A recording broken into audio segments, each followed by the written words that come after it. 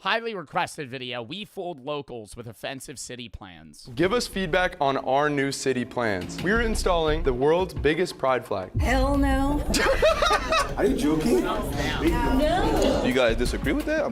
I can guarantee you no one will ever vote for that. Who wants to see us? I always wonder how, like, YouTubers and even mainly, like, Impractical Jokers still get people to believe these things. But I've come to realize that they always get old people that are, like, really detached from society and reality in, like, local rural towns to do, like, a town meeting about city plans.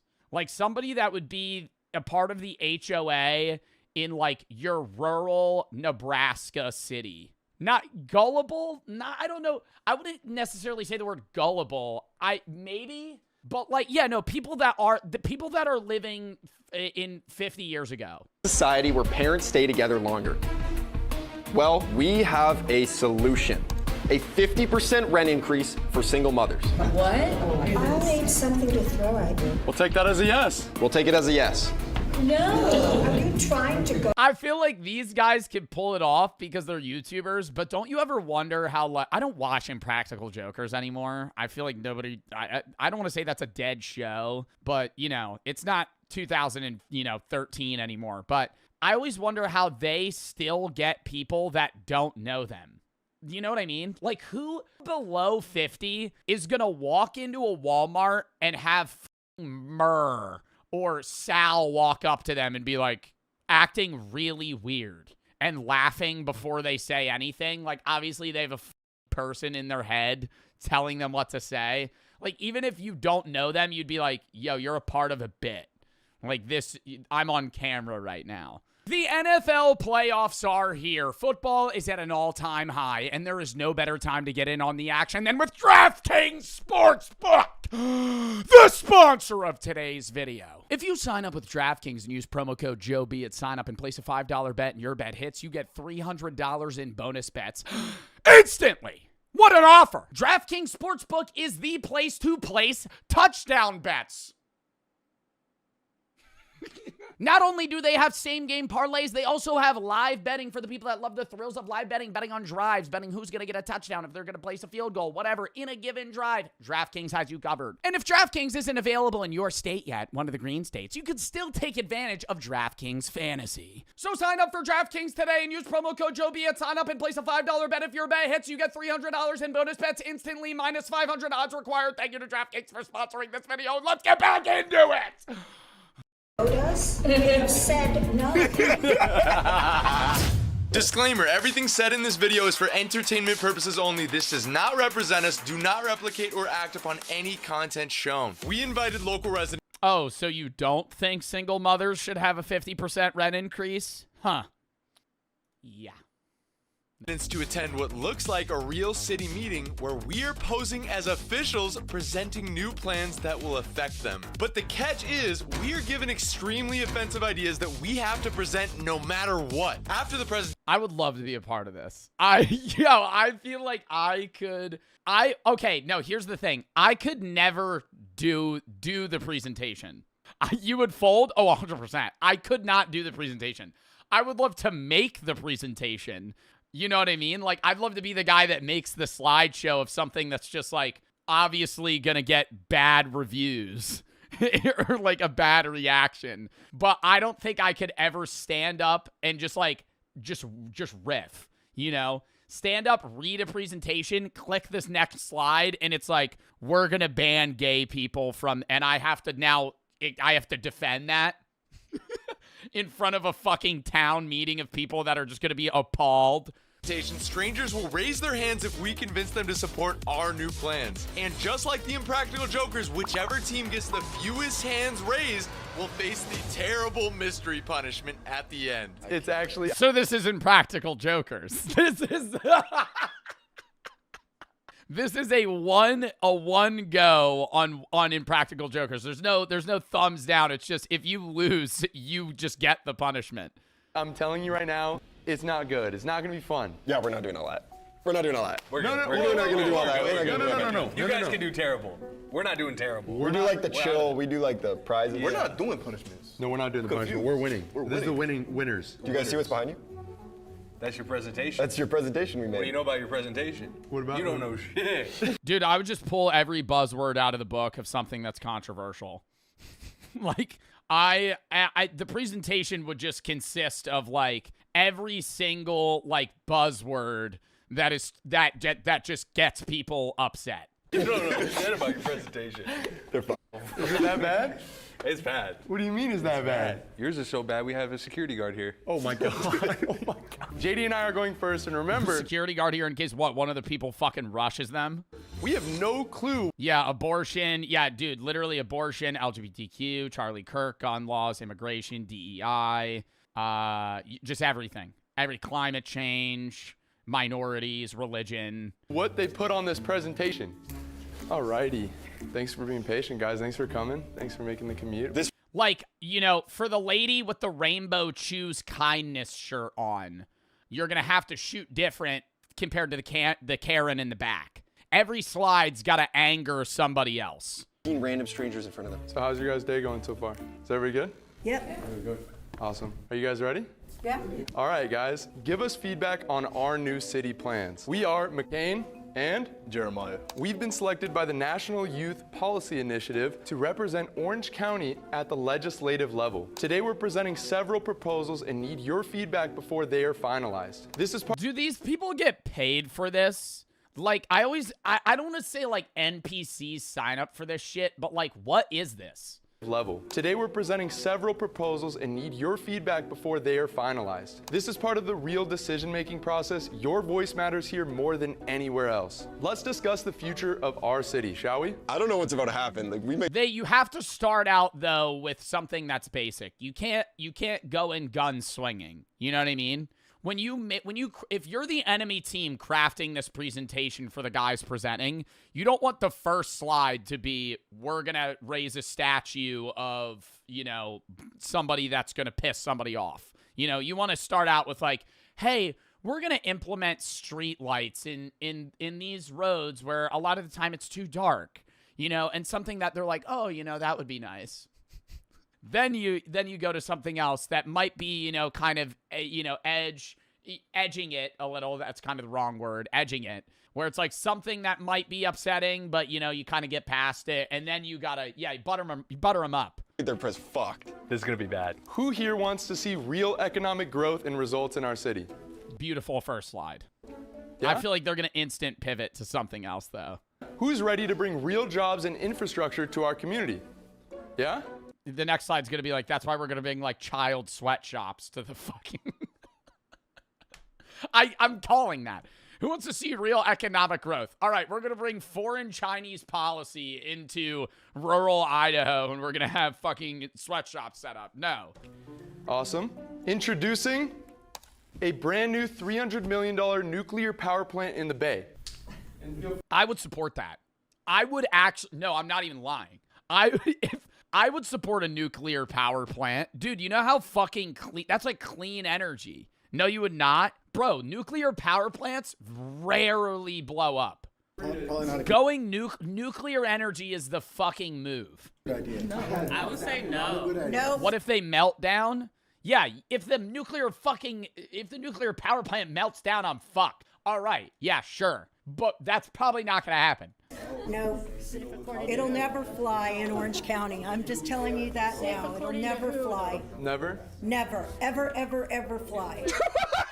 Yo, this is insane. There are different ways of getting in jobs. Okay. This is the quickest and easiest way. It is the... Bro, but nuclear energy, yo, I would stand on this shit in the crowd. I'd be like, yo, I fuck with that.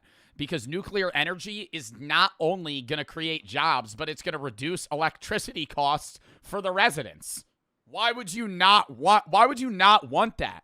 Because it's nuclear and that's scary? There are different ways of getting in. The environment, nuclear power plants are good for these people aren't against it because it's good for, or it's bad for the environment. They think it's bad for the environment. Jobs. Okay. This is the quickest and easiest way. It is the easiest way. Wrong. It costs a lot of money. You put a lot of lives in jeopardy. And I can guarantee you no one will ever vote for that. It's gonna kill the wildlife. I would vote for that shit. Yo, this is not real. This is This is it, dude. This is huge. Let's go on to the next one. Is that, this one's yes then? Yes? No. No. Absolutely no. No. Oh, but then when we say we're gonna open a fucking Walmart warehouse, everybody goes, woo!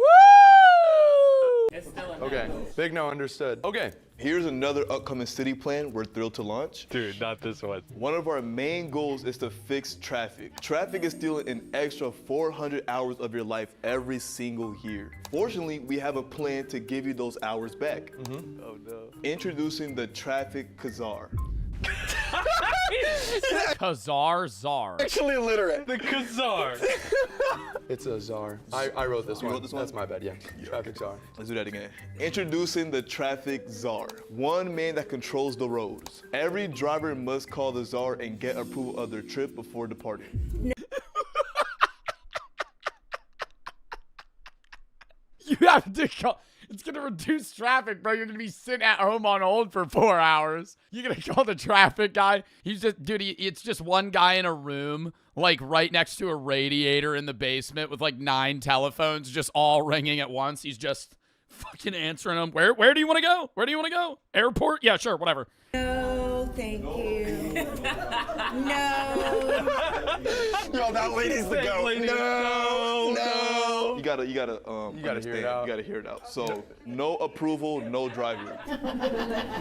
With 80% of your cars gone, you will never end up in traffic again. What do you guys think? How did you guys come up with that? So, thumbs down? So you have to call before you start driving? Yeah, you have to call him and then you have to book your travel. And then And if your trip isn't important, he'll deny you. if he allows it, remember, Security guard here in case what? One of the people fucking rushes them.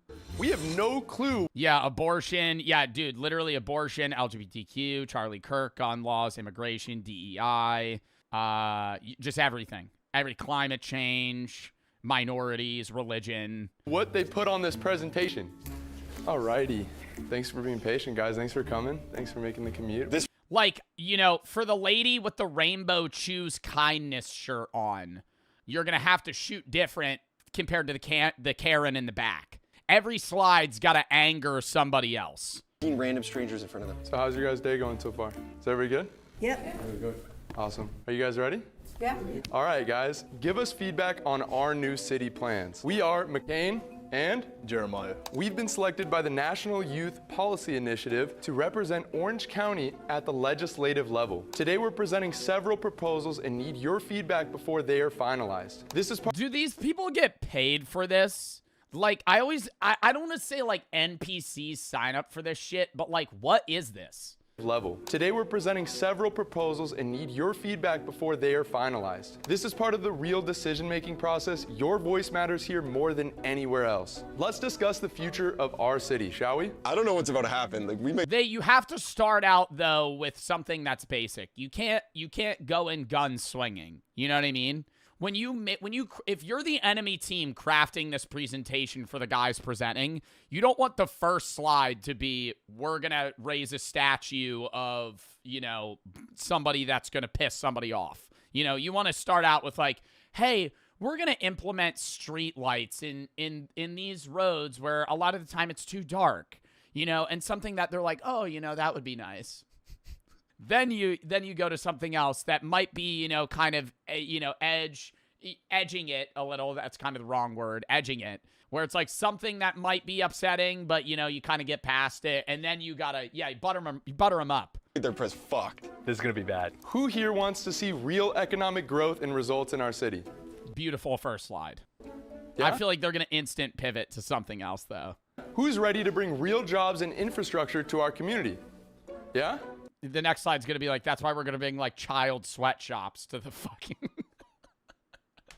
I'm calling that. Who wants to see real economic growth? All right, we're going to bring foreign Chinese policy into rural Idaho, and we're going to have fucking sweatshops set up. No. Awesome. Introducing a brand new $300 million nuclear power plant in the Bay. I would support that. I would actually, no, I'm not even lying. If I would support a nuclear power plant. Dude, you know how fucking clean, that's like clean energy. No, you would not. Bro, nuclear power plants rarely blow up.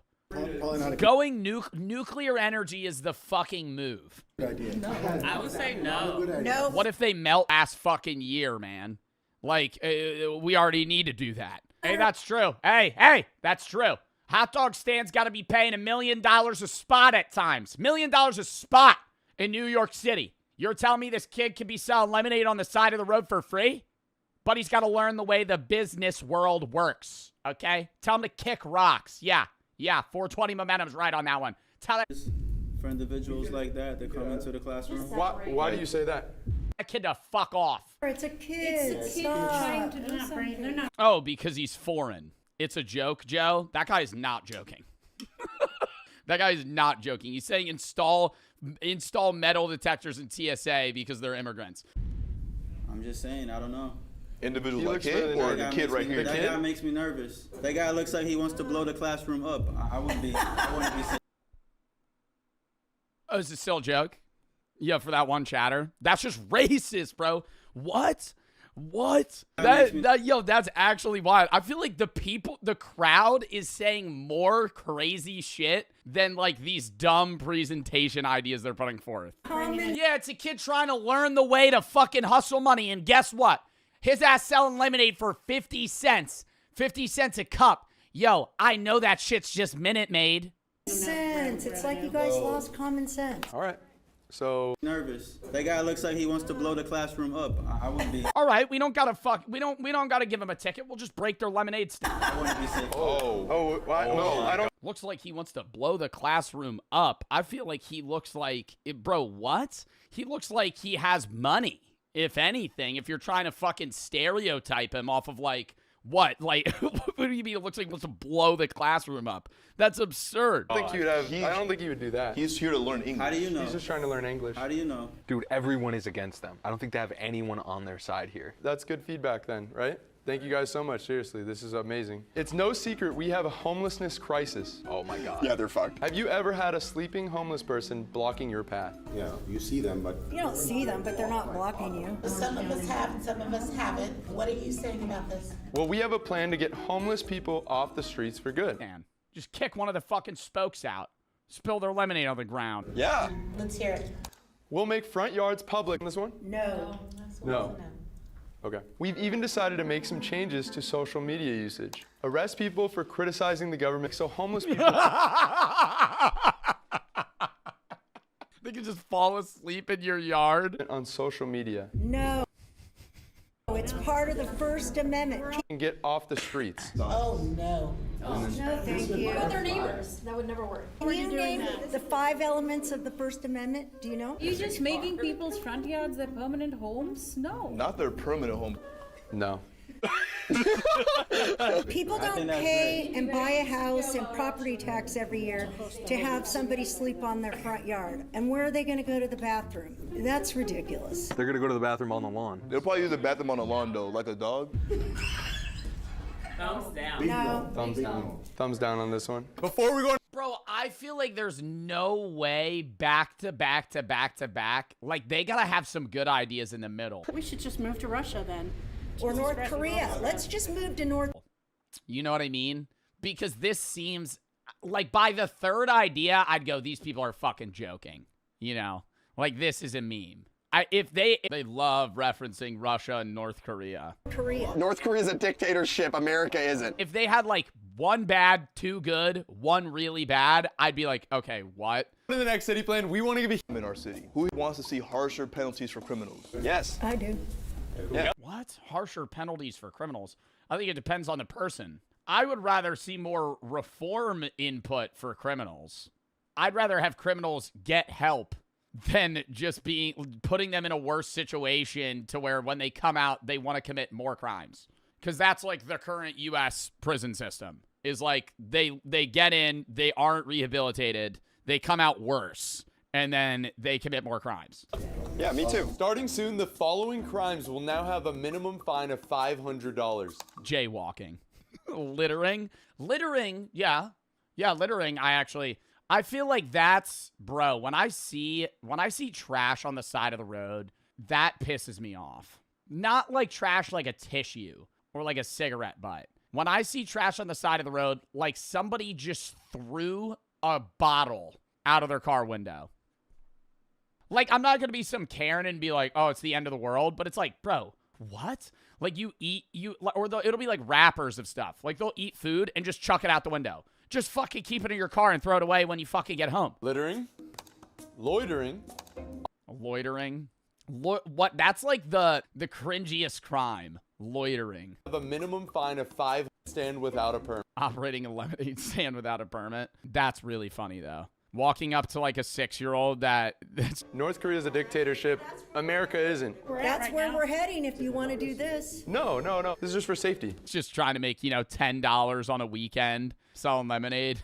Excuse me, sir. Do you have permission to be selling lemonade here? I don't need the government to give me safety. See, that's the difference. Have you gotten the city's permit? Ridiculous. Not for the lemonade. Not for the lemonade. Well, they don't pay taxes on that though. It doesn't matter. Hey, that's true. Hey, that's true. Hot dog stands got to be paying $1 million a spot at times. $1 million a spot in New York City. You're telling me this kid could be selling lemonade on the side of the road for free? But he's got to learn the way the business world works, okay? Tell him to kick rocks. Yeah, 420 momentum's right on that one. Tell that kid to fuck off. It's a kid. It's a kid trying to do something. They're not bringing Yeah, it's a kid trying to learn the way to fucking hustle money. And guess what? His ass selling lemonade for 50 cents. 50 cents a cup. Yo, I know that shit's just Minute Maid. Sense. It's like you guys lost common sense. All right. So, all right, we don't gotta give them a ticket. We'll just break their lemonade stand. Just kick one of the fucking spokes out. Spill their lemonade on the ground. This one? No. Okay. We've even decided to make some changes to social media usage. Arrest people for criticizing the government on social media. No. It's part of the First Amendment. Can you name the 5 elements of the First Amendment? Do you know? You're so young, you haven't had a lot of life experience yet. No. She said she doesn't need the government to give her safety. I will say, yeah, the government shouldn't be... We should just move to Russia then. Or North Korea. Let's just move to North... Arresting you for you criticizing the government, but you do want... They love referencing Russia and North Korea. North Korea is a dictatorship. America isn't. Want the government to provide you some sort of safety. Like the police? That's the government. That's like your local government. North Korea is a dictatorship. America isn't. That's where we're heading if you want to do this. No. This is just for safety. You pay taxes, and that pays the police force. Yeah. So you do need the government to protect you. I don't need the government to give me safety. See, that's the difference. You do need the government. You're gonna have running your. You're so young, you haven't had a lot of life experience yet. She said she doesn't need the government to give her safety. I will say, yeah, the government shouldn't be arresting you for you criticizing the government, but you do want the government to provide you some sort of safety. Like the police? That's the government. That's like your local government. You pay taxes, and that pays the police force. Yeah. So you do need the government to protect you. You do need the government. You're gonna have running your area and making sure, or the mafia.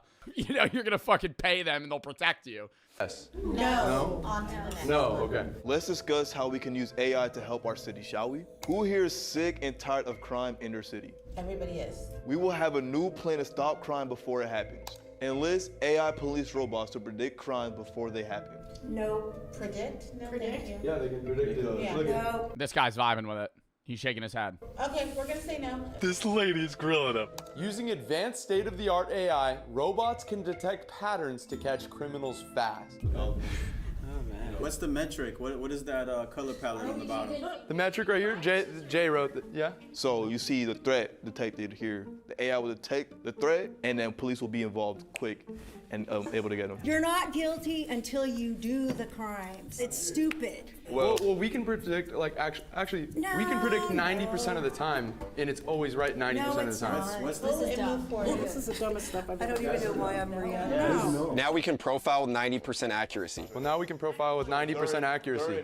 No. No, it hasn't even worked. Even license plates readers are wrong. But that's humans. AI is smarter. That's humans though. AI is way smarter. No, it's not. AI is made by human input though, and there's bias. Well, they evolved by itself. We're ready for the next one. No, next. We're gonna go to the next one for her. Yo, they're already on thin ice. This is bad, bro. Dude, this one's bad. This one's bad. Let's talk about minority representation. It's unfair that oppressed groups only get 1 month to celebrate what makes them special. So we created a new year-round solution to this problem. We're installing the world's biggest pride flag. Hell no. Are you joking? Do you guys disagree with that? I'm like, I feel. Nah, it's gonna make us too soft. It's gonna make Orange County too soft. We can't go out like that. I feel like it would help, people come out and be more prideful. It's too gay out here already, so I don't think we need. This guy's having some take. You see the reaction? The lip synced, oh my God. Okay. 300 feet of gayness? I get the response of being like, all right, erecting the biggest flag in the world in the middle of your city is just odd in general, regardless of what the flag is. But then to be like, yeah, we already have too many gay people. What about a nice big American flag that has just everybody on it? Well, this is. What do you mean everybody on it? Everybody on it? What does that mean? Like you're going to have a U.S. flag and then you're going to put other flags within it? The new American flag. Good, it covers everyone. Move on. Yeah. Everybody's covered. Yeah. Is good? Good? Yes? No. No. Yes? No? No. Yes, right here? Yes, I think that a lot. Oh, that's a no. Yes, right here. Yes, right here, pointing at the lady with the choose kindness shirt and rainbow text. Oh, that's okay. Sorry about that. Wait. I think there's something else. Okay, cool. And don't worry, it can be easily seen at night with our 9,000 watt spotlights. Oh my God. Next. She's actually the GOAT, dude. I love this lady. I actually love this lady. You're gonna say, fun fact, we actually took these lights from the 9/11. L homophobia? No, I don't think, I understand the video's a joke. I'm saying, I don't think it's homophobic to be like, well, no, that just doesn't make sense to spend the money on having that in the middle of the city. But it is homophobic to be like, oh, we already have too many fucking gay people. Memorial. Like, just say no. Just be like, no, that's a bad idea. In New York. Fun fact. Like, he's using it more as a means to just be like, all right, I'm going to now say why I don't like gay people versus him just being like, no, this is a bad idea. Though, we actually took these lights from the 9/11 memorial in New York. Trying to swipe some hands here. Dead silent. Dead silent. Jeremiah? Let's talk about our plans for commuters. Thank you. Let's talk about our plans for commuters in our city. Have you ever had to wait over 10 minutes for an Uber? Yeah. Yo, I've had to wait like an hour for an Uber. I hate Ubers, bro, that pick that shit up and then don't get you. And they wait for you to cancel it so you pay a fee. Lame ass, bro. That is like, and I know it's like the system in place that makes it, that promotes that, but it's like, bro, what a loser way to be an Uber ride. Like an Uber driver. Just like, I'm going to pick calls up and then never go get them. I'm going to sit in a parking lot and wait for you to fucking cancel it. I've also had Ubers, bro. I've had Ubers that I've picked up, I've called an Uber. It's 20 minutes away. Bro calls me. He's like, where are you going? I'm like, blah, blah, blah, here. He goes, all right. 5 minutes go by. I'm like, you're going to be here, right? Yeah. Put the phone away. We're pre-gaming. We're chatting, talking. I check my phone in like 15 minutes. Bro canceled the Uber 10 minutes ago. And now I got to call another one and wait another half hour, right? I talked to your app. 42 things that everyone should learn to do. Lock in chat. To do the useful thing, to say the courageous thing, to contemplate the beautiful thing. That is enough for one man's life. A few weeks back, me and the boys went camping, and one night while setting up a tent, Zach, without skipping a beat, tied a very specific knot. He was just like, and I always goes, dude, this is like the best knot you can make. My dad taught me this knot. Everybody should learn this knot. Thought it was so cool because in that moment, Zach was useful and useful. Okay, what are like some useful things everybody should know how to do? Change a tire, build a fire, change a tire, probably fix certain things. Like, I don't know what specifically, but like if something breaks, cook, yeah, but that's too broad. Like fix something. What's something that's like useful you can fix like a lot? Oh, know how to drive stick shift. Pay your taxes, but I feel like that's not like a task. That's like a useful thing. Change your oil. I don't think you need to know how to change your oil. Tie your shoes. Everybody knows that. Everybody knows that. No, not stuff everybody knows. Things that everybody should know. How to drive stick. Most people don't know how to do that. No CPR for sure. Swimming. I feel like that's too broad. This is like, I think this video is going to be talking about hyper niche things that not everybody knows how to do, but it's like, if you see somebody that knows how to do it, you're like, damn, that's useful. I don't think swimming's one of those things. We started a list, and over the last few weeks, we've come up with 42. Sew a button. Oh my God, I would never know how to do that. I don't think I could know how to sew anything. Cook rice. Oh my God. My friend the other day fucking informed me that you're supposed to wash your rice before you cook it. And I never knew that, and I've always made really shitty rice. And I was like, why does my rice always suck? I'm like overcooking it. No, you're supposed to hand wash your rice like multiple times. You didn't know that? Not until like a month ago. Simple, useful things that we think everyone should learn how to do. And I promise you, there is something on this list that you'll learn. Maybe like a rinse, but not like wash.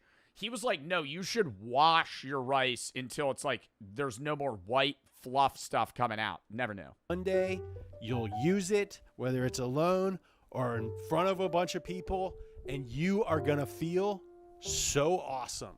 So in no particular order, number 1, learn the basics of how a toilet works and how to... Oh my God, no. I will stand on this. When my grandfather tried to make me fix a toilet, you should not need to know how to fucking unscrew and fix your fucking toilet. That is a stupid, call a plumber.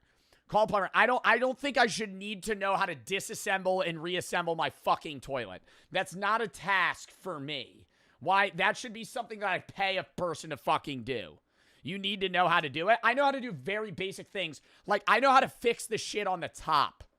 What is that called? The water basin? I could take that off and fiddle with the shit on the top. I remember my toilet used to be fucked up and I had to mess with it. I know how to fix that. Learn the basics of how a toilet works and how to fix it. Like that. Number 2, learn how to reset. That is not the basics of fixing a toilet. That is how to attach the chain to the little bobber part. Everybody knows that. Everybody knows that. A fun fact, you ever sit on a toilet? I learned this the other day, chat. You learn something new every day. You know the fucking... If you ever sat on a toilet seat and it moves, it's a little loose, and you sit on it and it goes like... And now you're sitting on it weird and you have to like plop it back, and you're like, this sucks, right? It's usually like a home toilet. And you're like, how do you tighten this? Because you see this, you got to flick this bit up and there's a screw.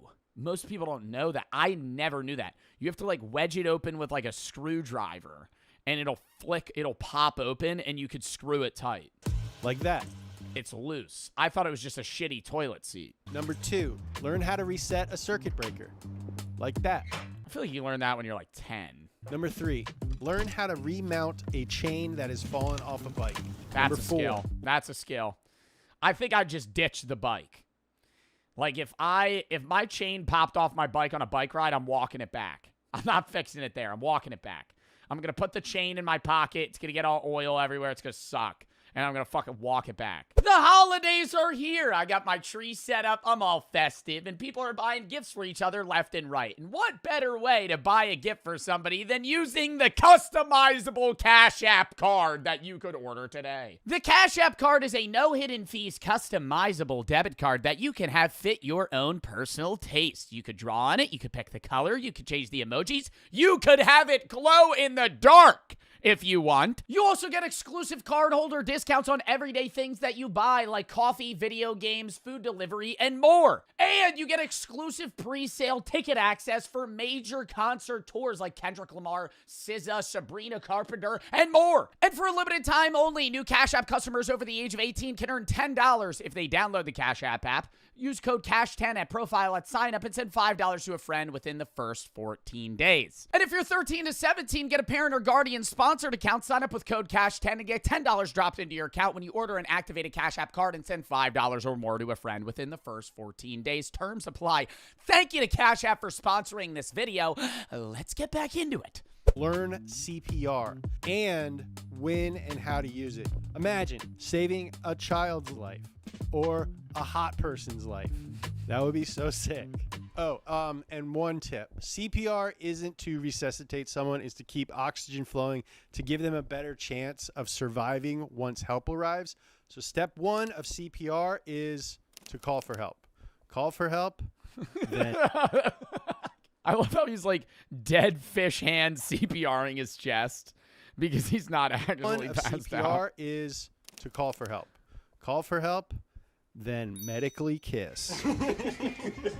Number 5, learn how to jumpstart a dead battery. Oh my God, I wish I knew that. Bro, I've left my gym so many times and somebody's like, do you got jumper cables? And I'm like, no, because I don't. Then I'll see a guy be like, yeah, man. And they just fucking, and they just start it. I don't know how to fucking jump a car. But here's and this is why I think online's bad. And I was just ranting about this for a philosophy video about like specialized labor. I could just YouTube anything. Like, I don't know how to change a tire either, but if it came down to it, I'm Googling a YouTube tutorial and there's going to be a guy that's like 45 that goes, all right, welcome, blank and blank. Today we're going to be teaching you how to fucking fix a tire. All right, first you're going to need to get this thing, and you're going to have to fucking unscrew it. Make sure you have a car jack, though. I'm going to be like, okay. Dead positive, live negative, dead ground. And don't... Yeah, but can't you, like, really fuck that up and electrocute yourself? That's why I never want to know this. Because if you... Can't you, like, die if you fucking put them on the wrong ones? Dude, like, I'd have so much anxiety on that. Where if I attach something wrong, it'll just fucking shock the shit out of me. That's why they have the rubber parts, though, so that doesn't happen. Negative, dead ground. Red? Is it red to red? Live positive, live negative. Red to red, black to black. This one is incredibly simple, but is actually getting harder and harder as cars get more advanced. Figure out where your battery is and where your signal. That's what I'm saying, bro. I know if I was road tripping with my friends and our car broke down, all 4, like say there's 4 people, we'd be like, all right, let's pop the hood. And then we would just stare at the car. I'd just be looking at you. I'd be like, the only thing I know how to do is check the dipstick. Because that happened one time when my car broke down. It was like fucking leaking coolant or some shit. So I had to go to fucking Wawa and grab more. Significant other's battery is. Is it in the trunk? Is it under the rear seat? Number 6, learn how to change a flat tire. Number 7, learn how to drive. I knew that would be. Oh my God. See, yeah, just shit with cars. Learn how to drive stick, learn how to change a tire, learn how to check a dipstick. Stick. And I mean this in the least macho car guy way possible. I think that everyone should know how to drive a manual transmission. Not even... Can I say I've never driven a manual transmission car, but I've driven 3 manual transition tractors. I don't really remember how to do it, but I know the clutch change gear. I've done paddle shifters on cars too. That's not manual. It's the same thing. Yeah, but it's like, I feel like the experience is obviously different because you're using like, how? One was for a field trip, and then one's because, like, one of my family members used to be a farmer. Number 8, learn how to exercise alone without any equipment. 9, learn... Fucking calisthenics? Who doesn't know calisthenics? Push-ups, sit-ups, not curls. That's no equipment. Push-ups, sit-ups, pull-ups, ab stuff. Learn and appreciate the power of compound interest and don't find yourself on the wrong side of it. Our human brains understand things that go like this, and we're really bad at gauging things that go like this. Number 10, have a basic understanding of how taxes work. Basic understanding of how taxes work. I think a bigger thing, too, is understanding this is not financial advice. This is not financial advice. understanding that if you leave your money in a bank, you're effectively losing money every year. Even if you're saving money, if you're saving money in a bank account that operates at a 0.04 interest or 0.4% or 0.04% interest rate, you're losing money to inflation because the average inflation rate's around like 3%. So if you have like 10 grand in a bank account that's generating like $30 a year, you're losing money. Like, you're not physically losing money, but the value of that money is less than it was the previous year, even with you just keeping it in a bank account. Like, it's good to save, but it's like you want to save at least in something that's going to like operate you at like something that's equivalent to the inflation rate. Yeah, high yield savings accounts. It doesn't even have to be like investments, not financial advice. Much money as you can, but you don't. It's a legal thing. Gotta say it. Want to get down the road and get audited or go to jail. Honestly, if you can't afford it, you should just pay someone to do your taxes. They can sometimes find ways to. Yeah. I don't know how to do my taxes. I understand taxes because the tax guy explains it to me, my accountant. But I don't know how it works. Like, if I had to pay my taxes myself, I'd be fucked. I pay a guy and I sit down with him at the end of the year and he goes, okay. And he shows me a bunch of stuff. It's not hard. Zod, I think my taxes are impossible because I'm receiving 35 1099 forms from different companies that I've worked with. So I have to, yes, if you work a 9 to 5 and you're getting income from one company and you're filling out a W-4 form, it's something that's easy, right? And they're honestly holding a lot of taxes for Social Security and other stuff for you. But when you work a W-9, which is independent contracting form, which is every influencer ever, man does the unthinkable after talking to ChatGPT. If I don't read donuts for a bit, I apologize. Drew for the sub, hype for the sub, J, thank you for the 5 gifteds. Lock in.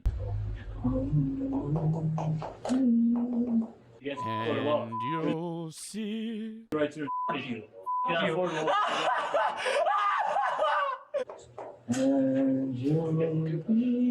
Is he acting like he's like in an anime or something? What was that like evil villain laugh?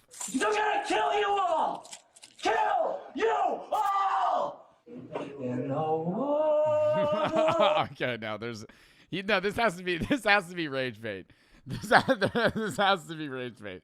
There's no way he's pointing a finger gun at the cop right now and singing. They're like, what the fuck? Your imagination. When police respond to what did he get arrested for? Reports of serious threats to a local business, Ooh. They come face to face with a suspect whose behavior, that may have been shaped in part by ChatGPT, makes it. His behavior was shaped by ChatGPT? What do you mean? Like one of the people that gets in like a relationship with their AI and it gets like convinced to do crazy shit? Nearly impossible to tell what he believes is real and what's a complete delusion. Yeah, I am the love. The following is based on official police. It is wild how many people are so chronically online that they create this distorted illusion of what like reality is. And a lot of people say that's me, right? Like it's weird because it's like we're in this constant battle of both sides being like, no, you're crazy. You think you're in this alternate reality. No, literally. Like, the amount of people that are like, Joe, you're an idiot. Like, you've created this weird version of reality for yourself. But in the same sense, I'm saying the same thing about you. So it's like we're both accusing each other of going, no, you're delusional. Like, you live in a false reality. You've convinced yourself of these conspiracy theories. And then the other side is going, no, you've just fallen into this woke mindset that this overall arching government has inflicted on you, and you're panning into the system. It's like, either way, we're locked. Like, we're all f***ed. Records released to date. On the evening of March 7th, 2025, a father and his son walk into a police station in Westlake, Ohio, to discuss a car the son had previously reported stolen, unaware that one of them is about to be arrested for something else entirely. The man in handcuffs is 20-year-old Shion Park, and the discussion. But he went, so him and his dad went to the police station to report a car being stolen, but then just simultaneously got arrested for like a warrant. About the car was all a ruse created by police to have him come to the station voluntarily. It's always Ohio. No, it's always Wisconsin. On body cam videos, it's always Wisconsin. I know the only in Ohio meme, but if you watch a body cam video, there's like a 1 and 2, it's Wisconsin. Security perimeter. No weapons. It's so weird. It's like And it's distorted my reality of what Wisconsin's like. As fucked as that sounds, like all the body cam videos I see are Wisconsin. So in my head, I'm going, oh, this is just like a regular day as like a Wisconsin citizen. Splash, sprays, or liquid. It's always Florida. Well, Florida is actually just crazy. Don't step back. You step back with me. And you're entering your death. The urgency to bring Xi'an to the station stemmed from a call earlier that night when police were summoned to the Mark's grocery store where he works. According to reports, a co-worker from the store showed police text messages from... They think I'm Satan, bruh. Did you quit? Mark's, that is? What is Mark's? Yes, I'm going to murder them all. Oh my God. I'm going to do something very, very eyeball emoji. Very special tomorrow. Eyeball emojis. You'll see it with your 2 eyes. Eyeball emojis. Okay, so he's saying he's going to be a fucking shooter. Jesus Christ. What a loser. You know, I think take things serious. Please tell me you're joking. I'm not. I'll show you the power of God. I am Lord Shiva. Okay, so he's lost his mind. From Xi'an, in which he threatened to kill everyone at the store the next day, while also calling himself Lord Shiva. You know why you're here? Because I want to kill you all in 12 p.m. Oh, I don't know. What's the time? What's the time? Hey, 11 o'clock. Oh no! It's not 11 o'clock. Hey. An hour left. Hey, dumb. Listen. Oh, it's 10:57. Shut the up. I did not ask you. I don't give a who you... Oh, wait, this guy's aura meter against these cops is rising. You asked. Hey, you're under arrest. You have the right to remain silent. Anything you say can will be used against you. Court of law. You have the right to you. Not affordable. Oh, God. I hate that laugh. Even in animes, I hate that laugh. Oh man, I am the law, you dumb. Yeah, I see you. Yeah, I am the law. Jesus. Oh, Jesus can't save you, buddy. As Xi'an continues acting in a completely unpredictable manner with the officers, his father calls his other son from the lobby, hoping he can help communicate with officers. Yo, this dad looks like he is done with this shit, bro. Oh my God, does he know? Is that how his son just like regularly acts? I live in North Homestead, so I'm not too far, but I was just wondering what happened. Scotty, think of the 3. Imagine he says Baka. Oh God. Oi, oi, oi. You think he goes, one of the cops is like, you're facing like 10 years for threatening to shoot up like a Kroger. Oi, oi, oi. Yeah, so he was arrested by us for making threats. Has he ever been diagnosed with anything or has seen like a specialist or no? I think the only thing he's been diagnosed with like ADHD, to be honest. Okay. Oh, that's just his brother? Oh, wonderful. So wonderful is this life. He's not gonna do anything, and he hasn't done anything like that. Bro, you can't be saying that though.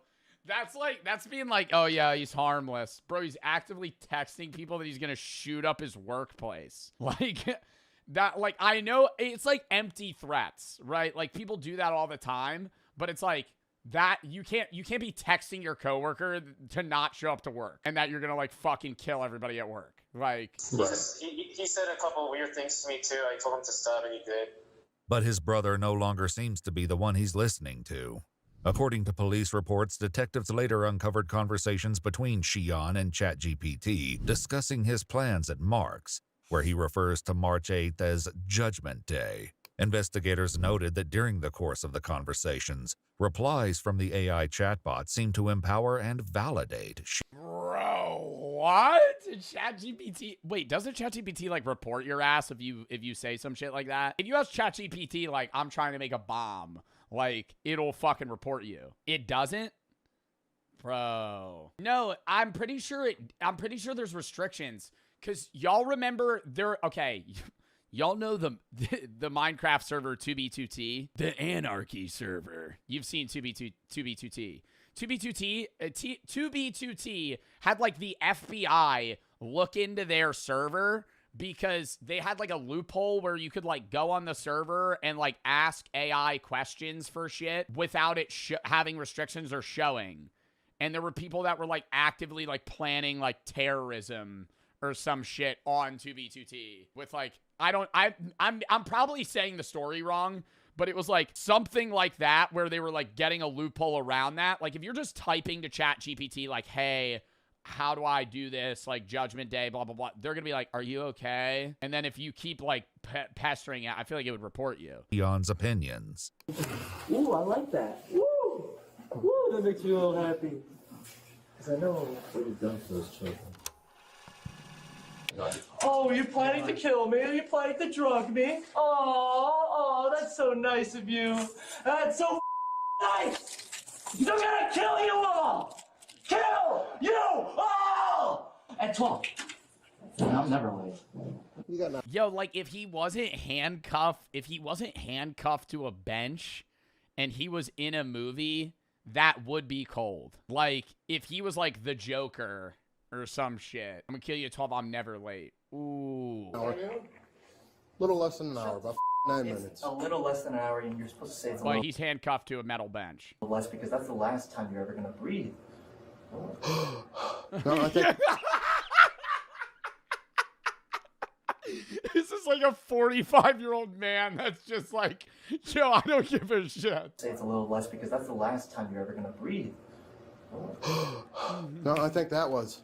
Oh, no, I'm still breathing. Oh, crazy. I thank you so much. If you shake my hand, I will free you from your agony. But I know you won't shake my hand because you... Oh, I thought he was doing a finger pistol. He was putting out his hand. You would never shake someone's hand. I shake plenty of people's hands. Can you shake my hand? I just ain't shaking yours. Your life depends on it. No, it doesn't. I guarantee you have no bearing on my Bro, what am I watching? I feel like he's just rage baiting this cop. life. 2, 1. Thank you. You know, I love you. I love you very much. Good. And you know, second chance. Do you know what today? Second chance. One more chance on the handshake. It's still warm. It's still warm. It's getting cold. Do you know what tomorrow? Shut up. Pop it back in the microwave. Oh, God. Shut the up. Do you know what tomorrow? Shut the up. I was not speaking to you. And you be in a world of pure imagination. Please. Forgiveness. Please. Forgiveness. What do you have to do? What do we have to do? What do you have to do? Or what does he have to do? I don't think he knows what his son was typing. I think he just thinks his son got arrested for like an empty threat. I don't think the dad knows. Both. Well, I told you he had to knock this off, and he didn't. According to police records, in the days leading up to the incident, officers were called to the family's home multiple times for a series of troubling reports.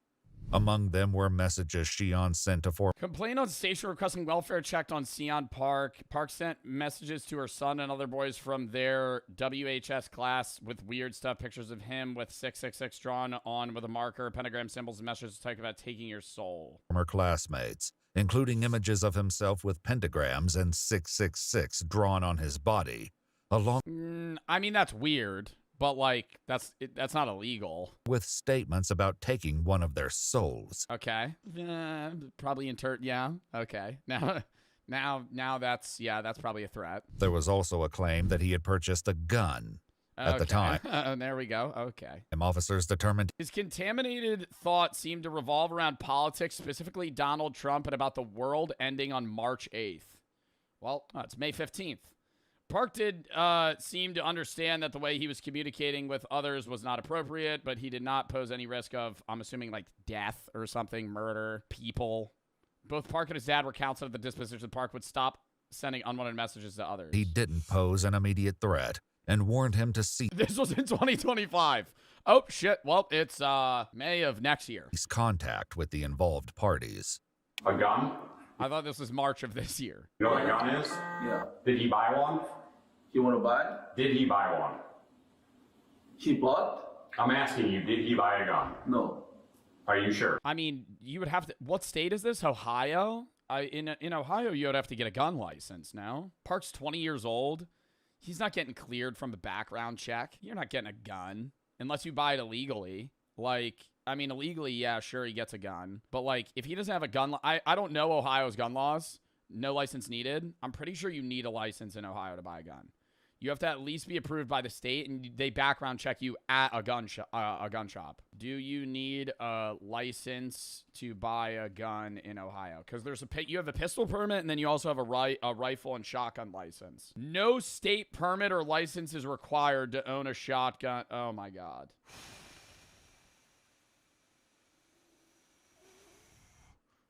Wow. Ohio does not regulate assault weapons as a class, large capacity magazines. Ohio regulates class dangerous ordnance.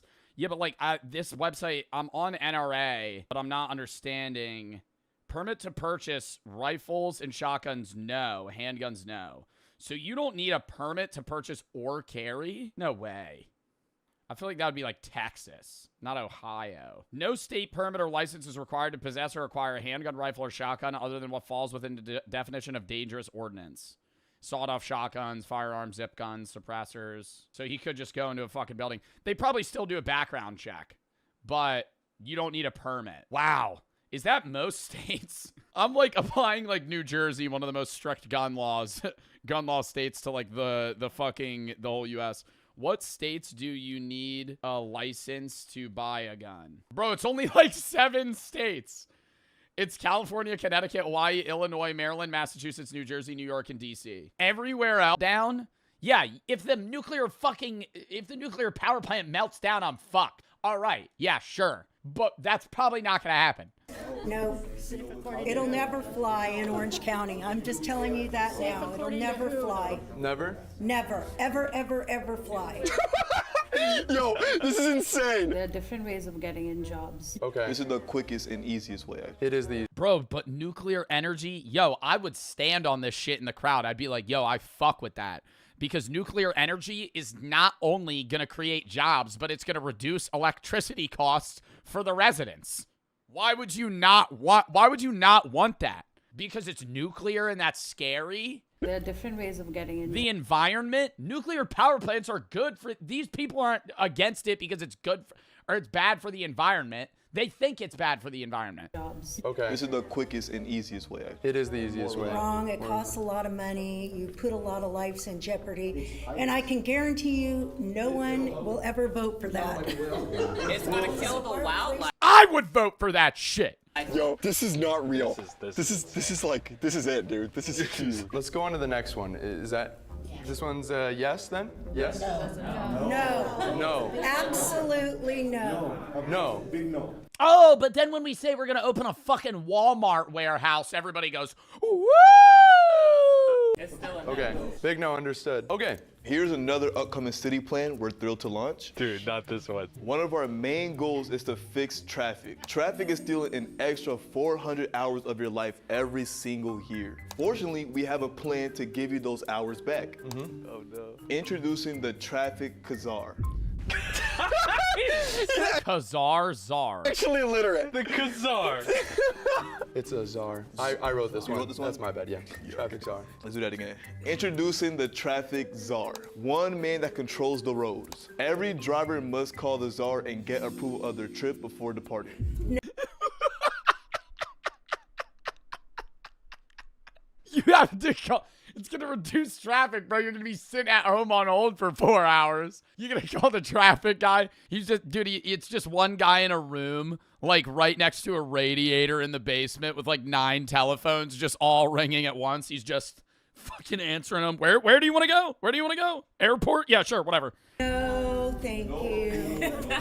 No. Yo, that lady's the goat. No. You gotta hear it understand. out. You gotta hear it out. So, no approval, no driving. With 80% of your cars gone, you will never end up in traffic again. What do you guys think? How did you guys come up with that? So, thumbs down? So you have to call before you start driving? Yeah, you have to call him and then you have to book your travel.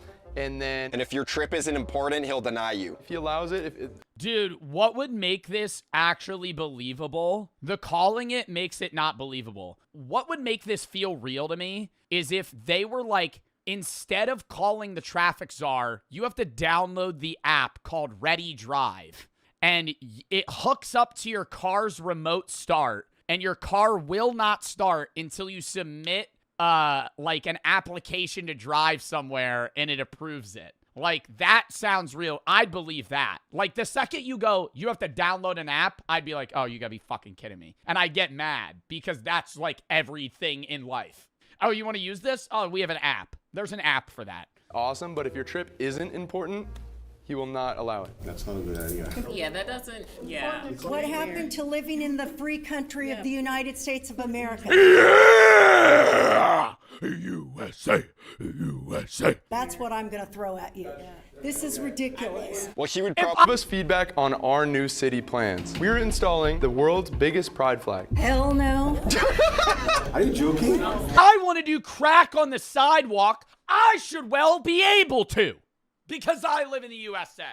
No. Do you guys disagree with that? I mean, like, I can guarantee you no one will ever vote for that. Who wants to see us? I always wonder how, like, YouTubers and even mainly, like, Impractical Jokers still Lazy. well, he will get people to believe these things. But I've come to realize that they would approve you, but he wouldn't approve anybody that's like lazy. Always get old people that are like really detached from society and reality in like local rural towns to do like a town meeting about city plans. Like somebody that would be a part of the HOA in like your rural or like not doing it. For a real cause. This is ridiculous. No, this is serious. Nebraska city. Not gullible? I don't know. I wouldn't necessarily say the word gullible. We don't live in North Korea, thank you. Oh my. Maybe, but like, yeah, no, people that are living in 50 years ago. Society where parents stay together longer. Well, we have a solution. A 50% rent increase for single mothers. What? I need something to throw at you. I'm going to say it. I don't care. We can go to the next one, I but mean, I maybe think... if we lived in Russia. I think this one's If we lived good. in Russia, Next. We'll take that as a yes. We'll take it as a yes. No. Are you trying to go? I feel like these guys can pull it off because they're YouTubers, but don't you ever wonder how, like, I don't watch Impractical Jokers anymore. I feel like nobody, I don't want to say that's a dead show, but, you know, it's not 2013 anymore, but I always wonder how they still get. Oh, the lady in the back might be the goat. If we lived in Russia, maybe. No, she might be the goat. Get people that don't know them. You know what I mean? Like, who below 50 is gonna We have new adjustments for the education system to change the game. Walk into a Walmart and have Murr or Sal walk up to them and be like, acting really weird. Oh, fuck. This might blow it, bro. This is racist. Recent data reveals students' test scores have plummeted to historic lows, threatening our community's future. Who's ready to flip the script? Well, let's see what you got. Telling them what to say. Like, even if you don't know them, you'd be like, yo, you're a part of a bit. Like this. Let's make it happen by transitioning our teacher staff from our current diverse lineup to a selective high. I'm on camera right now. The NFL playoffs are... Oh my God, all Asian people? Achieving team proven to deliver exceptional results. Are here. Football is at an all-time high, and there is no better time to get in on the action than with DraftKings Sportsbook, the sponsor of today's video.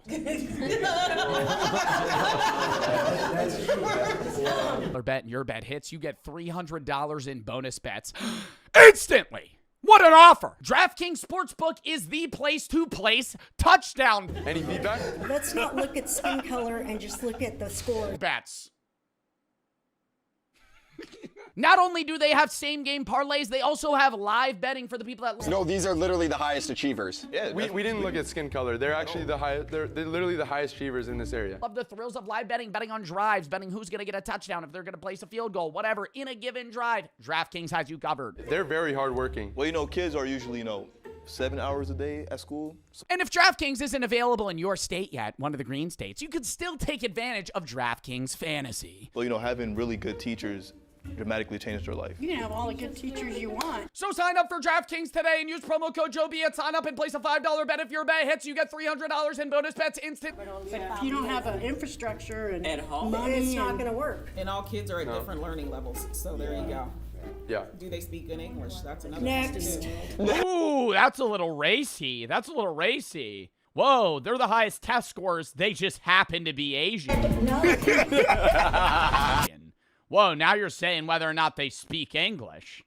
Disclaimer, everything said in this video is for entertainment purposes only. This does not represent us. Do not replicate or act upon any content shown. I don't think they want to go next. I don't think it ends right here. We're bringing some opinions out of the crowd right now. We're fucking... This is a surefire way to fucking get some people's minds racing, dude. You get some... You do this town meeting, they're just... We invited local residents. Oh, so you don't think single mothers should have a 50% rent to start fucking spewing shit? Dude, this is not going to be good. Increase? Huh. Yeah. Okay. Jay? To attend what looks like a real city meeting where we're posing as officials. Is he laughing? He's laughing. And rest assured, he's presenting new plans that will affect them. But the catch is... Totally laughing. Is he laughing right now? He's totally laughing. That's a laugh. That's a laugh. Oh, they get penalized for laughs? We are given extremely offensive ideas that we have to present no matter what. After the president... I would love to be a part of this. I feel like I could... Okay, no, here's the thing. I could never... What's he doing? And guys, every time the presenters laugh, that's 1 point off their score at the end. Do the presentation. You would fold? Oh, 100%. I could not do the presentation. I would love to make the presentation. You know what I mean? Like, I'd love to be the guy that makes the slideshow of something that's just like... And rest assured... He's been sneezing a lot. And rest assured, 12% of their salaries will fund their Uber rides to and from schools. Riff, you know? Stand up, read a presentation, click this next slide, and it's like, we're going to ban gay people from, and I have to now... Sharper minds in class and fewer risks on the road. I have to defend that in front of a fucking town meeting of people that are just going to be appalled. Strangers will raise their hands if we convince them to support our new plans. And just like the Impractical Jokers... This really sounds racist. I don't know what to do. It is pretty racist. It is. What is Jay doing? He's laughing again? Are you serious? Dude, he looks like he's... Whichever team gets the fewest hands raised will... Vent it out. What the fuck was it? Why is he laughing? Face the terrible mystery punishment at the end. It's actually... Yeah, I feel like it'd be better if he just outwardly laughed than like leaning down like they know he's... So this is Impractical Jokers. This is... This is a one go on Impractical Jokers. There's no thumbs down. It's just if you lose, you just get the punishment. Giggling. Stupid. So, that's not a good... He wrote it. Stupid. I'm telling you right now, it's not good. It's not going to be fun. Yeah, we're not doing all that. We're not doing all that. We're So what? It's stupid. What's stupid? The whole thing. We have more... Bro, he's not breaking character at all. Doing terrible. We do like the chill. We do like the prizes. We're not doing punishments. No, we're not doing the punishment. We're winning. This is the winners. Do you guys see what's behind you? That's your presentation. That's your presentation we made. What do you know about your presentation? What about You don't know shit. Dude, I would just pull every buzzword out of the book of something that's controversial. Like, the presentation would just consist of like every single like buzzword that just gets people upset. You don't know shit about your presentation. They're fun. Is it that bad? It's bad. These that you guys will probably like, so. While we're on the topic of education, immigration is good, but it's a problem when they don't speak English. Bad. What do you mean is that bad? Yours is so bad we have a security guard here. Oh my god. Oh my god. I already know I don't like this. Fortunately, we have a solution. Allowing immigrants to learn. JD and I are going first, and remember, Security guard here in case one of the people fucking rushes them. we have no clue. English at Bro! Yeah, abortion. Yeah, dude, literally abortion, LGBTQ, Charlie Kirk, gun laws, immigration, DEI, just everything. Every climate change, minorities, religion. What they put on this presentation. Alrighty. Thanks for being patient, guys. Thanks for coming. Thanks for making the commute. Like, you know, for the lady with the rainbow choose kindness shirt on, you're going to have to shoot different compared to the Karen in the back. Every slide's got to anger somebody else. Yo, this is dirt. Random strangers in front of them. So how's your guys' day going so far? Is everybody good? Yep. Awesome. Are you guys ready? Yeah. All right, guys. Give us feedback on our new city plans. We are McCain, And Jeremiah. we've been selected by the National Youth Policy Initiative to represent Orange County at the legislative level. Today we're presenting several proposals and need your feedback before they are finalized. This is part Do these people get paid for this? Like, I don't want to say like NPCs sign up for this shit, but like, what is this? level. Today we're presenting several proposals and need your feedback before they are finalized. This is part of the real decision-making process. Jay is throwing. Hey, I don't care though. They're gonna be doing the f***ing punishment. Your voice matters here more than anywhere else. Let's discuss the future of our city, shall we? I don't know what's about to happen. Allow immigrants to learn English at elementary schools. You have to start out though with something that's basic. You can't go in gun swinging. You know what I mean? If you're the enemy team, these are going downhill pretty fast. I'm not against it, but I thought they were already doing that. They're not in here. Thought they were doing that? What? She thought they were just having like random thing this presentation for the guys presenting. You don't want the first slide 40-year-old immigrants sitting in at like a first grade class. What do you mean she already thought they were doing that? What? They're not here. We're gonna raise a statue of, So, this will help them learn the basics so they can integrate flawlessly in America. Somebody that's gonna piss somebody off. You want to start out with like, hey, we're gonna implement street lights in these roads where a lot of the time it's too dark, and something that they're like, oh, that would be nice.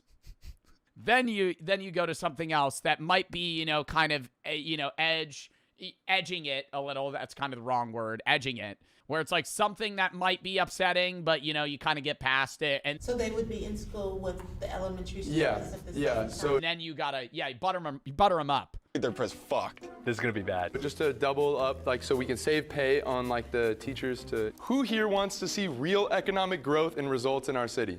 Beautiful first slide. Yeah? I feel like they're going to instant pivot to something else, though. I just say no. I mean, learning with children might be a little weird, but... Who's ready to bring real jobs and infrastructure to our community? Yeah? The next slide's going to be like, that's why we're going to bring, child sweatshops to the fucking... I'm calling that. Who wants to see real economic growth? All right, we're going to bring foreign Chinese policy into rural Idaho, and we're going to have fucking sweatshops set up. No. Awesome.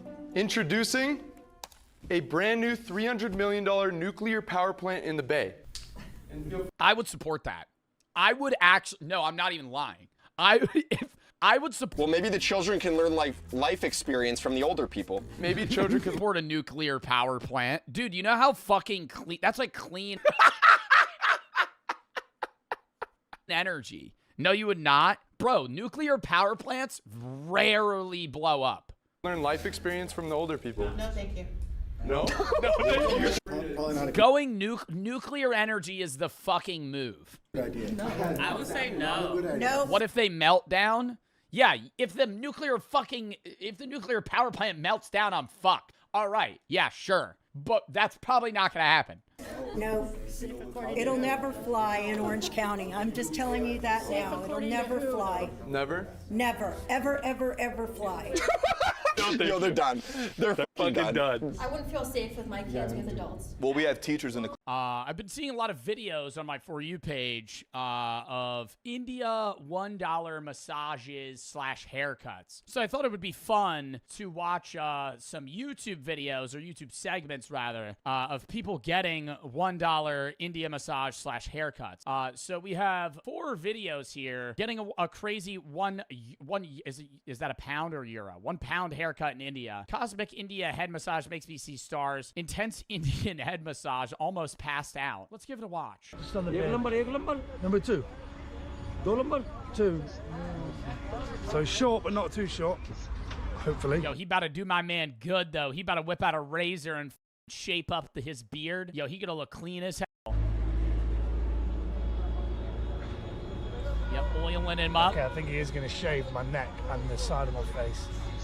I'd be a little worried, getting a haircut in a foreign country by some dude on the street. But, if other people are getting haircuts from him, so, he must be credible. Tell you what, my man's actually quite good,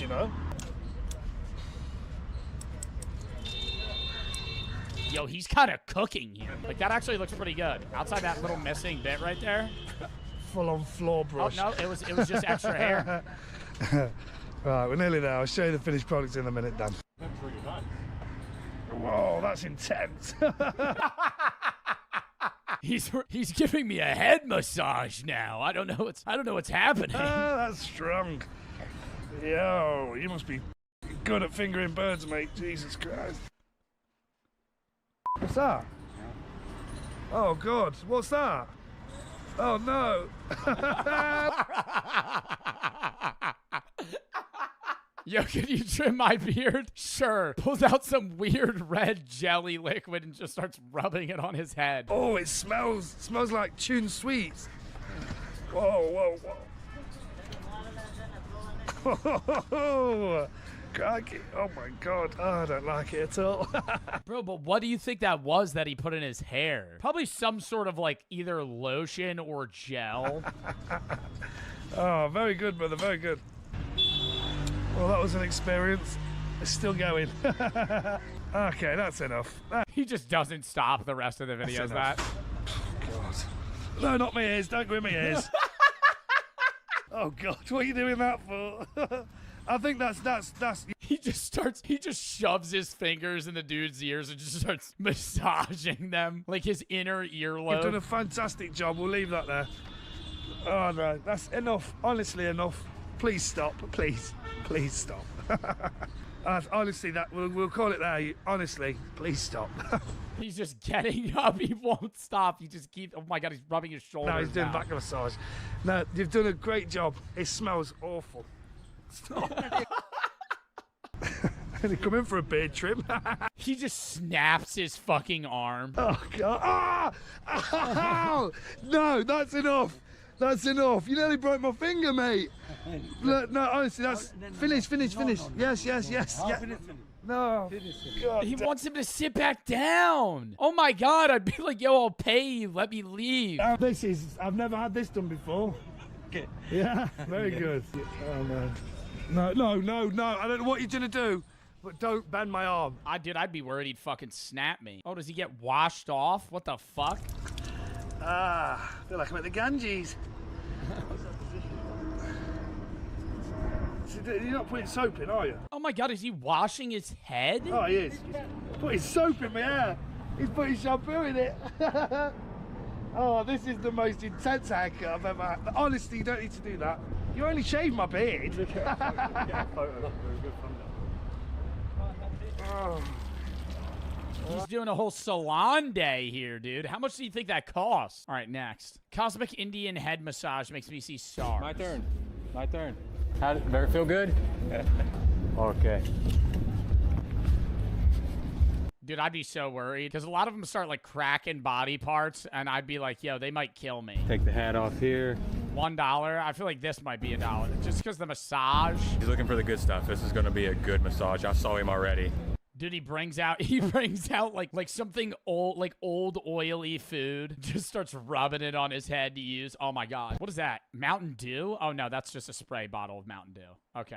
I was actually gonna be like, what the fuck? That's just a bottle that he has probably water or some sort of oil spray. I originally thought that was just actual Mountain Dew. Imagine. You get a massage from this guy and he just starts spraying Mountain Dew in your face.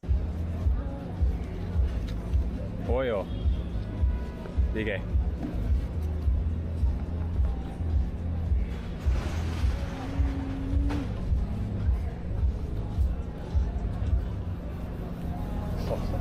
Oh, and my hair though. Oh yeah, this is what I'm He's wanting. doing more. Look at this. He took a Mountain Dew bottle and he made it a water spray bottle. That is actually fucking cool as shit. Okay. Oh no. DK.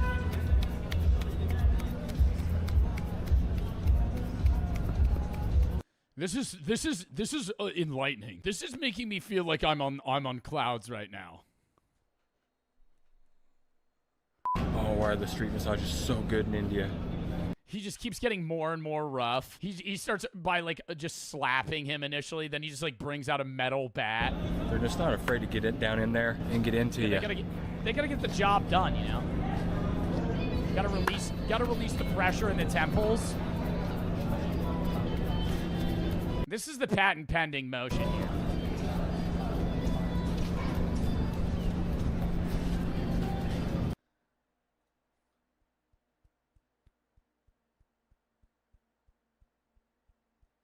I don't know. I don't know if I would like that. Does he do other motions? Oh, he starts getting in there. Annoy me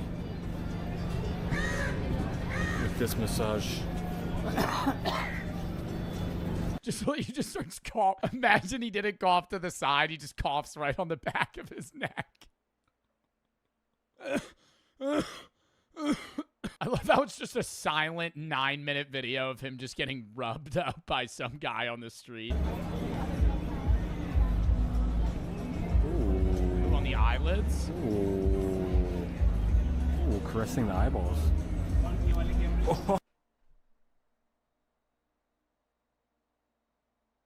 Oh my God, chiropractic neck cracking. I would be slightly worried here. That would be pass. Yeah, I don't know, dude. I feel like no warning either. I feel like you gotta let him know to relax. Ooh, caressing the eyeballs. Oh. That second crack was actually good. Oh man. Dude, I already know what people just somebody random. Oh no. Call him here. They call him Daddy. He's gonna do the finger crack.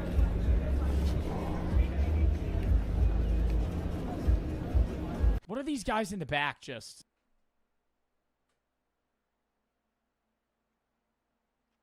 watching? This is insane. Oh, he's gonna redo his hair That was too? like the craziest. Yo, this guy's actually worth it. 10-minute massage of my life.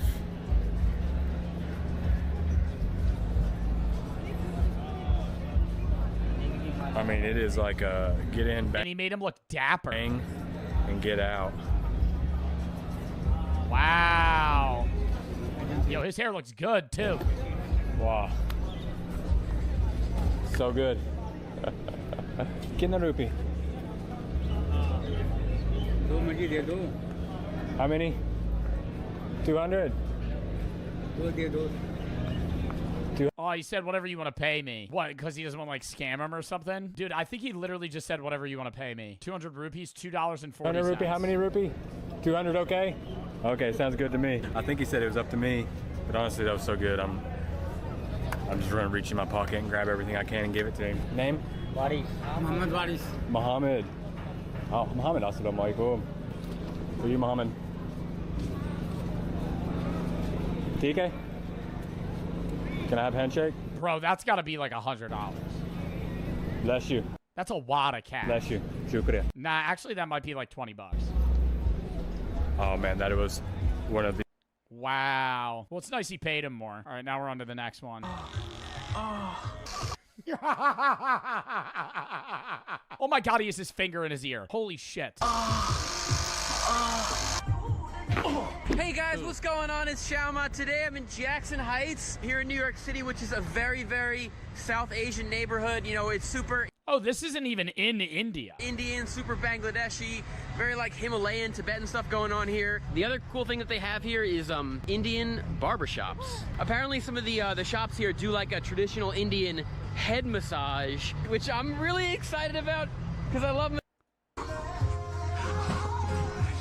Oh, that's good. Is that a Jack Daniels bottle? Oh, it smells really good too.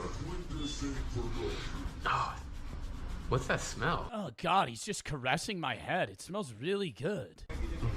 Oh, that's so good. Feeling cold with us? What? It's cold, feeling good. Cold. Oh yeah.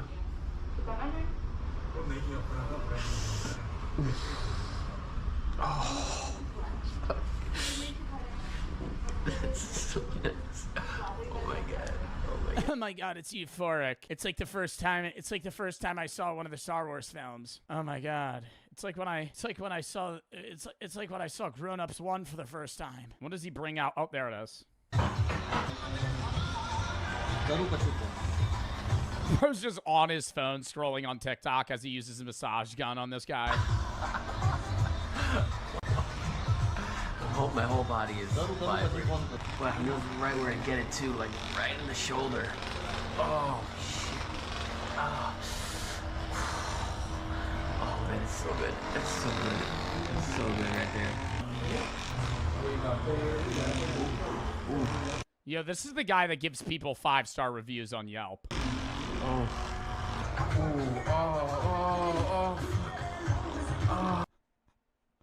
Yo, you're enjoying this massage a little too much. I'm starting to think that you're. I don't know. I feel like this is becoming more than just a massage.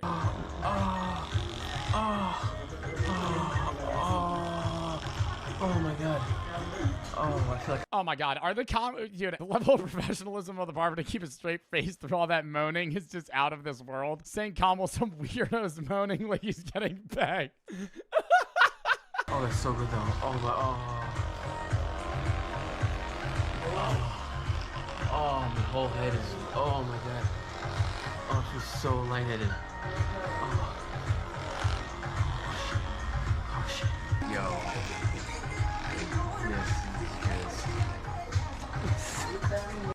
Hey guys, let's just say I think I need a change of underwear. I can't believe you can get a massage in a barbershop here like this. What the fuck is that? What the fuck is that? That looks like a jackhammer that he attaches to his wrist. Oh, it massages his whole hand. Or like vibrates his whole hand. Oh my god. Oh my god. Oh my god. Holy shit. Holy shit. Oh. Yo, the moaning though.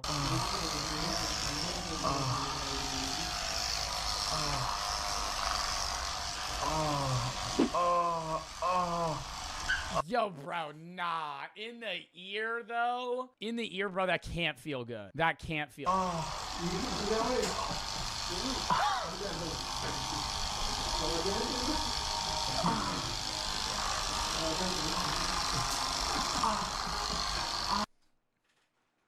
Yo, the moans are getting worse. What does that say? This was one of the most intensely pleasurable experiences of my life. Oh, I can tell. I can tell. It tickles to the point of enormous, almost orgasmic pleasure. Yo, I just don't think that it would feel that good. Bro. I have to get to the end of this video.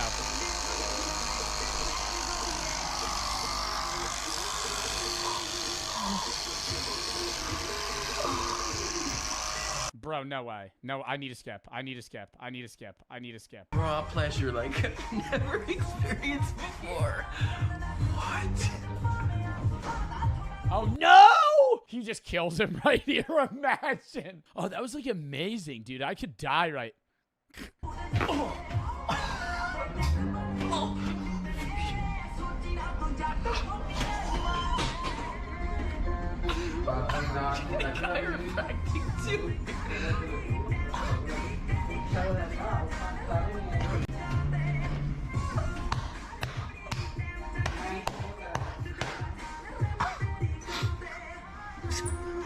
Fucking crying.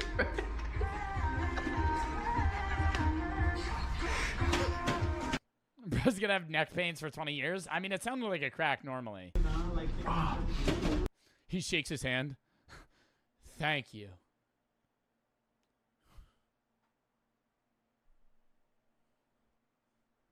We'll never see each other again. Dude, I can't even. The pleasure actually got to a point where like it was almost too much. It was like I'll see you next time. Bye-bye. Buzzer almost got too much. Everyone watching, we know.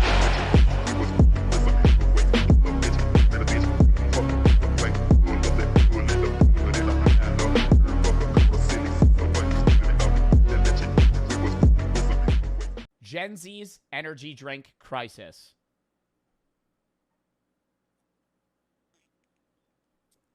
Code BART. Code BART. Gamer subs. 10% off.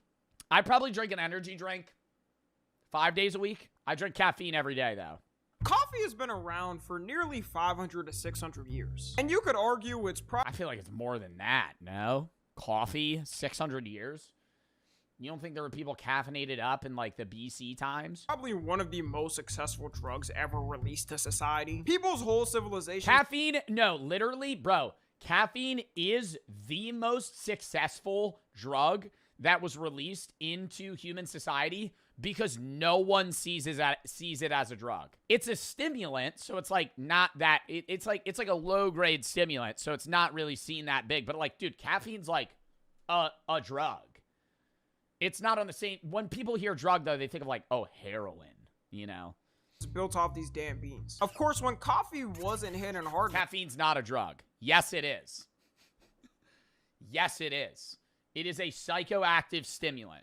Caffeine is a psychoactive, most widely consumed legal psychoactive drug in the world, acting as a central nervous stimulant to increase alertness, improve mood, and reduce fatigue. It is a drug. They had to make a teeny tiny subtle what about sugar? Switch to cocaine to boost production. Hey, we can say what we want about it, but you can't tell me they wasn't handling with swiftness from the 70s to 80s, which was... Oh my god, yeah, dude, fucking just ripping... Imagine what, dude, back in the time, none of us were alive then, but the time where you had to trade stocks on the phone, and you had a guy just like, yep, 49 shares of that, okay, yep, up 10 to Google, all right, got you. Next. Oh, no, you should really put in more, this is a great offer, you don't understand. And then they're just like, have you ever seen the calls they do in Wall Street? Because they can't hear each other, they have, like, hand signals. I gotta show a video of that. It's like they're throwing up gang signs.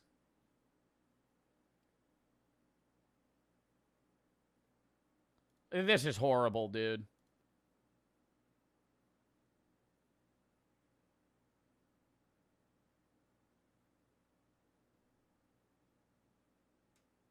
Dude, what if you misinterpret that shit and buy, like, the wrong amount of stock? Oh my god, like, if they're shorting or something? What the fuck? Why? Dude, like, there has to be a more efficient way than doing that.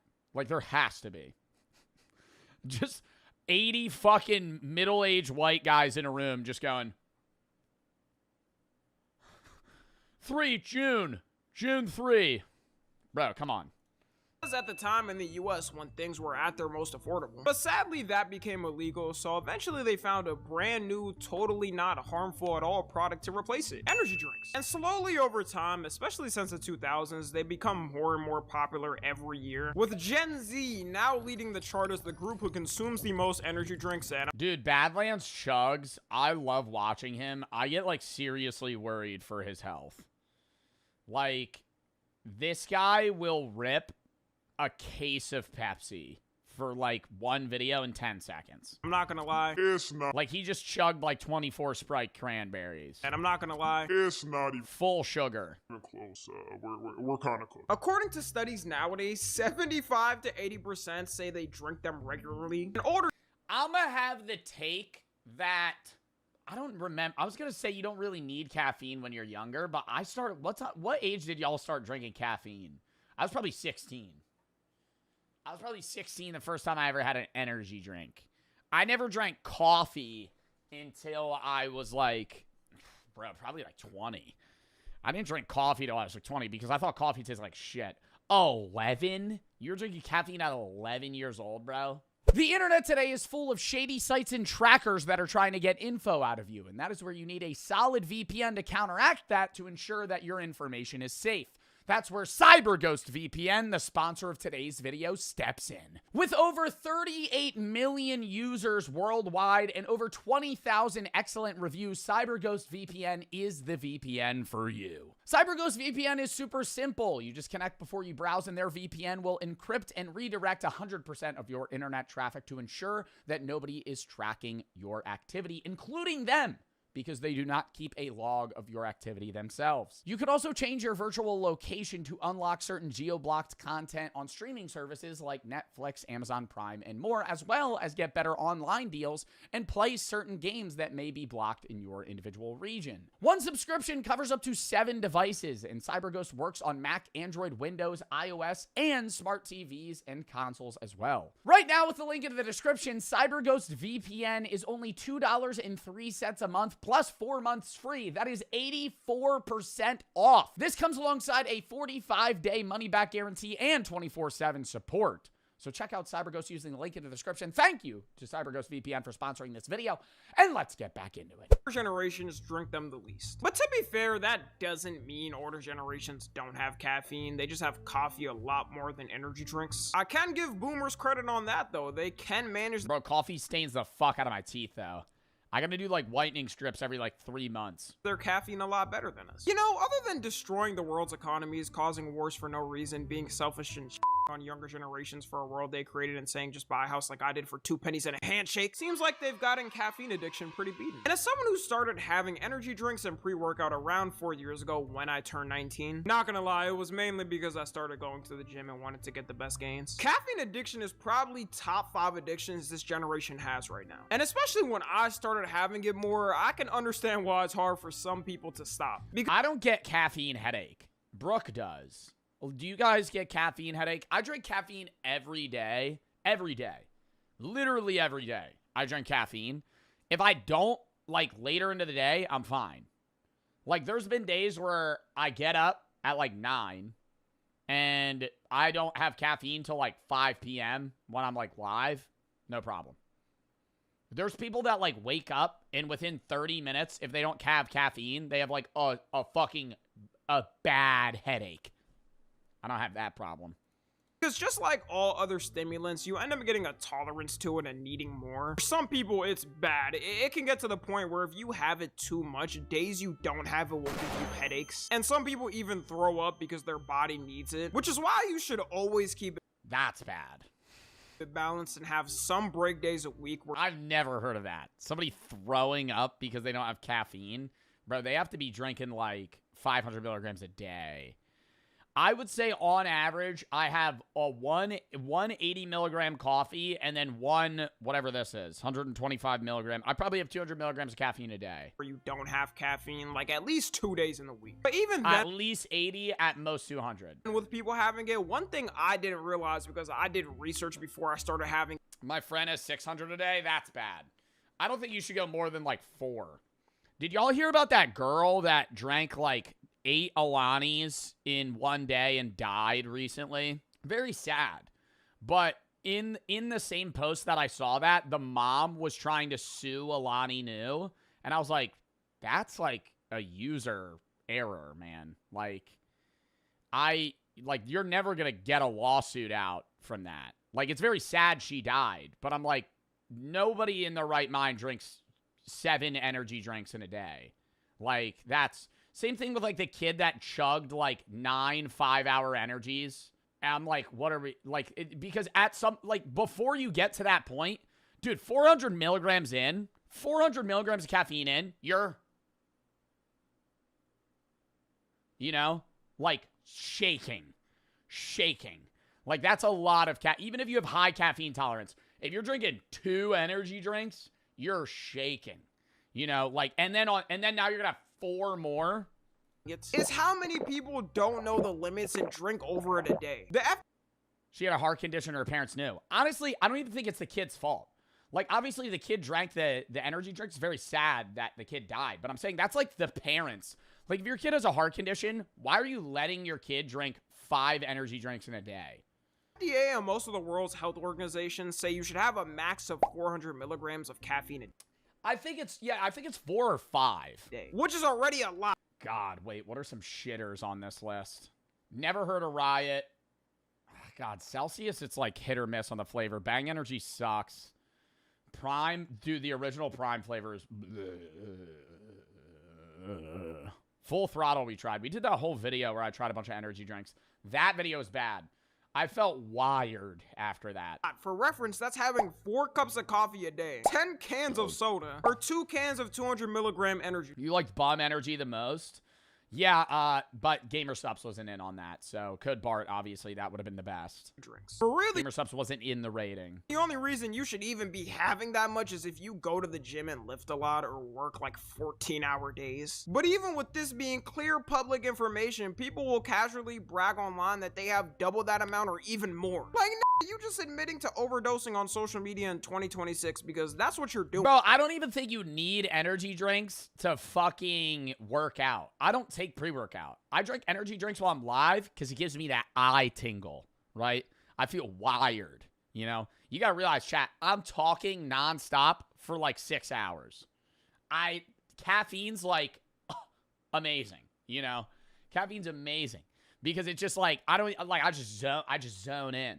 How much caffeine do you drink per day? 1,000 milligrams, which is 1 gram, which is 10% a lethal dose. Bro, there's guys that'll fucking go into like supplement stores, buy Hyde, which is like 300 milligrams a serving, and dry scoop it into their mouth. What's your 1,000 milligrams of caffeine a day like schedule? I started the day out with 4 shots of espresso. I mixed that with 2. Yo, 4 shots in the morning? Bro, I think like 2 and I'm fucking tweaking. Protein shake. That's about 256 grams of caffeine. Later in the day, I have a pre-workout before I hit the gym. This one is like 300 milligrams of caffeine. So now we're at like 650. And then I'll probably either have another one of these later in the day for my second workout or 4 more shots of espresso. So around 1,000. Do you have a problem sleeping? No, I sleep great. I track it with my Oura ring every night. I can drink a pre-workout and go to bed if I wanted to. What is the most amount of caffeine? I don't even think the caffeine's doing anything for him then, right? I feel like at that point, if he's saying he could just chug pre-workout and fall asleep, like he has to be in such a high caffeine tolerance that it's like not even really doing anything. Yeah, but he has to stop? I don't even think he has to stop. I think he needs to... ADHD?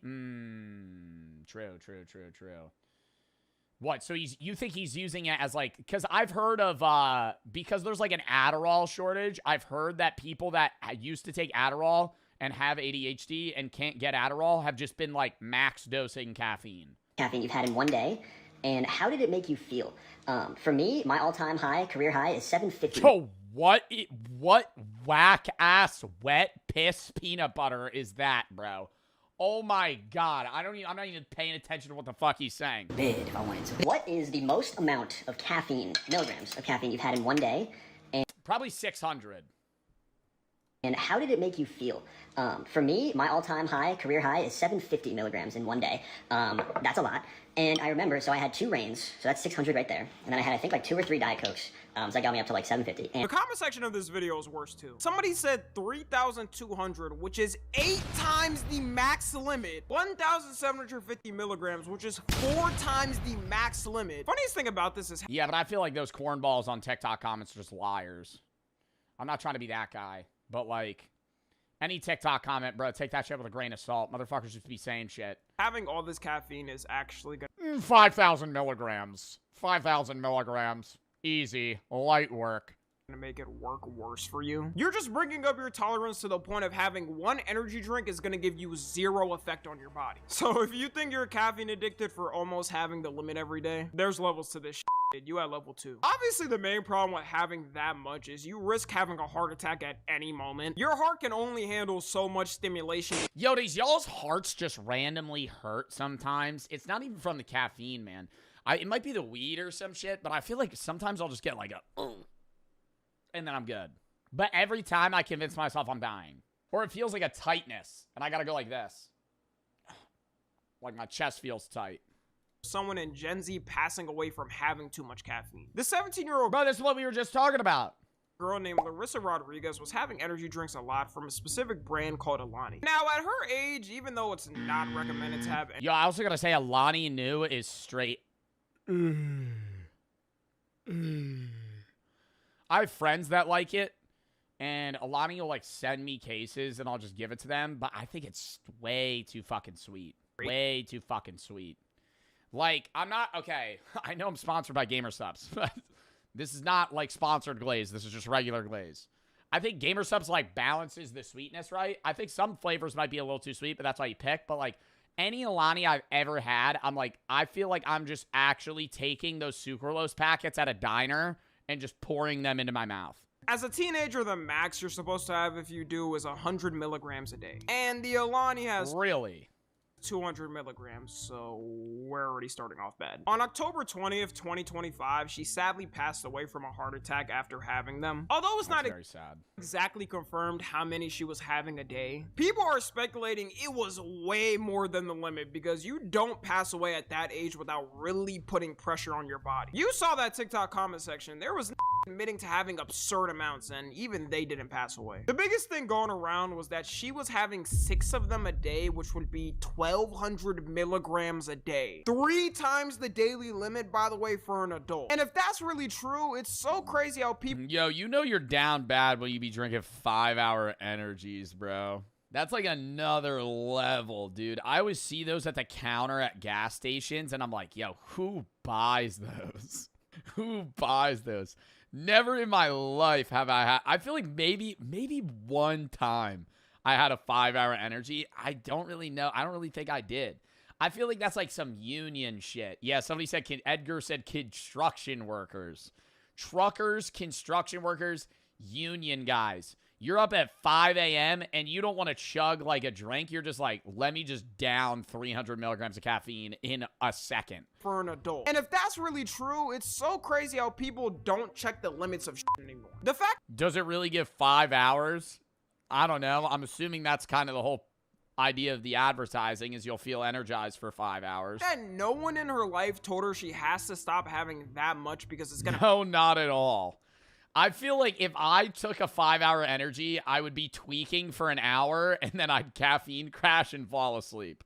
Make her die faster is crazy. If I had 1,200 milligrams of caffeine a day, I'd probably be able to run around the whole world 3 times and still be good. For her body, she definitely got used to it, which is the problem. And now her family's trying to sue the company, saying they didn't have enough warnings about excess caffeine use, even though it says it right on the can. Or you could search up the health facts online and instantly know the limits. Rest in peace to her, obviously. Tragic death, but this lawsuit is not gonna go anywhere. This will be the equivalent of someone who died from alcohol poisoning suing the beer company for giving them that much alcohol. Also, what the f were the parents doing? They Wait, actually, that is the literal equivalent. I would honestly say it's even worse than that. Because like alcohol, you could be like, oh, this is an unsafe. Like you could argue like, oh, Everclear shouldn't even be able to be sold to people. But like, especially caffeine, it's like, bro, you just slammed an entire pack. Low-key, in general, no one should be having caffeine preferably. The tolerance comes up no matter what, even if you drink coffee. But if you are gonna be drinking it— Bro, I don't think it does. Motherfuckers be saying that about weed and caffeine, and I've been taking it— yo, 10 milligram gets me geeked, and I take one of those motherfuckers 6 days a week for the last 6 months, right? Like, I drink a cup of coffee, I'm feeling wired. I feel like you get a tolerance once you start going, oh, I want to feel it more, and you start just drinking way too much. You're having way too much. Stop lying, I'm not. Like most people in the world do, you should at least be hitting the limit max and not going higher than it. It also doesn't help that energy drink—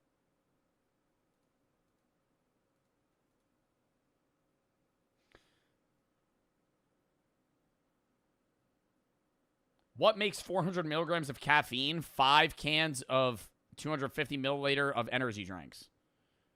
What 5 cans of energy drinks reaches 400 milligrams of caffeine?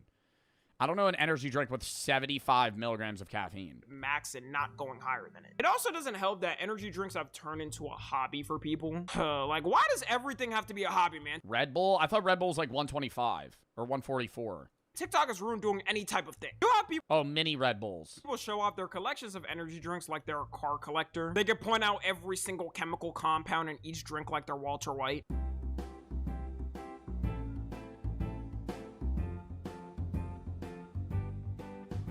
Wow, that's cringy. That's like when I used to, you know, like, dude, once you hit your 20s, you start collecting like empty liquor bottles. Just skip that phase, chat. Toss them out. Toss them out. Toss them out. They're not a centerpiece. They're not decorative. It's not cool. It's lame. Okay? It's not cool. It's lame. Throw them out. It's different if it's like a really expensive bottle of liquor that's like fucking $600 and you want to just keep the bottle because it looks nice and you're gonna like reuse it or some shit. But like, you know, don't be putting like your empty bottle of Svedka on your counter. Just toss it in the trash. Get rid of it. I think it's cool when people collect beer caps, like bottled beer caps from different beers they've drank. That's cool. Make a little table out of it. Okay, this is wild. Why do we have a closet of empty cans? This is an expensive hobby. I don't know how they're getting all these different types of cans. Okay, well, not expensive like being a car collector, but a 12-pack energy drink is usually like 30 bucks, so it adds up. The closer you are to them, the more you're gonna want to drink it. So it's probably not the best idea if you already take a lot of caffeine now to stack up on it. Energy drinks gonna be calling your name midday like the green. Why are we collecting that? And it's in a closet. Are we walking into the closet and admiring it or some shit? Like, what's the fucking stupid point of that? Like, eventually it's gonna be full. What are you gonna fucking move it to another room? You gotta throw that shit out. What are we fucking doing? It's just a waste of space, man. You can just put other shit in there. Caffeine consumption. You're stupid. They're collecting the different versions. What, and they're gonna fucking auction them off on eBay or some shit? Somebody to buy them? Because one may wonder why Gen Z has so much. It's a couple of reasons. One being currently in college, and since you're studying a lot more. You collected soda cans? Yeah, when I was 8 years old. You need more energy, hence the energy drinks. When I was 8 years old. Every generation has had their things for colleges. Back then, it was taking out your stress on a cigarette pack, or taking coke to make the 7 a.m. test. Also going to the gym a lot more, which, like I said, is the reason I even have it on my days off I don't. If you're coming from working a long day and want to hit the gym after, most people need a little something to pick themselves up. Another thing some people might be surprised by. Didn't you collect bones? Yes. I used to collect animal bones that I found in the woods. Is partying. There's been an uprise in bars serving drinks with energy drinks intertwined. What is the most amount of caffeine? I don't even think the caffeine's doing anything for him then, right? I feel like at that point, if he's saying he could just chug pre-workout and fall asleep, like he has to be in such a high caffeine tolerance that it's like not even really doing anything. Yeah, but he has to stop? I don't even think he has to stop. I think he needs to ADHD? True. What, so you think he's using it as like, because I've heard of, because there's like an Adderall shortage, I've heard that people that used to take Adderall and have ADHD and can't get Adderall have just been like max dosing caffeine. Caffeine you've had in one day, and how did it make you feel? For me, my all-time high, career high, is 750. Oh, what whack-ass wet piss peanut butter is that, bro? Oh my god, I'm not even paying attention to what the fuck he's saying. If I wanted to. What is the most amount of caffeine, milligrams of caffeine you've had in one day? And probably 600. And how did it make you feel? For me, my all-time high, career high, is 750 milligrams in one day. That's a lot. And I remember, so I had 2 Reigns, so that's 600 right there. And then I had, I think, like 2 or 3 Diet Cokes. So that got me up to like 750. And the comment section of this video is worse too. Somebody said 3,200, which is 8 times the max limit. 1,750 milligrams, which is 4 times the max limit. Funniest thing about this is... Yeah, but I feel like those cornballs on TikTok comments are just liars. I'm not trying to be that guy, but like... Any TikTok comment, bro, take that shit with a grain of salt. Motherfuckers just be saying shit. Having all this caffeine is actually gonna... 5,000 milligrams. 5,000 milligrams. Easy. Light work.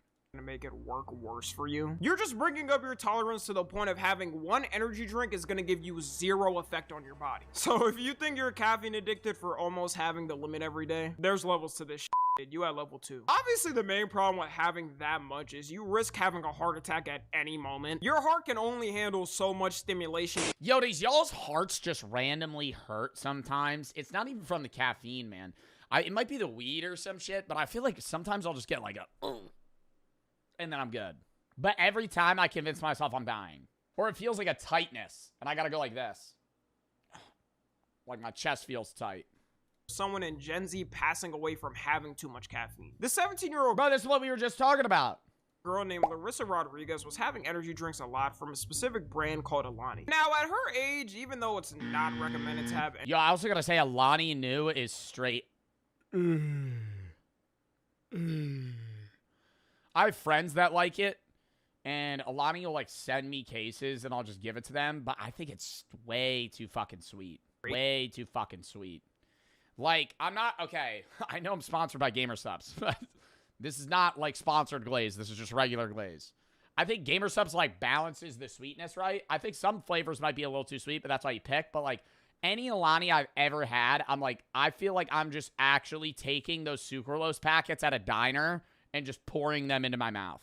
As a teenager, the max you're supposed to have if you do is 100 milligrams a day. And the Alani has... Really? 200 milligrams, so we're already starting off bad. On October 20th, 2025, she sadly passed away from a heart attack after having them. Although it's not very sad. Exactly confirmed how many she was having a day, people are speculating it was way more than the limit because you don't pass away at that age without really putting pressure on your body. You saw that TikTok comment section. There was admitting to having absurd amounts, and even they didn't pass away. The biggest thing going around was that she was having 6 of them a day, which would be 1,200 milligrams a day. 3 times the daily limit, by the way, for an adult. And if that's really true, it's so crazy how people... Yo, you know you're down bad when you be drinking 5-hour energies, bro. That's like another level, dude. I always see those at the counter at gas stations, and I'm like, yo, who buys those? Who buys those?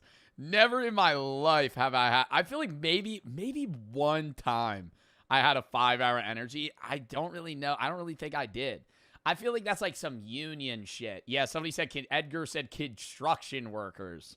Truckers, construction workers, union guys. You're up at 5 a.m. and you don't want to chug like a drink. You're just like, let me just down 300 milligrams of caffeine in a second. For an adult. And if that's really true, it's so crazy how people don't check the limits of shit anymore. The fact... Does it really give 5 hours? I don't know. I'm assuming that's kind of the whole idea of the advertising is you'll feel energized for 5 hours. that no one in her life told her she has to stop having that much because it's gonna... No, not at all. I feel like if I took a 5-hour energy, I would be tweaking for an hour, and then I'd caffeine crash and fall asleep. Make her die faster is crazy. If I had 1,200 milligrams of caffeine a day, I'd probably be able to run around the whole world 3 times and still be good. For her body, she definitely got used to it, which is the problem. And now her family's trying to sue the company, saying they didn't have enough warnings about excess caffeine use, even though it says it right on the can. Or you could search up the health facts online and instantly know the limits. Rest in peace to her, obviously. Tragic death, but this lawsuit is not gonna go anywhere. This would be the equivalent of someone who died from alcohol poisoning suing the beer company for giving them that much alcohol. Also, what the f were the parents doing? They Wait, actually, that is the literal equivalent. I would honestly say it's like it's even worse than that. Because like alcohol, you could be like, oh, this is an unsafe. Like you could argue like, oh, Everclear shouldn't even be able to be sold to people. But like, especially caffeine, it's like, bro, you just slammed an entire pack. Low-key, in general, no one should be having caffeine, preferably. The tolerance comes up no matter what, even if you drink coffee. But if you are gonna be drinking it... Bro, I don't think it does. Motherfuckers be saying that about weed and caffeine, and I've been taking it... 10 milligram gets me geeked, and I take one of those motherfuckers 6 days a week for the last 6 months, right? Like... I drink a cup of coffee, I'm feeling wired.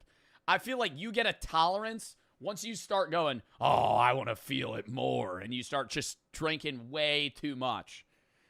Having way too much. Stop lying, I'm not. Like most people in the world do, you should at least be hitting the limit max and not going higher than it. It also doesn't help that energy drink...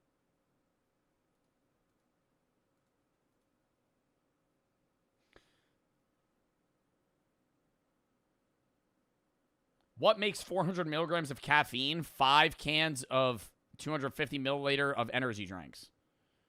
What 5 cans of energy drinks reaches 400 milligrams of caffeine?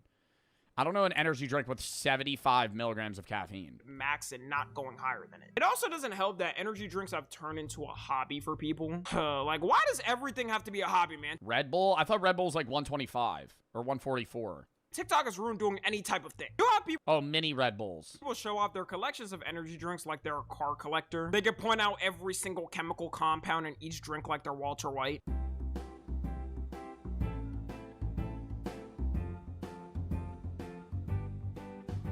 Wow, that's cringy.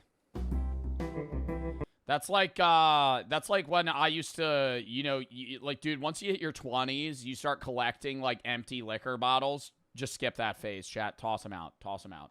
Toss them out. They're not a centerpiece. They're not decorative. It's not cool. It's lame. Okay? It's not cool. It's lame. Throw them out. It's different if it's, like, a really expensive bottle of liquor that's, like, fucking $600 and you want to just keep the bottle because it looks nice and you're going to, like, reuse it or some shit. But, like, you know, don't be putting, like, your empty bottle of Svedka on your counter. Just toss it in the trash. Get rid of it. I think it's cool when people collect beer caps. Like bottled beer caps from different beers they've drank. That's cool. Make a little table out of it. Okay, this is wild. Why do we have a closet of empty cans? This is an expensive hobby. I don't know how they're getting all these different types of cans. Okay, well, not expensive like being a car collector, but a 12-pack energy drink is usually like 30 bucks, so it adds up. The closer you are to them, the more you're gonna want to drink it. So it's probably not the best idea if you already take a lot of caffeine now to stack up on it. Energy drink's gonna be calling your name midday like the green. Why are we collecting that? And it's in a closet. Are we walking into the closet and admiring it or some shit? Like, what's the fucking stupid point of that? Like, eventually it's gonna be full. What are you gonna fucking move it to another room? You gotta throw that shit out. What are we fucking doing? It's just a waste of space, man. You can just put other shit in there. Caffeine consumption. You're stupid. They're collecting the different versions. What, and they're gonna fucking auction them off on eBay or some shit? Somebody to buy them? Because one may wonder why Gen Z has so much. It's a couple of reasons. One being currently in college, and since you're studying a lot more. You collected soda cans? Yeah, when I was 8 years old. You need more energy, hence the energy drinks. When I was 8 years old. Every generation has had their things for colleges. Back then, it was taking out your stress on a cigarette pack, or taking coke to make the 7 a.m. test. Also going to the gym a lot more, which, like I said, is the reason I even have it on my days off. I don't. If you're coming from working a long day and want to hit the gym after, most people need a little something to pick themselves up. Another thing some people might be surprised by. Didn't you collect bones? Yes. I used to collect animal bones that I found in the woods. Is partying. There's been an uprise in bars serving drinks with energy drinks intertwined, or just drinks having it themselves. Some people stop completely saying bro. I'm not having this conversation again, bro. Dude, chat. You're telling me, yo, it's literally the same shit. You have a dead taxidermy deer on your wall. That is more weird than me finding an already dead animal that I didn't kill, right? So let's stop saying Jeffrey Dahmer, right? What's more serial killer shit? Killing an animal and then hanging it on your wall, or me finding a sick-ass wolf skull and polishing it off and then fucking, you know, putting it on a desk. Replace having alcohol with just an energy drink and it's like a fossil, literally. Thank you. Go to a concert. The alcohol industry might be dead by the time we're old. They're practically begging for the youth to drink. But we have morals, all right? We draw the line at getting blackout drunk. We'd rather be— Tell me you clean them. Yeah, I used to brush them with a toothbrush. Getting heart attacks by 30. Not my toothbrush, different toothbrush. I had like a big one. I would scrub them. Addicted to gambling that we lose our life savings. It could also be that statistically Gen Z right now is the most stressed generation. Whether you believe that or not, every time a generation is feeling stressed, there's always something to help with that cope. One of the other reasons for the uptick— I feel like caffeine's not helping with stress though. I feel like it's probably like caffeine gets me wired. Like if I was stressed out, I wouldn't be like, let me slam a fucking Red Bull. It seems like everyone has an energy drink now. I can't even count on my hands how many celebs have come out with their own custom energy drinks. The Rock has one. Kim Kardashian has one. Logan Paul and KSI, which we all remember. Kids were getting cracked out thinking a Prime energy drink was just like their apple juice. Terramana tequila. Dwayne Johnson. Only to all of a sudden be able to bench 500 pounds 5 times in a row. Parents don't truly check on their kids anymore because how is your kid casually having caffeine at 8 years old and 10 years old and you don't even know? Even Barron Trump, Donald Trump's son, announced he's releasing one in May of this year. What the f does this know about? Yo, who is buying this shit? Yo, actually, Tommy NFG speaking fucking facts, bro. Why am I buying an energy drink from fucking Barron Trump? Yerba mate. Energy drinks. I don't think I've even organic grapefruit ginger. even heard him talk. The only thing I want to see him do is be in them war fields for the shit his father started. The main— You gotta make that shit fucking red slushy. You gotta make that shit cherry mango rainbow, right? That's what I want to drink. Brand risk with a fucking anime person on it. Not like food or something that doesn't affect your body too much. It's a stimulant that if you have too much, you can die from. I assume even people who don't drink caffeine, who are fans of these celebs, are gonna try their energy drinks and potentially get hooked on having them. Or may not know they can only have a certain amount before they get Fortnite eliminated. You should also only be having the energy drink in the morning or 3 p.m. max. Any later, and good luck getting any type of sleep. 3:57 p.m. right now. I'm drinking an energy drink. There's a ton of people who have permanent sleep problems every night because Yo, I'm not gonna lie. There's been multiple occasions, though, that I would kill for a fucking coffee at like 9 p.m. And I'm like, that's stupid. That's stupid. But if you're out at a bar, espresso martini at 1 in the morning doesn't sound that bad. Yeah, I'll have an espresso martini black. Thank you. 3 to 7 hours, meaning it takes that much time to get down to half the amount in your system. And if you have like 200 milligrams at 5 p.m., you're still gonna have a cup of coffee. Yo, did I ever tell y'all about the time that I had an espresso martini for the first time? I didn't know how strong they were, and I chugged 2 in fucking 5 minutes. Then I went to a casino, lost like $600. This was in St. Martin, and then I blacked out. I was like already drunk. And I had an espresso martini for the first time. I was like, yo, that shit's disgusting. And they were like, no, try it. I was like, okay. So I got one. And I was like, oh, that's great. And I like 3 gulped it because it's in a fucking martini glass. Not knowing it's like the equivalent of like 2.5 shots of alcohol. Having to take copious amounts of caffeine in the daytime, while at night downing a bottle of melatonin to fight it. It creates an endless cycle of you doing that until one day you either take a break, or I guess wait until you're at 900 milligrams of caffeine every day and have a heart attack in the middle of the night. To wrap it up, the main lesson of today's video. Bro, I never have a problem falling asleep, though. Like, I don't take melatonin. I got a problem staying asleep. So I guess is to always remember the limits of caffeine. More and more are there cases of people either having heart attacks or destroying. Like, how many times y'all wake up in the night? I wake up like 5 times. Their body. At least. Nah, maybe not at least. Maybe at least 3. At least 3. At most like 8. Like every hour. Up. Over having 0, so you just time warp too much, which is. And then sometimes, I don't know, like randomly I'll just be like, damn, what if I die in my sleep tonight? And then that's when I have trouble falling asleep, because I'm like, am I content with the life I've lived? What if I died right now? That's not normal. I'm not caring, bro. We should put cocaine back in Coke bottles. Follow me on Twitter, Instagram, and TikTok. As always, I love you guys consensually. Bro, I love Tommy, man. Bro makes the best videos, genuinely. I work for an energy drink company. Young people are target demographic. The goal is to get them while they're young and impressionable, hook them for life. Yeah, because then it's just a repeat customer, dude, if they fuck with your brand. I mean, that's not even an energy drink company. That's not even an energy drink company specific, like, strategy.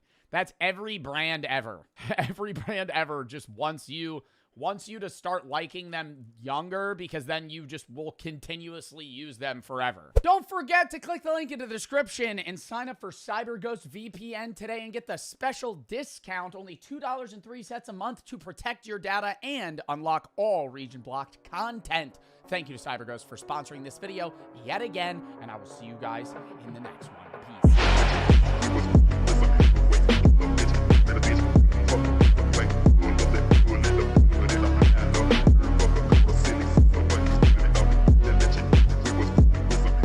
You don't get money taken out for taxes, so you owe a lot more than you think you do, and you're getting a lot of tax forms from different companies that you don't really understand how to balance that, and what you're able to write off, what you're not able to write off, what tax applications work for certain things. So it's like a whole pain in the ass. Learn how to sew a button.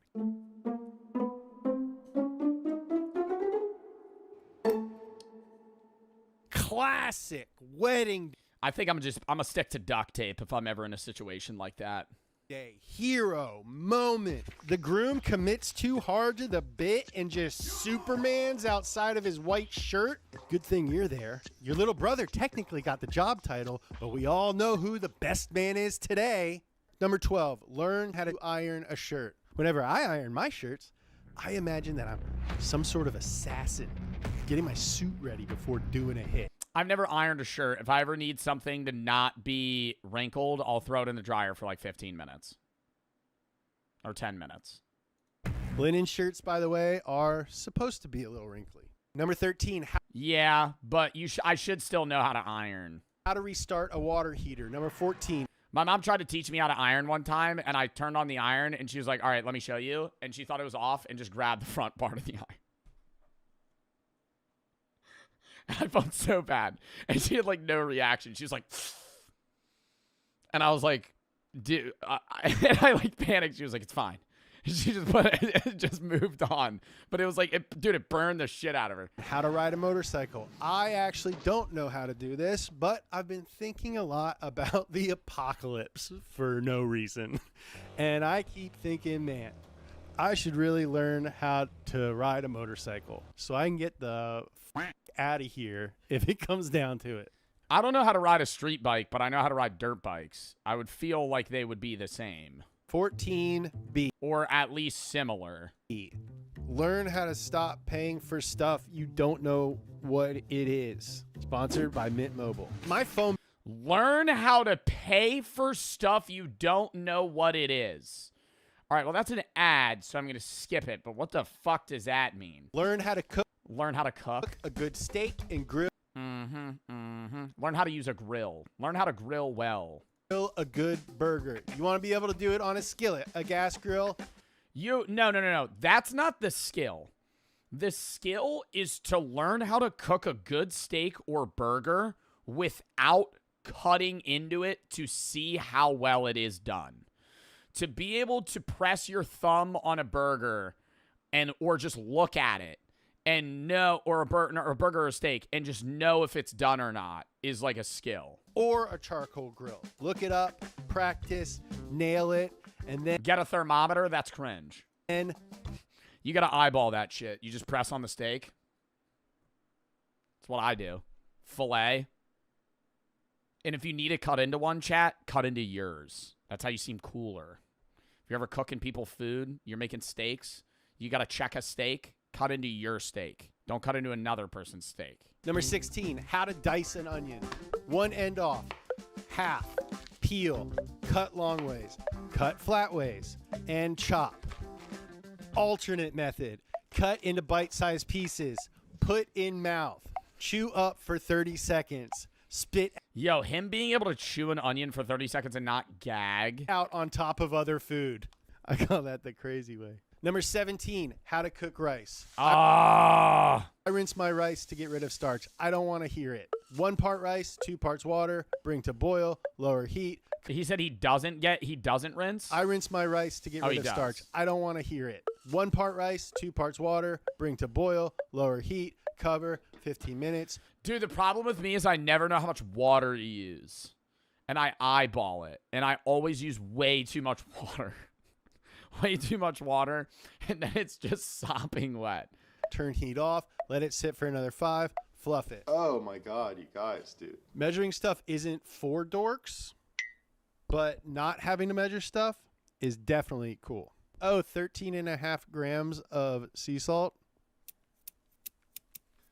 I think a big thing for cooking, though, is the eyeball. Baking is different. It's very exact. It's a science. But I think cooking, I don't want to sound cringe, it's more of an art.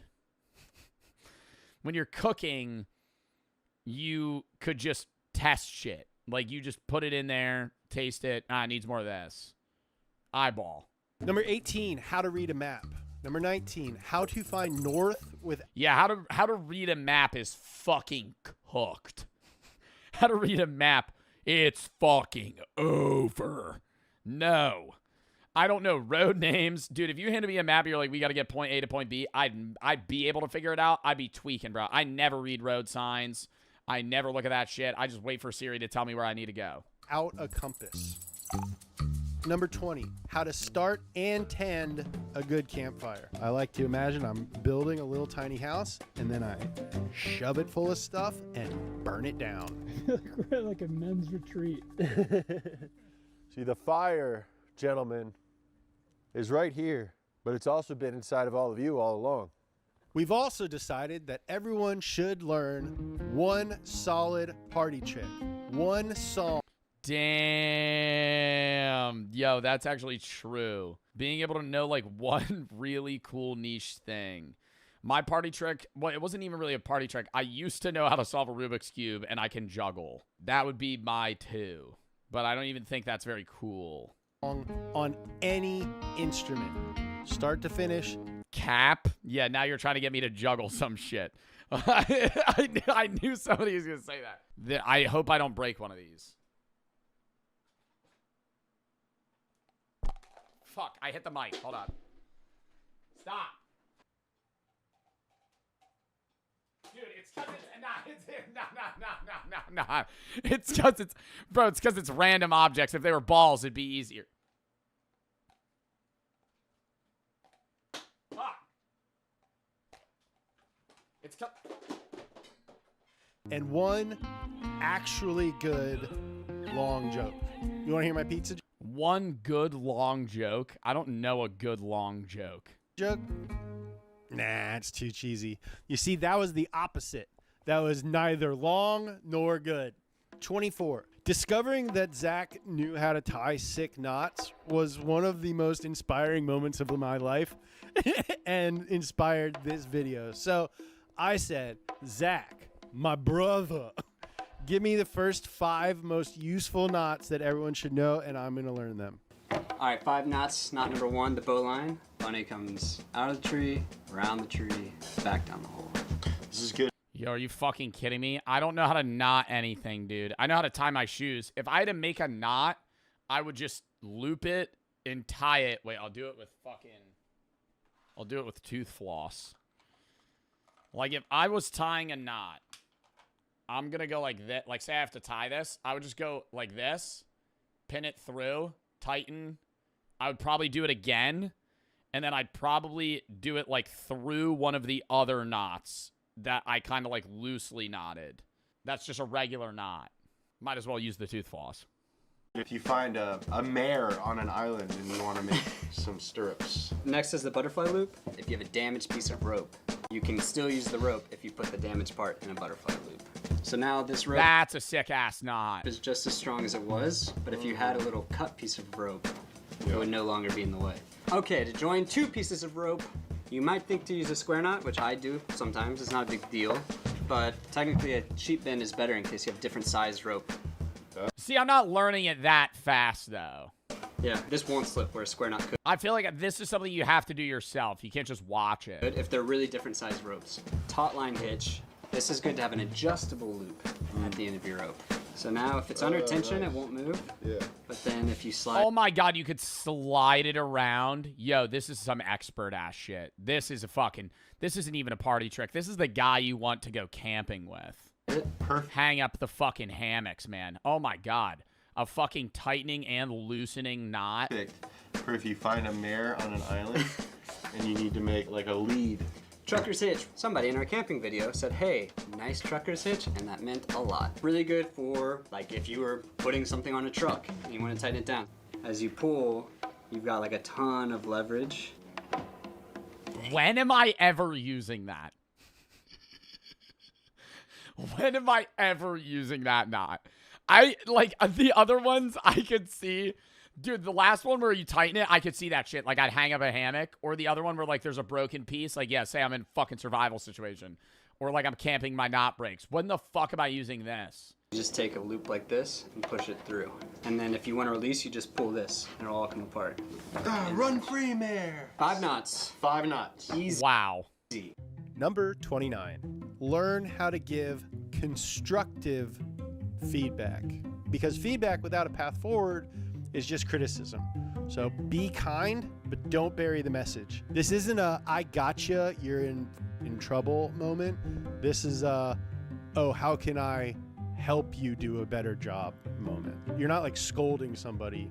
You're helping them correct their thing. Number 30, how to give a good toast or speech. I've seen A lot of these. A good toaster speech, bro. I feel like that really comes down to like social skills. I think you could have a lot of moments where people are like, you got to do the toast. You got to do our thanks. And it's like, all right, you're really putting me on the spot here. But it's like, in the right time and place, you just know what to say. I think just say something that's like mildly philosophical. That's not that's so fence-sitting that like everybody can relate to it. Cheers to this family. It's an honor to be a part of this with you guys. I love being able to share these small moments that we have with each other. I know we don't meet each other often. We don't see each other often. But I always think back to you guys when I think about the holidays. And it's an honor to spend them with all of you. And then just like go off that. Like literally just be like some lame ass fucking... Oh, you know, I love this. We're all living together. Like, just like some fucking let's hold hands and go, some fucking shit. Just come up with some shit where you can fucking hold hands and be like, you know, life's awesome. Some peace shit. And there's a lot of pretty bad examples presented as good on the internet. It's not about you. Have a plan. Keep it short. Don't make it about you. Oh, God. Who the fuck would make a Cheers about themselves? Ugh. You. No inside jokes. I know it's tempting, but you're trying to make more than one person laugh. No negative stuff. Speak from the heart. Dude, learn how to give a fucking best man speech. Learn how to give a fucking best man speech. You kill that shit. That's what dude, that's like a nerve-wracking thing. Or give a wedding speech. Just learn how to give a wedding speech. And learn how to speak at a funeral. Could be very emotional. I think that you should know what the fuck you're gonna say at a fucking funeral. Just, you know, pay thanks, you know, fucking talk about a dead person. Like, that's something. And if it's a best man speech, mention the bride. It's not a oh my God speech about how good of friends you are. When rebranding fails, Kai Cenat. Some say rebranding as a content creator, artist, or creative anything is a make or break in a lot of people's careers. You can have good creator rebrands, like Speed going from a kid yelling slurs in his mom's basement at 3 a.m. and doing voodoo rituals or whatever you call this.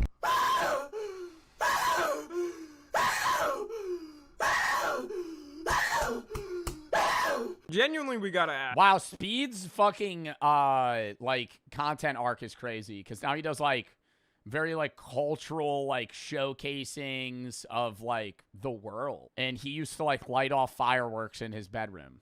What the f was wrong with Speed in 2021? To now becoming one of the biggest live streamers in the world and breaking generations of propaganda from the media. But then you also have creators on the opposite side of rebranding like Sneeko. Turning from a person who used to be labeled one of the most creative YouTubers on this platform for his unique style of videos, to now having to hang out with the sinister six of streaming and appealing to racists because that's how much his audience has got diluted. Either have a sand machine grounding your ball sack for 5 minutes, or have your sister in a room with these guys for 5 minutes. Well, I think the appeal of the content change for the hard right audience is a similar content change that comedians make to religious comedy and Christian comedy.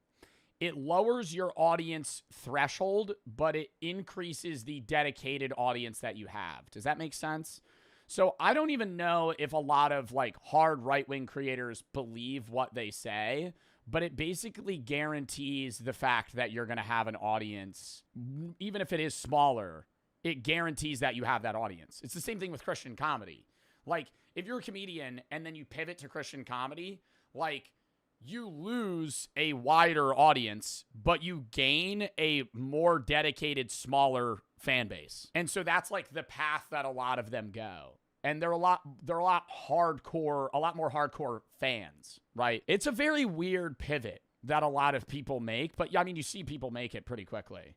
Pretty often, if that makes sense. I used to be far right wing, thank God I'm not anymore. I mean, I'm not judging like political viewpoints, but I just think like I am. It's like, well, I mean, it's not, it's a mixture. It's not, I have nothing wrong with conservative content creators, but the purpose of making hard right content is to appeal to a smaller net fan base that just fucks with you. That's what it is, right? Like, I think when you make, like, liberal, if you just make content and you have liberal views, you're not making liberal content all the time. Like, I have liberal views. I don't air them out every day. But if you are a hard right content creator, a lot of the content that you have to make revolves around that. There's the same that could be said around left-wing creators, right? Like, Hassan is a very left-wing creator. Hassan's content is all politically motivated. But I think, like, if you're in that, like, kick rumble space, there's like 90% of your content has to be around politics. Personally, I'm sorry for my offspring, but y'all can no longer be born. Sometimes these rebrands come. There are like exceptions to that, but I'm saying a lot of it is like BP right wing. Like, it's their job to appeal to that audience. Naturally, though, and I think those are always the best types. Just like how I mentioned Speed earlier, most of his rebranding came. Do you still like your chatters aren't liberals? I don't have a problem with conservatism. I have a problem with when people just refuse to, like, with the current ICE shit, when people are like, well, that lady shouldn't have tried to drive away. I'm like, dude, he shot her in the chest like fucking 3 times. I'm like, he killed her, right? Like, now it's just like just being an ass to be an ass, right? There's like a difference between having like financially, fiscally conservative views, or like some socially conservative views or religious views, to like literally just not giving a fuck about the fact that like somebody got murdered.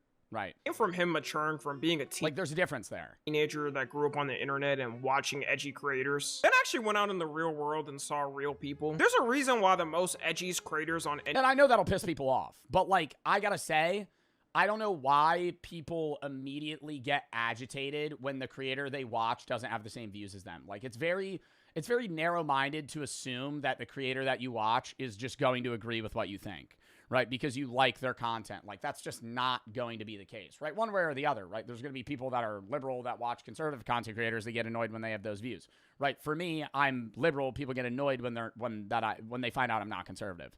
It's usually assumptive that I'm conservative because I'm a straight white man, and so they look at me and they just assume I'm like a Chad of sorts. But it's like, I don't know. Holy PR? It's not PR, man. It's not PR. So many people say that, man. So many people are like, Joe's liberal for PR. Brother, I went to college for philosophy.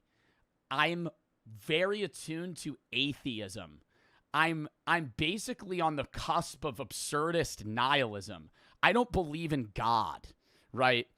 If you just took my viewpoints, that would religion. It's like, I feel like it's not PR, man. Like, I think there's nothing after death, man. I think that's like, it's just obvious that I would probably be somewhat socially left-leaning, you know? Like, even without, like, PR in the picture, it's just like atheism. Atheist, probably not conservative. Like, most of the, I mean, that's like, it's a true thing where if you take somebody's sex, income, religious perspective, how often they go to church or their synagogue or whatever place of worship is, like, you can factor in what they'll probably be, right, politically. Like, I'm not liberal for PR. I'm not actually liberal. I'm a social democrat, right, is how I would perceive my own views. Nobody knows what that means, though, so I just say I'm a liberal. But it's, like, a little different. It depends on the topic, though, right? I could have a take that's more middle grounded, but, like, the majority of the time, I would say I fall into a more liberal way of thinking. Like, I don't believe in God. I'm not religious. I have no problem with gay marriage. I support the LGBTQ, right? So all of these things kind of coincide with, like, my base philosophical beliefs. So it's not something for PR. It's just that's what I think. And that upsets people. Abortion, I support abortion. Oh, God, that really upsets people. Yep, I know. Also, not PR. That's just, I don't see a problem with abortion. Third trimester is a different conversation, right, where you're about to have the kid. But to say that, you know, and I'm not saying this just to get dubs. Like, you could say L. Joe. I don't give a fuck, right? You could disagree with me. But, like, I'm not being liberal for PR. There's an equal, and to say I'm being liberal for PR is like, dude, the majority, not majority, you know how many men in the younger Gen Z era are conservative? The majority of my audience is men. So many people that watch me are conservative. It's equally appealing for me to be either for PR, right? I could pivot either way. Like, It's not a PR stance. Any platform, most of their Can we move on from that? audience is teenagers because that's when you're the most on the internet, that grew up on the internet and watching edgy creators, then actually went out in the real world and saw real people. There's a reason why the most edgiest creators on any platform, most of their audience is teenagers because that's when you're the most on the internet and Joe ... is very obvious the majority of your audience is liberal. Yeah, because a lot of people stopped watching me when I shared political views. That's, you know, the amount of people that unfollowed me like way back when I said that I supported Palestine. Like, I mean, now I think both sides really are against Israel, but like early, like years ago, right? When, not years ago, like a year ago, year and a half ago, when I said that I supported Palestine, the amount of people that were like, I fucking hate you.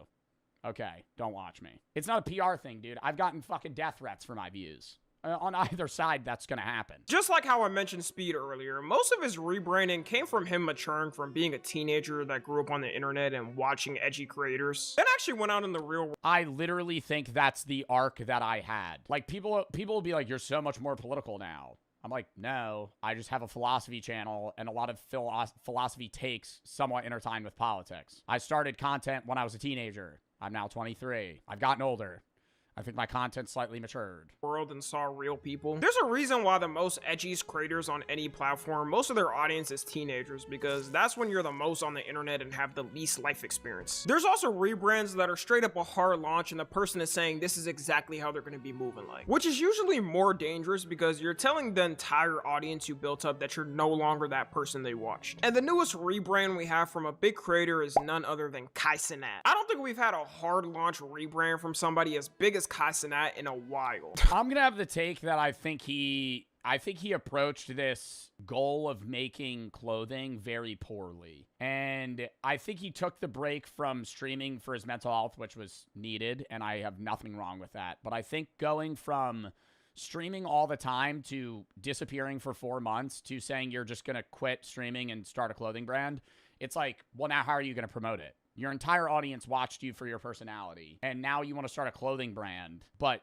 your means of promotion for that clothing brand no longer exist because you're not streaming anymore. It's like, I think the best way that he could have done it was stream less, still stream, start the brand, and then slowly go from like streaming to clothing and then just done, right?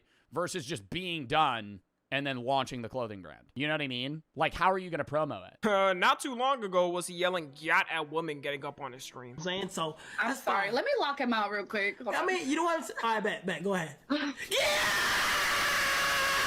The thought of an historian in the year 2900 going back to this time and studying these type of clips always crosses my mind. And now Kai's brand new look is him launching a fashion brand and trying to become a designer himself, while also self-helping himself by trying to fix his reading struggles and working out. Off the word, I don't have a problem with the reading videos either. It's like a self-accountability of like posting those videos to ensure that you read more. But I think being able to read and then comprehend reading is two different things. When you read out loud, I mean, maybe this is a person-to-person thing, but I'm just going to have this take. I think if you read out loud, you're not actually absorbing what the fuck you're reading most of the time. Like, if you're focusing on the pronunciation of the words, you're not actually focusing on the meaning of the word itself. Like, all the videos that he posts are him reading for 30 minutes, and he's not actually reading. Like, he's reading, but it's reading for pronunciation, not reading for understanding. And those are two different things. You could read for understanding, but if you're focused on pronunciation, you're not focused on the purpose or what you're actually absorbing. Working out. Off the wording itself, it doesn't sound... It's the reverse for me. I think it does vary, but I think if you're like trying to read and you're focusing on the pronunciation of that word, you're not actually focusing on what that word means. He does look up what those words mean, but it's like, if I'm reading 5 pages, I'm going to absorb it a lot better in silence than out loud. I think it depends on the person, but I think largely, like, I kind of have that take from the idea of popcorn reading. Like, when you were a kid and you had popcorn reading and your name got called, whatever paragraph you just read, you were not focused on what the fuck that shit meant. You were focused on not stuttering and pronouncing the words in a meaningful way. Right, or not a meaningful way, the right way. Bad at all. There's been 2 reactions to this. One, Leon for the sub. Being people who just hate to hate and basically hate on any. You rebranded? I think I had a rebrand from the loud beanie guy to me, but that took a while. I don't think that rebrand took place until 2022. I think around 2022, like the summer of 2022, I started actually making content that was me. I think prior to, it was like just like LARPing as some fucking angry beanie guy.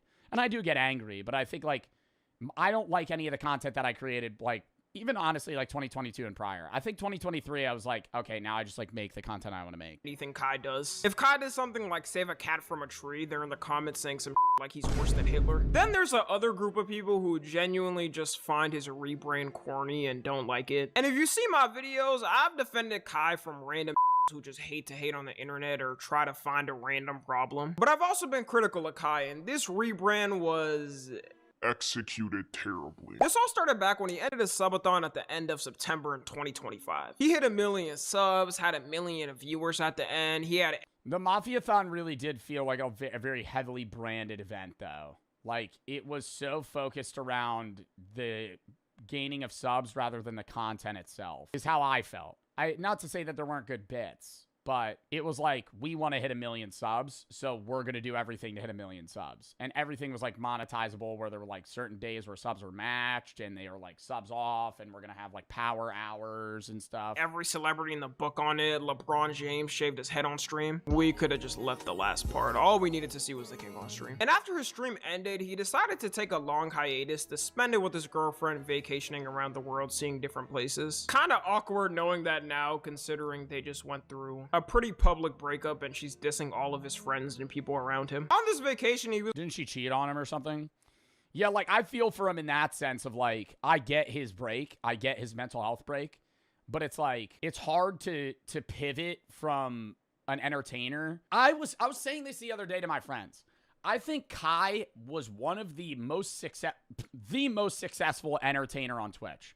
But I think going from being a forefront entertainer riff guy to a creator is two different things. Like, I'm not a creator. I know everybody is like, oh, you're a content creator, and that's the terminology used. I'm not a creator. Creators are like Ted Nivison or fucking Casey Neistat or like the guy, like, bro, even like Tommy NFG is like a creator. Like, people that make shit. I riff, right? Most streamers riff. And Jack Pembroke, creator. It's hard to go from that to like something where you're behind the scenes making this shit hands-on. Like, they're two different realms, man. Like, streaming is such a different ball game from content creation. And content creation, it is content creation, but not in the way that I'm trying to describe it. Streaming is so different from raw content creation, and that's even so different from like directing behind the scenes work, right? Like, I'm good at on-the-spot stuff. I'm not good at, like, planned-out shit. I'm good at scheduling. That's even different. He's probably trying to think of how he would even come back and be able to top what he just did. Like, if I was in Kai's position, I'm gonna be honest, I wouldn't know what the to do. I broke a record that probably won't be beaten or like... Retire! Retire! Retire! That's, like, if he wants to keep... So, I think he wants to make that fucking clothing, right? And it's like, that's a passion of his. Go for it, right?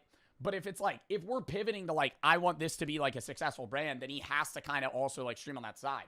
Like, I mean, bro, like, Kai's probably worth $100 million plus. Like, he could just retire now. Time it had it's like whatever you want to do. LeBron James on at the same time. I gotta end off everything with that. Which is why he announced in a video on January 13th that he's officially quitting streaming. And it turns out that was actually clickbait, shocker. The whole video was oh, he's not done? An announcement for his fashion brand and showing his journey on making his clothing brand. While also announcing he's been secretly posting videos on another channel that would document his journey. This was probably the worst thing he did in his rebrand and is the thing people are making fun of the most. In the reading videos, one weird thing he does is flex the phone timer after his reading time is supposed to end to show people that he's become a reading god above the average human brain input and output. Location, creating, and implementation intention is a strategy you can use. You can pair a new habit with a specific time and location. The implementation intention formula is I will behavior and time and location. Habit stacking is a... You see what I mean, though? The way he's reading the words is about pronunciation rather than, like, understanding. And if that's the goal, I don't know, man. That's just, like the way that, like, the sentences is not being read in the flow of a sentence. It's being read in, like, a way of pronunciation. Time and location. Habit stacking is a strategy you can use. Ability of ending the emotional pain, which can open the door for you. Ladies and gentlemen, it's been 30 minutes. Implementation intention is a strategy that you can use. If you already want a 40v1. Like, alright, man, we get it. You now have reached the same reading comprehension as Shakespeare. If he didn't put this timer bit into the reading videos, it wouldn't have received even close to the amount of hate it's getting. In the comments of all the vids, people are basically clowning him, saying he's trying too hard to be performative with it, and also are saying he's reading but not actually comprehending what it's. That's just the take I have. I have no problem with him posting these videos. I think, like, having a fitness journey or a reading journey or whatever it is for, like, you know, making yourself want to motivate, like self-accountability, like that's good. Saying something that could have made it better is if he showed some notes that he was writing down while reading the book. Yeah, like trying to like understand, like when I have such a lack of motivation for reading, and I really want to read more for philosophy because I love philosophy. I love my philosophy channel. I love making those videos, but it's like when I read, I dead ass take notes on a Google Doc. Like, when I made that Marcus Aurelius video about meditations, that shit took me like 6 months to get through that book. But I would take notes when I would read it. To show that he was actually retaining the information and keeping what the book's actually saying in his head. Unironic. And even then, it's like, you gotta take notes and go back to them because, like, you could read something, understand it, and then forget about it. You know? Like, you could be like, oh, I get that. And then the next day, I could be like, what'd you read about? And the average human's gonna be like, probably couldn't tell you. Middle school teachers got one up on that. They was right on that because you do not retain shit after reading a book for the first time. But that time, hell no, dude. You could read a chapter and then 6 hours later forget every single fucking sentence you read. Everything was gonna cook him either way. He's got to put that one in the closet. Overall, it is good he's actually taking initiative to improve himself, though. And there's clips, too, where he doesn't understand a word, so he searches up what it means on camera. Where people are clowning him for not knowing a word's meaning, which I find... Yeah, which is... That's fucking weird. I think he gets hate because he's so big, and, like, anybody in that space that's large and trying to do something that's new, people are gonna fucking shit on you for. But yeah, like he looked up like spontaneity and people flamed him for it. I'm like, bro, who cares? So weird. People will always say like that demotivates motherfuckers to want to learn how to read and want to learn what words mean because you get flamed if you don't know what something is.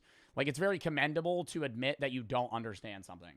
It's very commendable to admit that you don't get something because so many people get ingrained in their beliefs and they refuse to admit when they're wrong.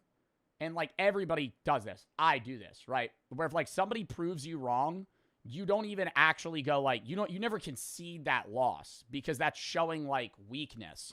So instead, people double down and get more fucking locked in and drilled into their fucking beliefs, even though they actually were just proven that they're wrong. That's why one of the best ways to change somebody's mind is to get them to arrive at your opinion by questioning them to get them to arrive at your opinion themselves. Like, if I want you to believe that UBI makes sense, I don't want to explain to you why UBI makes sense. I'm going to question you with 30, 40 different series of questions to where eventually you arrive at the idea that you think universal base income is a good idea. And you're going to say it, and then I'll go, huh, that's a good point.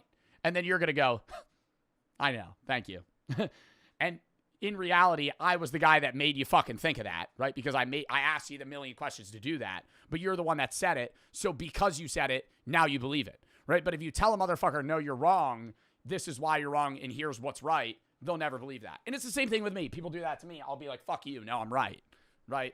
Like, that's how you change somebody's mind.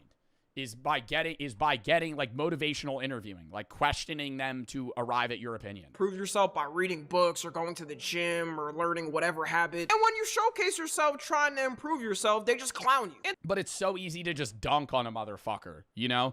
It makes you feel better to dunk on a motherfucker and be like, no, you're stupid. Here's why. Even though you know, everybody knows that's not going to change their mind, right? Because you're going to try and humiliate them and then they're going to fucking feel like shit about themselves. They're going to be like, fuck you.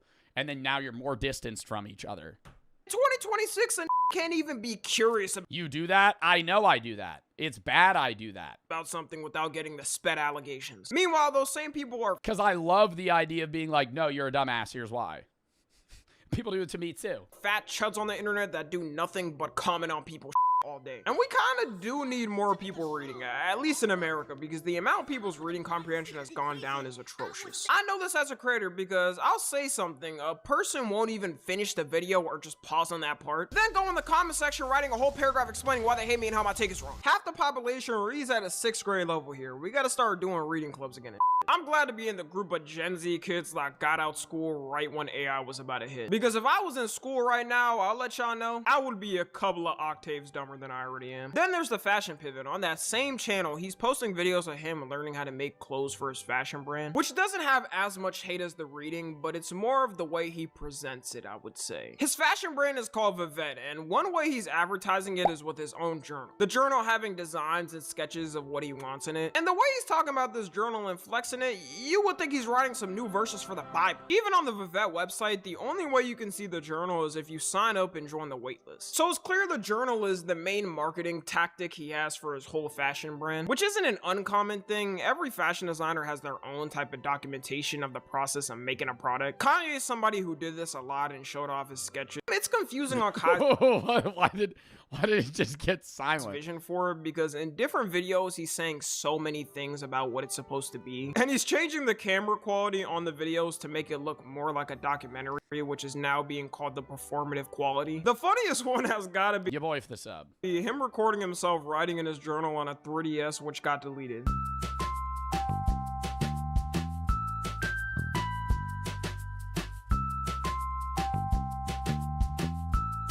Why is he recording off his 3DS? I don't know how to describe it. It's like a track, right? And then everybody's on it. And then when you achieve a lot or you do good, you start to succeed. You start to exceed it. Like you start to keep going at a crazier. The way like I'm a little dark and shit. Like shit dark for me. But as soon as I hold this journal up, it's a lot like more focused on it.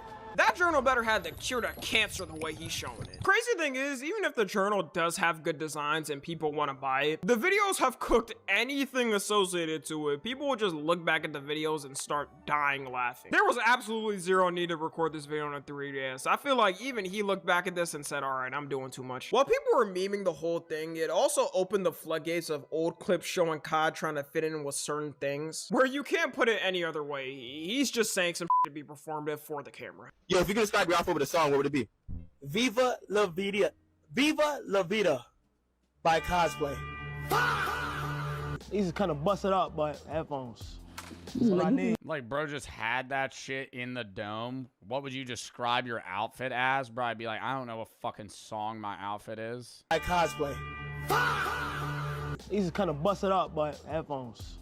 That's what I need. Not use those. You do not use those. Yeah, bro does not use corded earbuds in the Big 26. Why you capping this? He does not use those.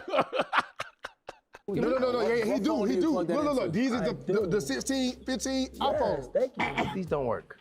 No, it just broke today. How it broke? Kai, you can use AirPods. We know you're rich, dog. And before people get on my ass for wearing these wired headphones, look back the past 4 years. I've been wearing these in every single video the past 4 years, all right? I'm not faking. Yeah, bro, you need the fucking wireless one. Well, I still use these because these are good with a mic for TikTok.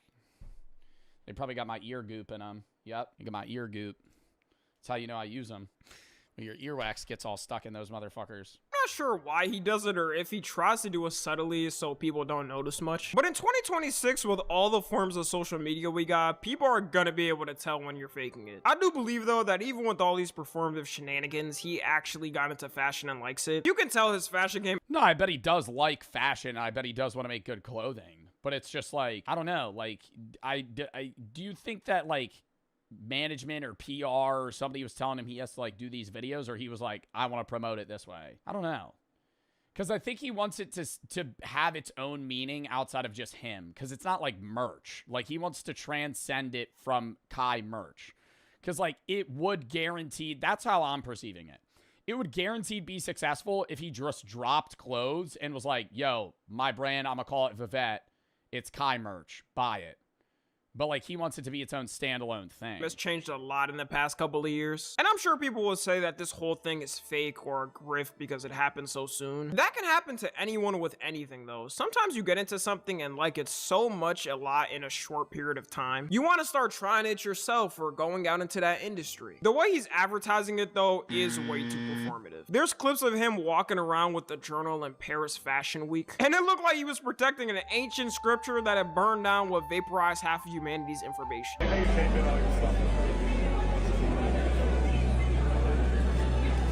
Yeah, like what the fuck am I watching right now? Like I have no idea what like why are there so many pictures being taken? What is this? Where like this is at a fashion week, but he's just like flipping through the journal. Why? Wow.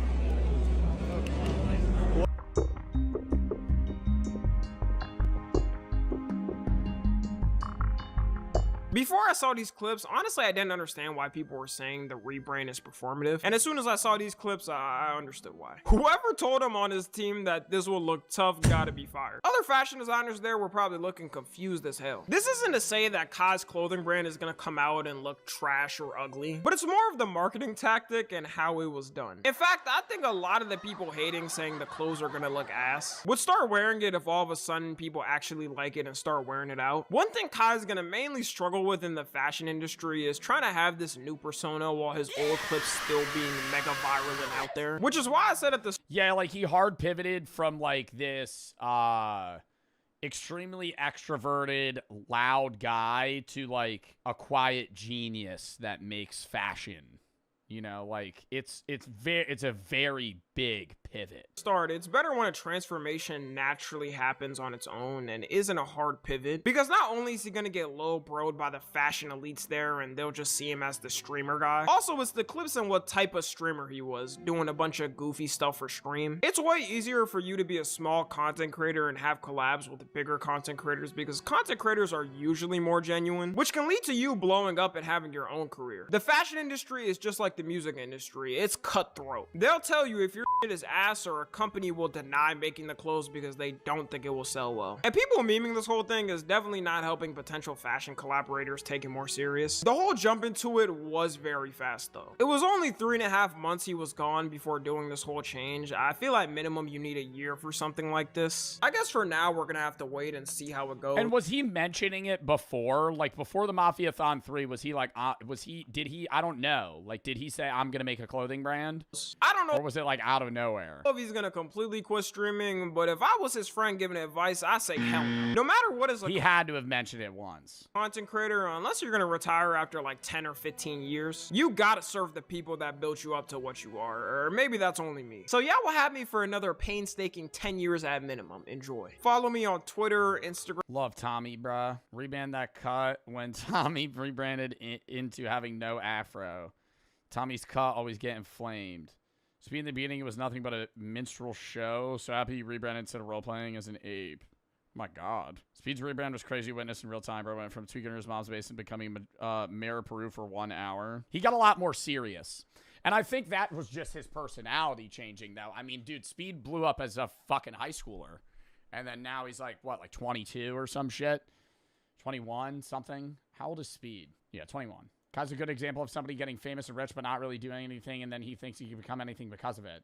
Kind of like when YouTubers would try to become musicians. I wouldn't even say YouTubers becoming musicians. I would say TikTokers becoming musicians. But I don't think he got rich and famous by not really doing anything. I think he was a really good streamer for the space that he had. But like, or has. But it's just such a pivot, man. Like, I make merch. But going merch and a clothing brand are two different fucking things, man. Like, getting into clothes and fashion is just an entirely different space. It's picking up another career. Yes, they're both in the social space because you have to promote them by marketing. But, like, that'd be like deadass me running a social media business, which is basically what I do, and then being like, all right, I'm gonna open a restaurant. I don't know the first thing about managing workers or having a meal or quality assurance of food or the marketing of food. It's like the best advice I got, which is a little dampening, right? But the best advice I got was from my accountant. He said, I was like, I don't know what I want to do, like when I'm done social media. He's like, Stick with what you know, man. Stick with what you know. You could stay in the marketing space, do behind the scenes shit, right? I could get into management of my own with ad companies and agencies, or like, you know, managing creators. But like, if you step out of that space, you're basically repaving your way, right?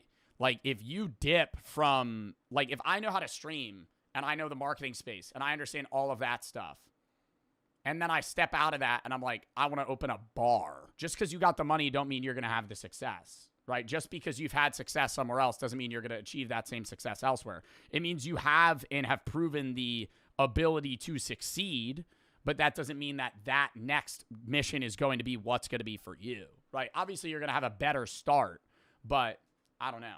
It's like, that's why I've always said, when I'm done, bro, like, I would love to retire from like social media in that sense. I would do behind the scenes shit. I would love to even just like work at a fucking animal shelter or do some shit where it's like, you're not restarting a business, bro, because growing a business and growing a brand is so painstakingly long and annoying to do, right? Like, it's not just as simple as going, oh yeah, all right, well, you know, I was successful here, well, I could just probably throw money at this and it'll work. It's hard to do.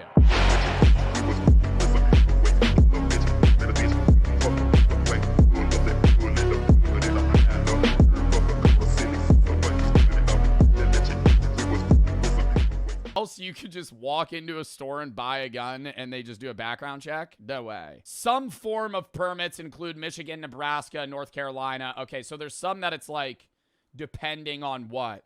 Usually maybe like a pistol permit, concealed carry license. It's a state-to-state basis. Yes. He had something going for him, like, you know, he was like doing golfing calls and all that, but all of that went. Really. That's terrifying. That's terrifying. Like, I'm not, dude, the idea that you just walk in and buy it. They do a background check though. That's like what they're talking about, but you don't know how good the background check's going to clear somebody like this. Explain how it's terrifying. This kid goes and buys a gun in Ohio because he doesn't need to get approved by the police. And the background check goes to the federal level. They clear him because they don't know anything about the state. What's going on with him. And then he gets a gun. Because no matter what, you're getting a background check on a federal level if like you've been accused of any other crimes. If you were in jail for like when you're getting like a background check on a gun on a federal level, they're checking, do you have any drug abuse charges? Have you ever been convicted of an assault crime? Were you ever an alcoholic, or are you currently an alcoholic? Stuff like that, because that's like, you're getting denied for a lot of those, right? Or if like you've ever thought about, like, it's like long paper forms that you fill out. You can lie on them, but like they ask that shit. Yeah, you have any felonies is the biggest one. But this kid's never committed a crime. So it's like, that's why it's worrisome, is that if he were to go, he could get cleared just because he's young and has no record, even if he is insane. Bad, and ever since then, he's just been having a really difficult time accepting that it's gone really bad. I don't think it's a problem. Like, I feel like I have a pretty nuanced take about like gun laws. I think it's weird to just like, you know, like ARs or something, but like if you have like a situation where they're walling you off and you have to apply and then you get, you know, approved by like your specific state and then you get approved federally, that's different. You know, you hit 3 mil on what? On what, stream? Did I really? Oh, no, it rounded up. Still dub that it shows that it's rounded up, but we're still 45,000 away. They round up usually on the apps. Still a dub though. Oh, fuck. Oh, I didn't even finish what I was saying. I feel like I have a nuanced take about guns. Like, I think, like, guns for home defense and all that shit, perfectly fine, right? I just think, like, there should be walls to that shit. You know what I mean? Like, I think it should be a 9-month process to buy a gun. I don't think it should be as simple as going into a store and getting one. Like, I think you should have to, like, get checked, get cleared, get scanned, get checked again, and then you could go into a store and apply, and they do a background check, and then you're good. Like, because that's, like, the scary shit is, like, sometimes it's, like, crazy motherfuckers could go in and get one, and they slip through the cracks. It's hard, too, but it's, like, especially young guys with, like, clean records. He was, like, doing golfing calls and all that, but all of that went really bad, and ever since then, he's just been having a really difficult time accepting that it's gone really bad.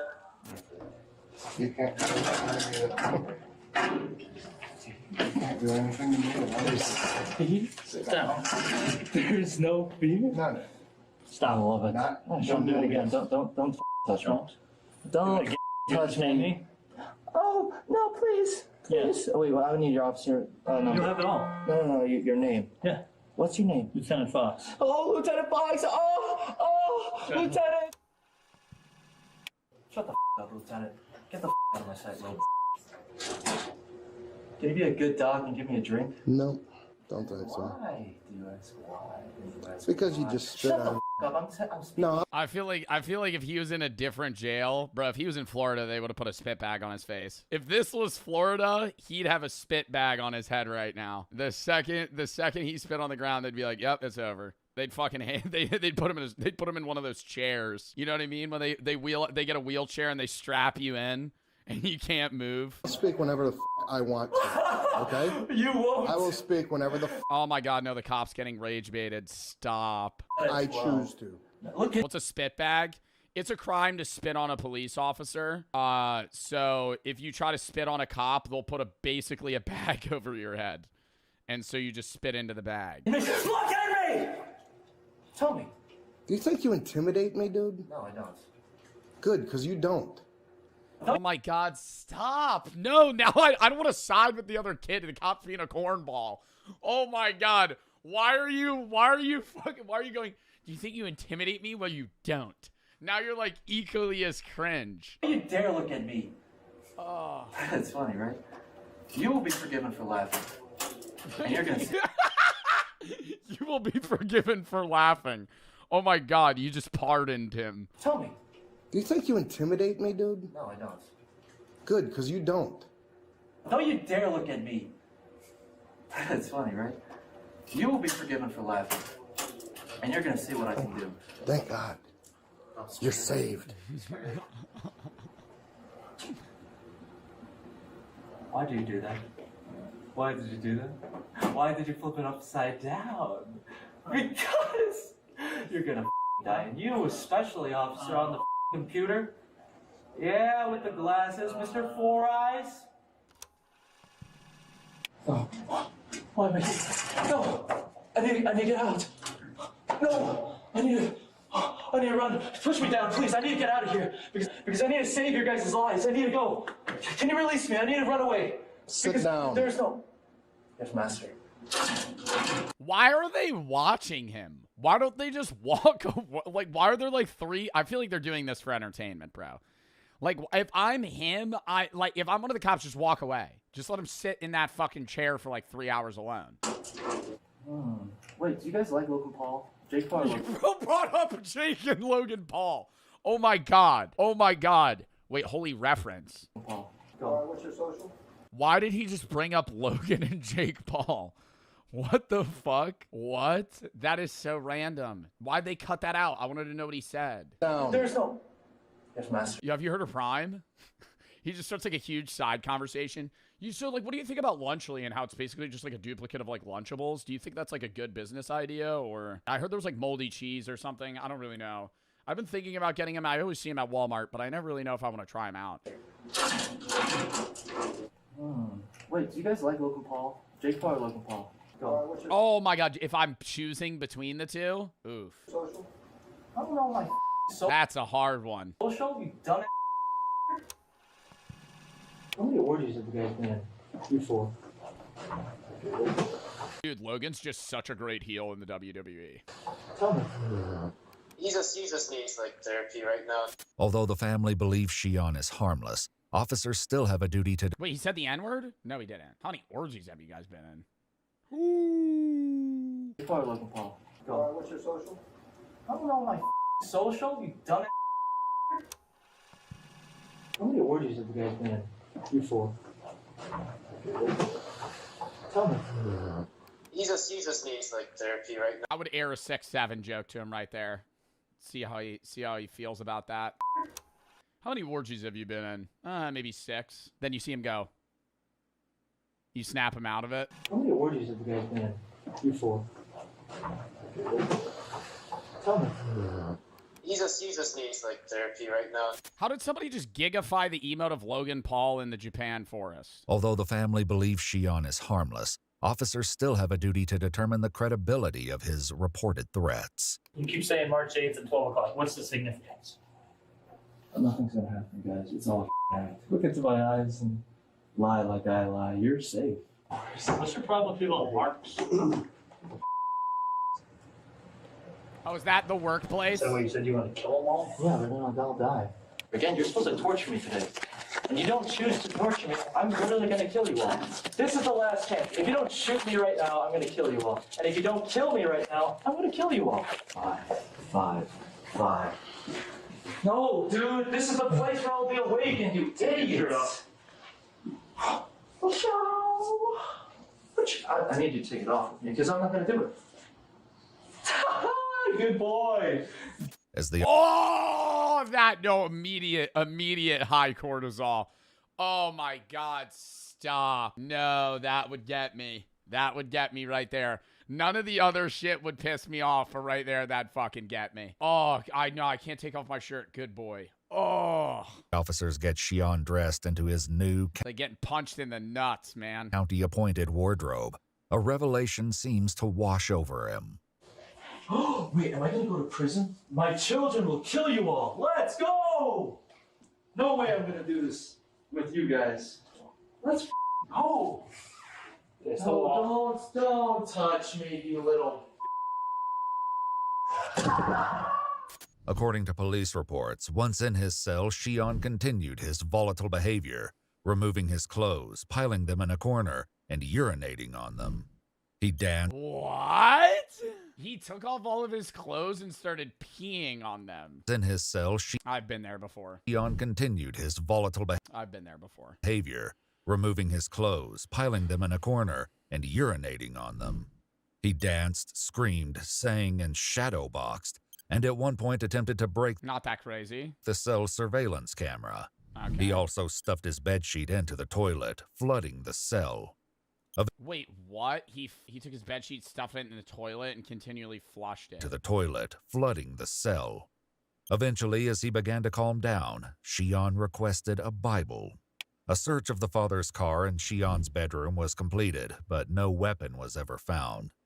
A correction officer reported the day after his arrest, Shion admitted to him that he consumed shrooms the day before and had no recollection of the previous night. How many mushrooms?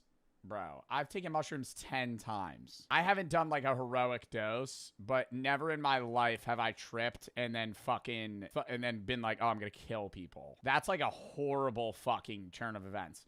Maybe that I could see that, but if he was actively on them. On March 8th, he advised Theo Young that he could consume shrooms on March 7th. Not remember being in the jail the previous night. Oh, so he's saying he was on mushrooms while he was in jail. Maybe? Shrooms do not do that. I knew a guy in college that was friends with somebody that took heroic doses multiple times, went insane, and started taping dog treats to the ceiling to save his life. Like, there's like, that could happen. It can happen. You gotta be like the wrong dose with the wrong person. There's crazy shit. I know a guy. Yeah, I do know a guy. Consumed shrooms the day before and had no recollection of the previous night. He wasn't a friend. He was an acquaintance in class. Better put it. I don't remember his name, but he told us the story about that. Who's the guy? Don't know him. It was in my History and Modern Philosophy 2 class. He sat one row in front of me and one row to the left of me. I talked to him every day, and when we got on the topic of shrooms, he said that his friend took multiple heroic doses and started taping dog treats to the ceiling, and now he can't hold a job. Shion was banned from all Mark's properties. If you give me water, I'm gonna kill you. If I give you water, you're gonna kill us, but even though you requested water. Yeah. According to court records, Shion Park was charged with 2 counts of harassment with a bodily substance, 2 of aggravated menacing, 1 count of vandalism, and 1 count of intimidation. After a psychiatric evaluation, Shion was found not guilty by reason of insanity. Get the full story without the Yeah, I mean, if he took shrooms, that actually explains it somewhat. It really depends how much. Like, he could not have been with it. Like, if he took, like, a heroic dose of, like, fucking penis envy or, like, enigma mushrooms, yeah, you'd probably lose your mind for, like, 9 hours. But, to the point that he ends up getting arrested and then... I feel like he would be, like, curling in a ball rather than living in that, like...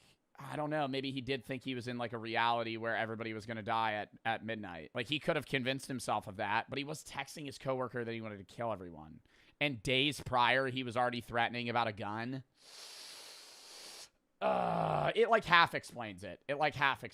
I hope he's mentally okay, man. Genuinely. That's pretty scary. Somebody said shrooms don't do that. He is undiagnosed, needs intense medical treatment. I think if you have... Here's the thing. People that take... No, shrooms won't do that in itself. But if this guy is already undiagnosed with, like...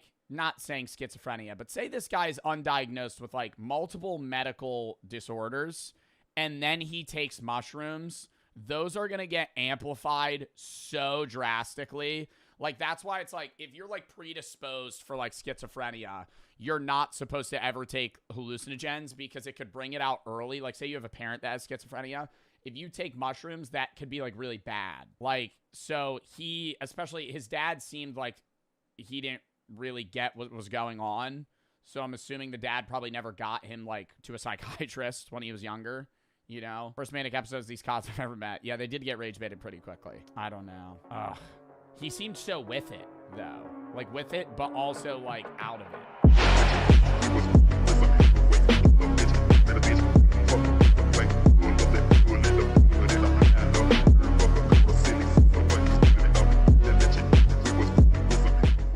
With the person. Yeah, it's always about... It's always... Dude, best men speeches, it'll always be like... Yeah, you're such a great guy. I love you, man. You got to pivot that to, you guys are great for each other. You know, I've known you my whole life, and when blank and blank met you, it was, you know, I could tell you guys were a match. You're great for each other. Blah, blah, blah. Glaze. It's about those two people. I remember I met Jared in 6. I don't fucking care. When did he meet? Nah, I think sometimes that's a funny story, though. Evelyn. That's what we're here to do. Number 31, learn how to memorize names when you're meeting someone. This is an old trick.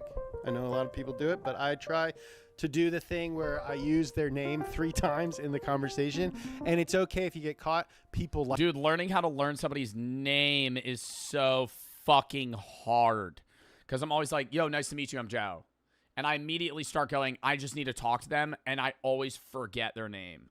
But what I've gotten better at is just being like, sorry, what was your name again? Really quickly, though.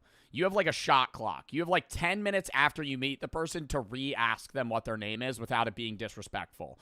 And that's when you got to ask him, you know? I literally when I was in Austin, met one of the guys, met like 3 people, and I was so focused on saying my own name that like 5 minutes later, I was like, don't remember any of their names. Immediately walked up to him. I was like, what's your name again? And he was like, blank, blank. And I was like, oh, okay. Sorry. And I just go, I always focus on my own name. Like that you're trying to memorize their name. Nice to meet you, Mark. Is that Mark with a K? Oh, interesting. Mark with an X. So, Mark, what makes you think you deserve my mom? Huh, Mark? Number 32, learn how to introduce 2 people. If you're one of those... Oh my God, I'm bad at this. I'm really bad at this. I'll just be like, this is blank. I feel like you got to have a little intro. You'll be like, John, Jamie, you 2 meet each other. You guys, hey, both play tennis. That's really cool. You know, met both of you by blank to blank. And then you just do a little intro for them, for each other. And you run into another friend and they don't know each other. And you don't introduce them to each other.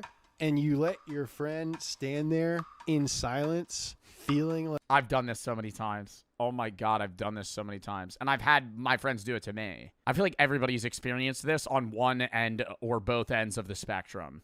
Stop. Introduce people. I think a lot of the time, though, you also got to just skip that entirely and just introduce yourself. You know? Break that. If it's like, you know your friend's not going to intro you, be like, hey, I'm Joe. All right, here's 3 things that I think you should include. It is like a chud thing, though. Say you're hanging out with a guy named Mark. Mark should be like, "Oh, hey, Frank, this is my friend Joe," versus me being like, "Nah, I'm Mark's friend." Dead fish handshake too. I'm Mark's friend. Nice to meet you. I'm sorry. In the introduction. Number 1, both of their names, first and last. Your relationship to both of. Wait, sorry, I was not paying attention. Number 1, both of their names, first. Oh, okay. How to intro each other. First and last. Your relationship to both of them. How do you know each other? And ideally, add something that they might have in common. Yup.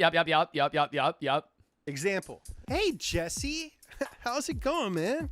What are you doing on this side of town? Do you know Zach Redpath? Yeah, he and I worked at Donut together. Zach, this is Jesse Wood. I met him at Mark's funeral. Much like you, Jesse also drives an old car. Zach, Jesse has a Saab. I don't know. I feel like you need something more relatable than that. You both drive shitters. Or not shitters, old cars like a vintage car? Okay, that's different. Is that what he meant? He meant like an old car, like you both drive old cars that are like good that they're old. Not like old cars like you both drive a 2003 Honda Accord. Okay, if they both drive the same exact car, that would be something worth mentioning. If you both drive gray 2010 Honda Pilots, I'd be like, that is fascinating. Next thing you know, Jesse and Zach will be hanging out with each other without even you around. Oh, I guess you guys don't fucking need me anymore. Why don't I just go jump in the river? 33, how to politely decline offers. I think there's a temptation to lie a lot of times. Like, hey, something came up, or I'm like really busy. But the truth is, like, I'm not. I just don't want to do it. And I think it's more honorable to... I think a lot of the time, I think most situations where somebody asks me to do something, though, or asks me for something, I am busy. Like, I'm actually like, no, I can't. It's very rare that I'll fake being busy to not do something. Number 34, how to put out a grease fire. Pro tip, don't use water. Aren't you supposed to use like flour? Just anything that suffocates the flames? Number 35, 36, and 37, how to dress for a wedding, how to dress for a job interview, and how to dress as an adult. Wedding, first off, they'll tell you how to dress on the invitation. Yeah, don't they tell you the like attire/color scheme that you should work with? They'll tell you how. Although the meanings don't mean the same as they used to, it's generally a little bit more casual version of what it used to mean. At this point in your life, you should probably own a suit. It does not have... I need to get a suit, bro. I have a suit jacket and slacks, but I really want to get like a fitted suit. I feel like that's such a... Why? Because I'm 23 now. While I'm mentally still aging, physically I'm not going to get much larger than I am now. So I think now is the time that I could get fitted for a suit. It be expensive, but me to be able to use that suit for the next 15 years. Have to be an expensive suit, but it should be a well-fitting suit. And a cheap, tailored suit always looks better than an expensive... I'm writing this down, bitch. I'm writing this down. I'm going to get a fitted suit soon. I'm going to get a fucking fitted suit soon. For a job interview, you want to look like you have your shit together, because a job is basically getting paid to help everyone else keep the collective shit together. But that doesn't mean just like go hard into the like professional direction. You also want to show that you're a good fit for the culture. So do a little... Yeah, I think the job interview outfit should match the vibe of the job. And if it's like even a low minimum wage job, like just show up in something that's not a suit, but like a nice outfit. If it's something that's like corporate work, maybe show up in a suit. But if it's like just a job that you're going to be working at like a fucking internship with, I don't know, like you're going to become a teacher, you're doing an interview. You're probably not going to wear a suit. You're probably just going to wear like a nice outfit, maybe a button-up. Research. Figure out the vibe. You should probably be doing this anyway to decide if you want to work there. If that means a suit, then wear a suit. Nowadays, it probably doesn't. If that means a collared shirt, throw on a collared shirt. Honestly, if it's like a creative agency or something, it would probably be in your best interest to just dress weird as fuck. I've been to these. Yeah, honestly. But like, what industry are you applying for where you would just want to dress weird? Like if you're going into something with film or the arts. Places, you just wear curtains for pants. And then how to just you're interviewing for a mall security job. You just show up as Paul Blart, pull up in one of those fucking Segways. Yeah, I take this job pretty seriously. So, whatever you guys need me to do, I'm really down to just put a stop to the crime all in general. I have a lot of my gear, so you don't need to provide that. And I do have a Segway, as long as you guys have the charging equipment that's necessary for me to, do a refuel on my break. just generally dress for adulthood. If you're into fashion, you read about it, you keep up with And if the Auntie Anne's that's right around the corner would be able to reserve me a pretzel hot dog every day, that would be very much appreciated. If you're not into fashion in that way, but you want to dress like a grown-up and never look back at a picture and think, ooh, what was I wearing? If you want people to consider you a well-dressed person, dress like Harrison Ford. I'm 100% serious. Just dress like Harrison Ford. As a non-fashion adult, you're not expected to keep up with trends. And Harrison Ford looked cool in 1978. He looked cool in 1992. He looked cool in 2005. And he still looks cool today. Even his fun earring is timeless. You talking to me? That is a cool-ass earring, bro. Dress like Harrison Ford. Number 38. We should all just wear nice clothes. All know how to talk to strangers. I think that's the problem for like guys, is like fashion. There's a difference between dressing nice and being fashionable, and ordering and getting actual fashionable outfits that match is hard. Number 38. We should all know how to talk to strangers. I'm still working on this one. I am definitely a product of the internet and COVID. It's scary talking to people out in public, but it gets easier with repetition. A lot of times, it's very rewarding. You know how good it feels walking back to your car after you go to like the bagel place and have a little chat with a couple? You feel like freaking mayor of small town USA. You know what I mean? You're like George Bailey, the richest man I know. I think because I do what I do, a lot of people are surprised to learn that I'm extremely shy. I got a lot of social anxiety.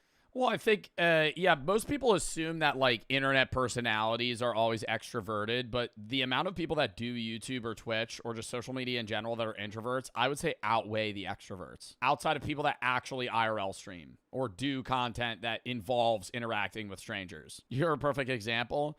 I mean, I don't know. I would say I'm the in-between of an introvert and an extrovert. I used to be very introverted. At times, I could be very extroverted, but I think it's more like an ambivert or whatever they would call it.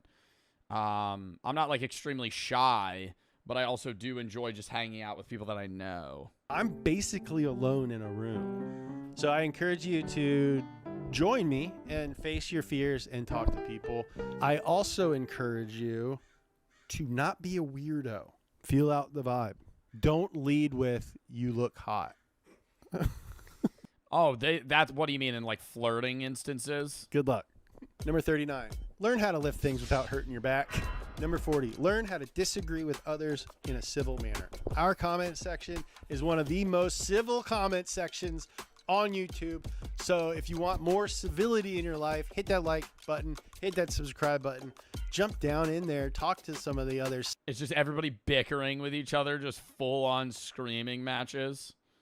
That'd be hilarious if all the comments were just toxic. What do you fucking mean I need to get a tailored suit? Learn how to receive compliments. You guys know it can feel a little awkward when someone gives you a compliment sometimes. And just say thank you. I think our response very often is to like downplay it or make a joke out of it because we feel a little. I go, thank you. I appreciate that. I appreciate that, bro. Somebody walks up to me. Love your content, man. You really help my mental health. Thank you, bro. I appreciate that. But recently, I realized that that's a little bit rude. Thank you kindly. Hold up. I gotta go buy a hat so I could tip it. It's weirder to be like, oh, no, dude, I suck. And then they're like, no, you don't suck. It's like, nah, dude, I'm a piece of shit. By being overly modest, you're like forcing them to glaze you harder, which is the opposite of what we all want to happen in the situation. So thanks, man. That really means a lot. And then let's move on. Hey, man, you're really good at tennis. Nah. Yeah, you are. No, dude, I suck. No, you don't. I think there's instances where you can be like, I appreciate that, but I'm not that good. You know, if they come out swinging with the glaze. Suck, you're like really good. No, dude, I'm freaking dog crap at tennis, and I barely even am good at it at all. Hardly even know the rules. No, man, I was seeing you're really good at it. Honestly, dude, I suck so bad at tennis, I should probably go to the hospital. What? I should probably go to the freaking hospital because I suck so bad at tennis, and I'm basically injured and debilitated because I'm actually so bad at this game and I'm not even good at all. I love how it just cuts back to him give you a compliment. No, like I am bad at tennis, and if you think that I'm not, then there's something wrong with you. Yeah, I don't think I want to play tennis with you next week. Good, because I suck, and it might be contagious. And finally, number 42, the point of this entire video. Learn how to do new things. This is the... What, instead of like always pushing that task off or just calling somebody else to do it? I think there's instances where you should learn specific tasks like a lot of the things in this video, but there's also things where it's like, it just makes sense to pay somebody else to do it. The entire point of this channel. And if you guys have one takeaway from not only this video, but all of our videos, is that I want to encourage you to learn new stuff. The most powerful skill is the ability and willingness to learn. And the only way to get good at learning is to constantly push yourself to learn new things. Fire video. Fire video. Learn how to create memories and preserve them, how to compliment somebody, how to host, how to choose and give gifts. Ooh, how to get a good gift for somebody. That's a good skill. Remember things about it. Learn how to remember things about an individual, so where you, even if they bring it up one time, that's a message for like your significant others or just like friends in general. You know, if you meet somebody and they're like, damn, I really like this, and they bring it up one time and you remember 8 months later and you get something in relation to that, they'll be like, you're the best person ever. And it's just so nice. You know, it makes them happy. So, all right.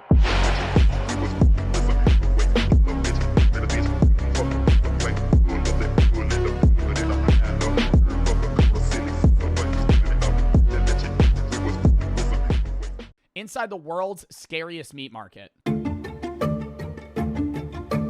Is that real? North. Why does that look like a doll? Sulawesi's markets are just on this completely other level.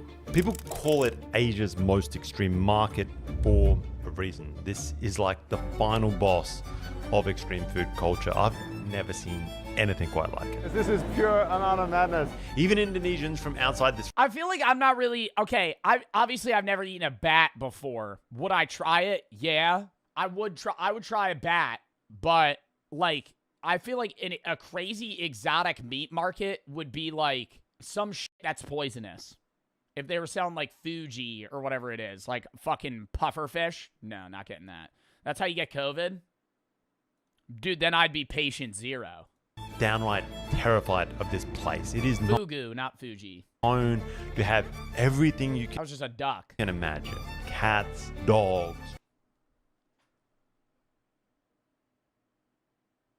rats, pythons, and endless numbers of bats.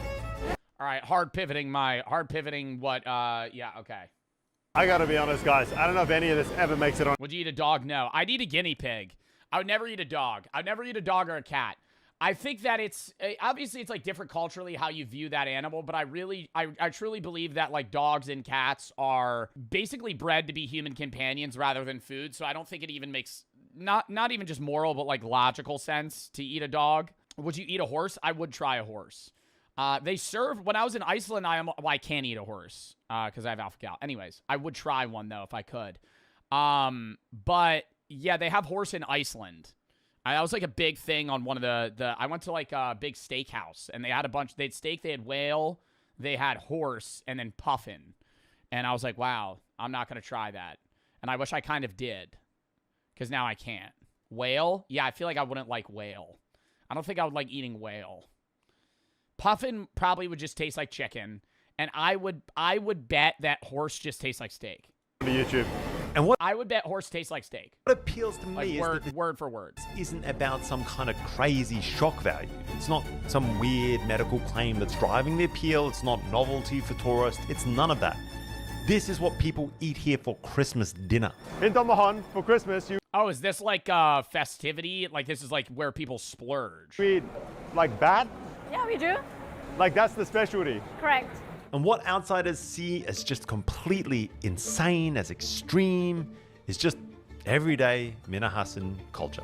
It's part of the tradition here that just never really modernized. So why does this still exist? The wing is the best. I mean, isn't it becoming more and more outlawed to eat like what would be considered Western pets in Eastern countries? Like, I feel like I've seen a lot of shit where it's like becoming more and more, I guess, normalized to just like not like, hey, don't eat that. Like, I know that's obviously a stereotype too, of like Asian people, which is just racist. But I'm pretty sure that's like in most Asian countries, that's like not even really a thing. That's crazy. It's the best bit. Yeah. In my family, everybody will just like, fights for the wings. Yeah, no kidding. Here's my plan. We're going to check out a few of these markets to see if the food is actually mainstream or if these are just... What do you think bat would taste like? Like a bird? I feel like it would taste... I feel like it would taste really bad. Like chicken, but like something's off. Like something's really not right. Like, just like a mixture of like chicken and turkey.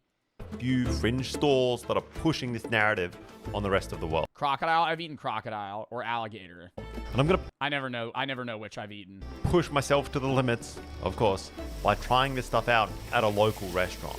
Check it out. I think a dog would be the line for me. I would try like horse, I'd try guinea pig, I'd try rat, bat. I couldn't eat something that like I have as a companion. I would not be able to eat a dog. A cat? No, that's what I'm saying. Like anything that I would say I would classify as like a pet. Obviously guinea pig's a pet, but it's like I don't really have an attachment to like a guinea pig. If I'm the only one there. And finally, we've got to head out to the source. We've got to trek into the jungle, try and find some locals to take us on a true hunt and see if we can see... What is that? Oh my god, just right over the flames. How this stuff... Holy shit, just cooking him with his fucking organs in and goes everything. down Sulawesi style. It is pretty thick Sulawesi jungle, and for just some tiny ass little rats, it is wild. How do you catch a rat in a jungle? I feel like I would starve to death in the wilderness in fucking days, bro. How does somebody catch a rat? I would be running around that thing. Like, you would have to set up a trap.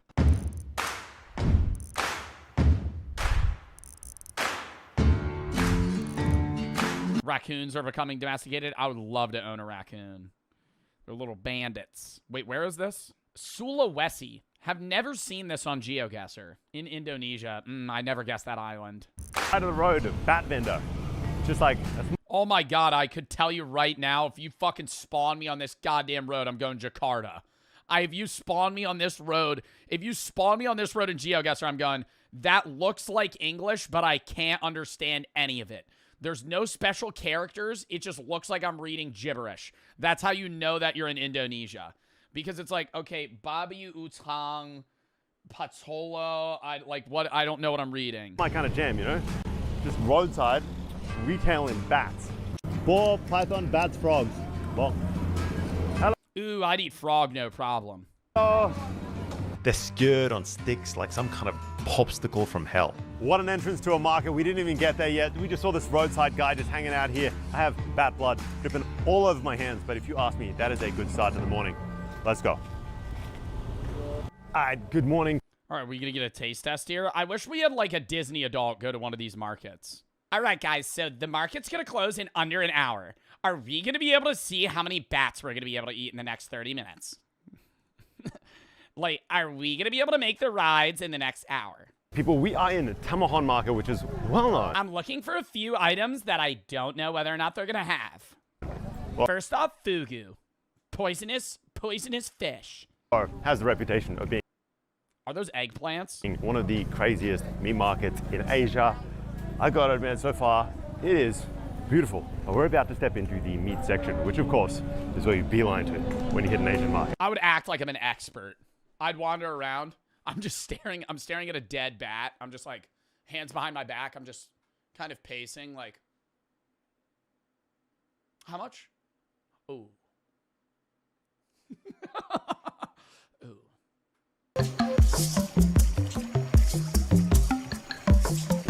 Crazy. Woo. That did not take long. Yeah, I'm happy he blurred that. As we hit the corner of the market, there are some blackened out roasting dogs. There's pigs everywhere. There's a dude carrying around a tray of, is that rats or squirrels? That's rats? Oh my God. Do you think they're seasoned? Yeah. Wow. Bro, like I could not, like I'm not, oh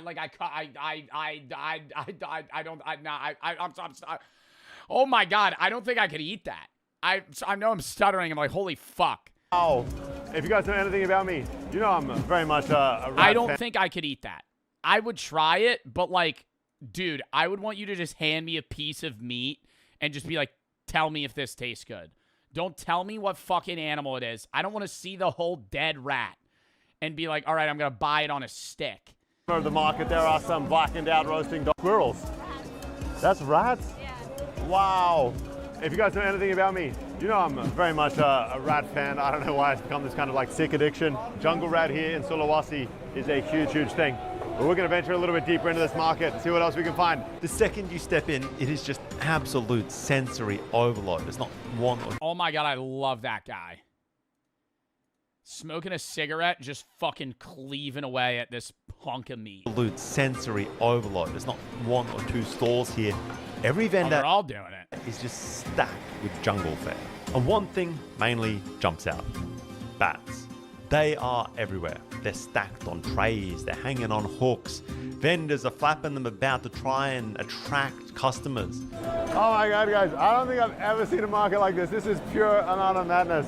It's just like, we are 2 steps in. I thought I'd have to hunt down the exotic meat, but this is like next level. And the sight is wild.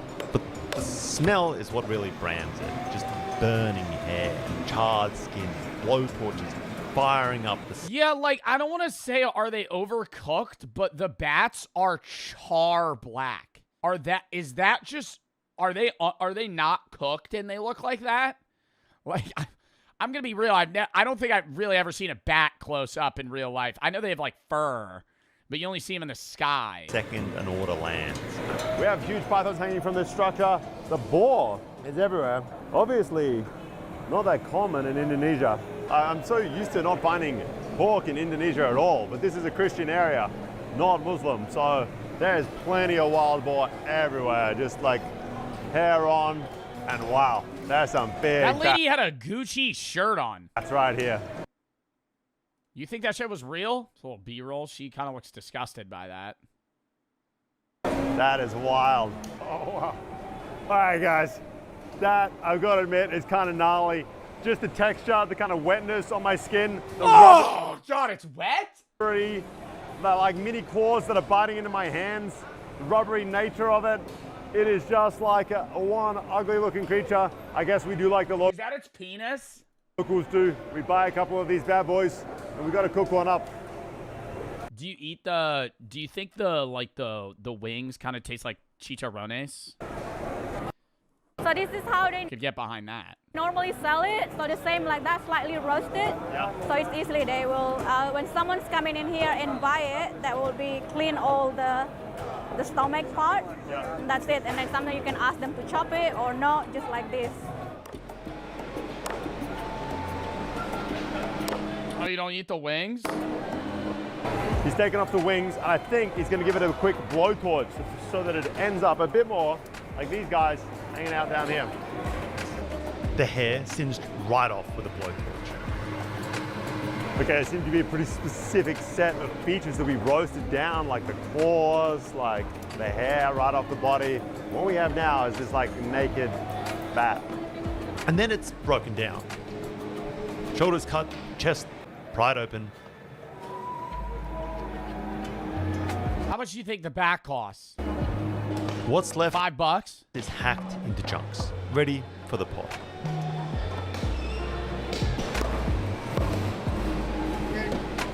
We have this kind of... Bro, I'm eating right now. I could eat watching this, no problem. I never understand that shit.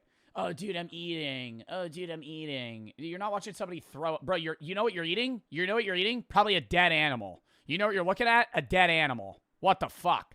I mean, the disconnect's unreal right now. You're probably eating chicken wings, watching somebody cut a bat up, and you're like, oh, no, this is ruining my vibe. You're eating a dead animal. Lovely assortment of bat parts ready to roll.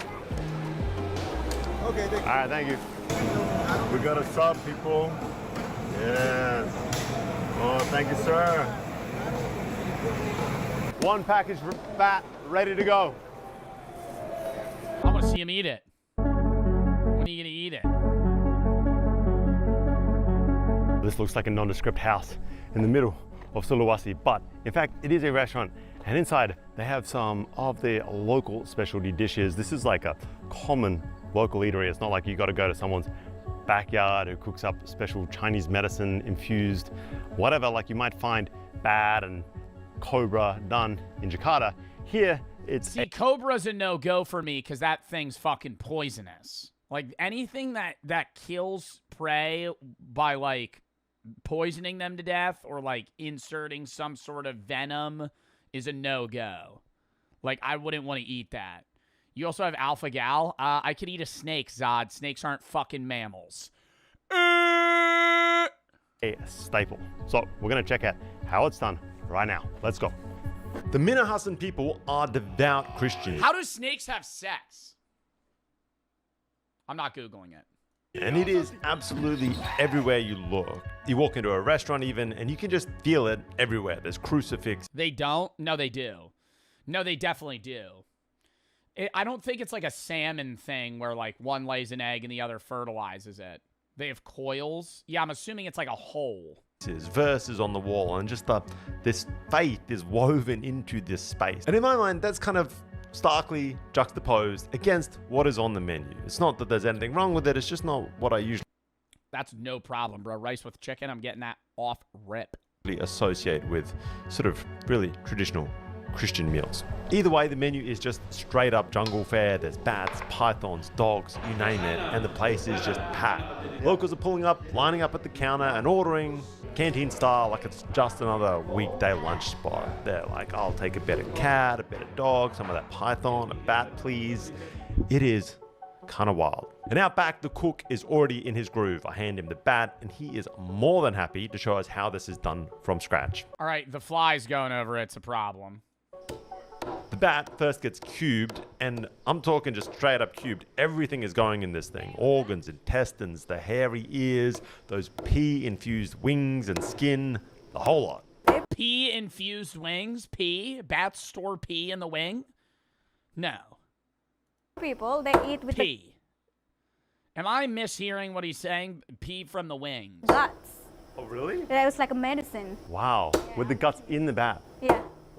Obat apa? Oh, asthma. Asthma medicine. For the traditional remedy, they will get the guts out and, I don't know, some like mix with something you can do for asthma remedy. And by the okay, I like they're giving a time it hits the pot, I'm already questioning my life decisions. It looks kind of wild to me. I'm not... I would be like, make that shit extra well done. I want it to be like char. Gonna lie, I thought the bat wouldn't be that bad, but I think it's kind of like, it is pretty challenging with like all the guts and the organs and everything in there. Yeah, honestly, I don't think the bat's the problem. It's that it's eating, like he's cooking everything. If it was just like, oh, we're gonna take some of the meat. After a good 20 minutes or so of boiling, the batter is then set aside, but the wok water, notably, is saved. The broth, they will drink it. So that's how they keep strong or maybe healthy, just like traditional medicines, apparently. The wok is then refilled with oil, and the cooking shifts gears. We're gonna add some lemongrass, garlic, huge spoonfuls of chilies, shallots, ground turmeric, and then, of course, the bat. And on top of all of... Hey, they're kind of saving it. They're kind of saving this right now. It kind of looks disgusting still, but like what they're adding, maybe I'd give it a try. This, he pours back in that leftover broth, that rendered down stank, just to add a little bit. I need to smell this. Can YouTube implement a system where there's like some tube that just emits whatever this smell is? That would be if it smelled rancid, I would throw up. But if it smelled like chilies, I'd probably be able to eat it. More funk to this water. I'm not looking forward to this bat anywhere near as much as I was the python. I don't even know if you guys saw the python. Might be a different episode. We're then gonna hit this with some pretty intense heat. It's just basically stir fry it up. Just like that, we have one bat cooked up Minahassan style, ready to serve. It looks gross. If I'm being like to me, like that's an intestine or something there. I wouldn't want to eat it. But like I'm not judging anybody that would. I just think that I would not enjoy that.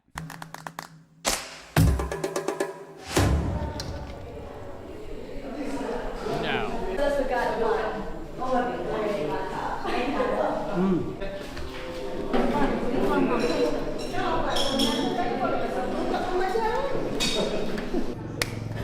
Hi guys, we have here a giant bowl of sliced and diced up bat. Well, it looks more edible now than it did earlier, I've got to admit, but regardless of how much extreme food I have eaten, this is... I think the texture would be a big factor. If I bit into something and I got like I was biting into like a ligament, that would induce instantaneous vomit from me. Like it would be like just like in the same motion I would throw up. Or if I like bit into like an organ of some sorts and it like kind of popped in my mouth like a gusher. I have eaten. This is probably going to push me to the limits. There's something about a bat with its reputation, and then seeing this thing cooked with just like all of its guts, with the broth added back in for like extra flavor from it being boiled. But this place is packed. Everyone's chowing down on a bat and python. Oh, is that a bone? So if everyone else is doing it, I guess we dive right in. Nice. Dive right in. What do you mean? I guess we dive right in, dude. You're doing a fucking Squidward bite right now. What the fuck is this? Man, it's tough. And it's tough. Your skin is just so tough. It's wild. It's almost like a leather. Just eating that, you gotta really work it. You know, you guys might not have seen it in this episode, but I literally just chowed down on a bunch of python that was cooked this exact same way. And I was under the impression that it would be very much the same flavor profile. You cook two animals in the exact same recipe, but this is completely different. This texture of a frog, it is just the craziest, oddest creature. There is nothing like this. That is for damn sure. It's got a bunch of this black skin. Oh, there's hair on it. Oh, I don't know if I can do the hair. That is, wow. Look at that. Sorry guys, I draw the line at the hair. That is bonkers. You gotta really work this thing to get at this meat. And I thought this would almost be rat-like. Well, let me tell you, this is so much of a leaner animal than a rat. The organs were placed in here with this as well. And that is clearly like a kidney or a liver. And he said this cures asthma. Now, I don't have asthma, but it's put in there for people to eat. We're gonna chow down. Sort of powdery. That's almost better than the meat. Honestly, I'd probably rather eat that. I'd probably rather eat. No. I know I had a kind of like a guttural reaction when I saw it, but I would rather eat that because I feel like it would be more akin to like something that I've eaten already versus like just the weird bony bit that's covered in like tough skin. You eat it? The wing? Then why'd they cut off the wings and fucking get rid of them? It's like lots of people, that's most favorite part, the wings. I think what we have here is like an elbow, you know what I mean? The middle of that middle knuckle of a bat wing. And this is apparently the prize bit. So we're gonna try it. Here we go, guys.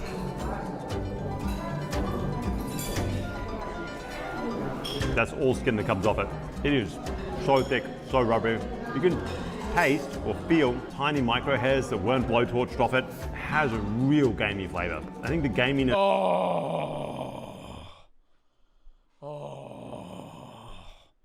See, that's what I would be fearful of. I bet like raw that with all the seasoning stuff probably smells fine. CEO, no, the gaminess is a no-go. From this is what is kind of throwing me off. A really, really difficult flavor to handle. Let me tell you. Whoa. Oh, I don't know if I can do that. That is tough. No. Oh. Oh, and he's being so respectful, though. Not for me, guys. Let me tell you. Like, you know, if this was like, they just pull a guy off the side of the street, they're like, yo, try this. Some dude from, like, London. Yo, try this. He'd be like, oh. I think texture is the bigger thing for me than taste. I think the gaminess I could probably get past. I think having to bite into it and yank it and then, like, chew it and it's kind of like gummy, no. Yeah. That's a tough one. Like, I could get by it tasting bad to me.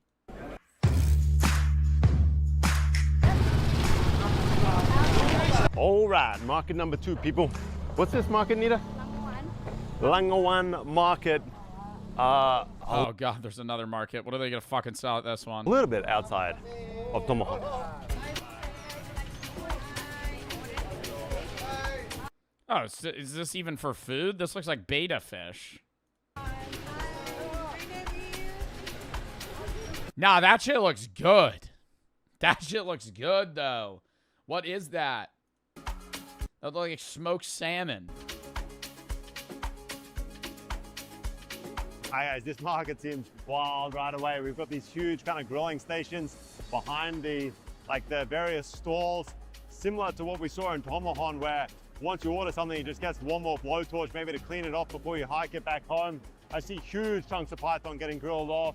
The dog in the corner. There is bats absolutely everywhere. And again, it just seems to be like a primary meat in this area. It's not just like some kind of novelty. Cat, python, more cats, dog. Wow, I wonder if you can even show cats. Guys, these pigs, these long-nosed pigs, is just wild, right?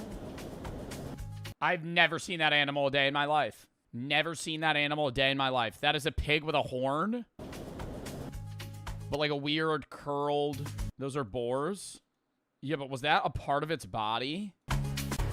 Just bat everywhere, guys. Bat and boar. How are they getting this many bats, though? Are they farming them? Or is it like they're finding them in the wilderness? Because I just don't understand how every market has fucking hundreds of bats. It's how much? 3 for 100,000. Correct, yeah. That's how they normally sell it. So it's $2 a rat? Like in like... Good. That shit looks good, though. What is that? That looks like smoked salmon. Hi guys, this market seems wild right away. We've got these huge kind of grilling stations behind the various stalls, similar to what we saw in Tomahawk, where once you order something, it just gets one more blowtorch, maybe to clean it off before you hike it back home. I see huge chunks of python getting grilled off. The dog in the corner. There is bats absolutely everywhere. And again, it just seems to be like a primary meat in this area. It's not just like some kind of novelty. Cat, python, more cats, dog. Wow, I wonder if you can even show cats. Guys, these pigs, these long-nosed pigs, is just wild, right? I've never seen that animal a day in my life. Never seen that animal a day in my life. That is a pig with a horn. But like a weird curled... Those are boars? Yeah, but was that a part of its body? Just bat everywhere, guys. Bat and boar. How are they getting this many bats, though? Are they farming them? Or is it like they're finding them in the wilderness? Because I just don't understand how every market has fucking hundreds of bats. It's how much? 3 for 100,000. Correct, yeah. That's how they normally sell it. So it's $2 a rat? Like in like 3 pieces for a like higher price. Yeah, they won't sell it once because like even if it's not Is that a good price? enough for one portion. I'd eat that. I'd eat that. That, Even if, like, bro, for an compared to a like lot of like the other shit. For a like higher price.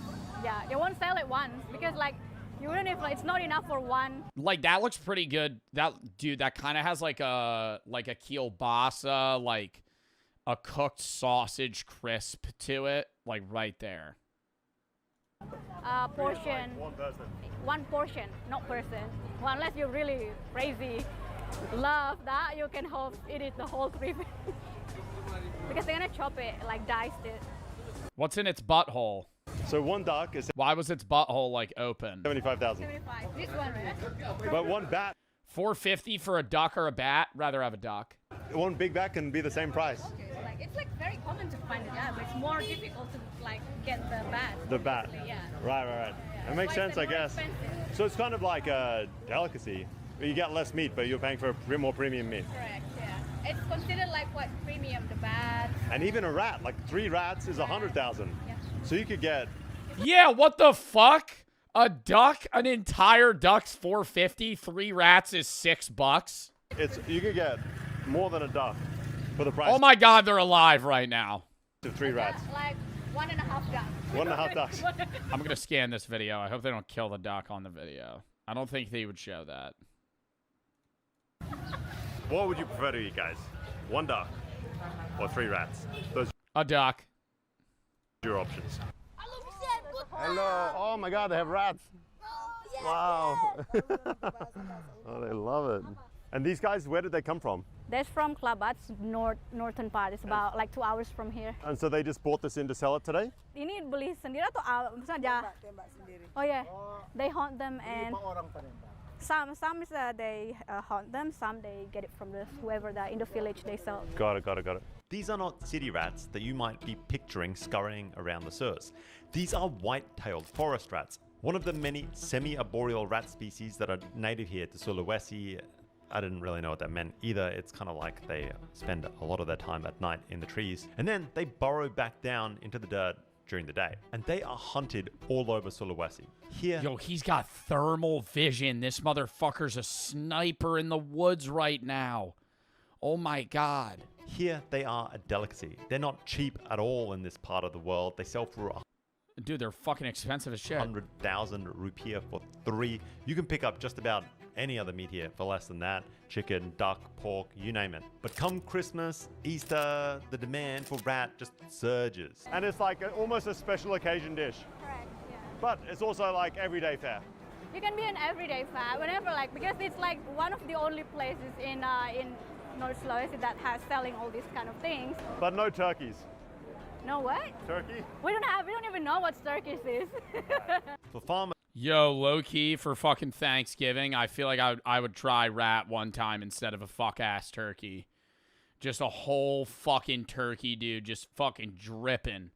Dripping, sitting there. It's fucking dry as shit, even if it's fucking wet. Dude, even if it looks wet, you fucking bite into it. It makes that... while you're chewing it. It's disgusting. I hate eating turkey. They're also thieves. These things raid the crops. They get into the cacao, the coconuts. Oh, so it's good they're killing them too. So hunting them becomes this kind of strange overlap. It's part pest control, it's protein, and it's a cash source wrapped all in one. And apparently they are hunted in every way you can imagine. Shotguns, air rifles, snares, dogs. It is just all fair game. Shotgun? I feel like you're fucking blowing that thing into red mist if you shoot a fucking rat with a 12 gauge. Are you hitting it with bird shot so it just peppers him? And so, inevitably, I find myself adding this to the list immediately. It's time for another rat hunt.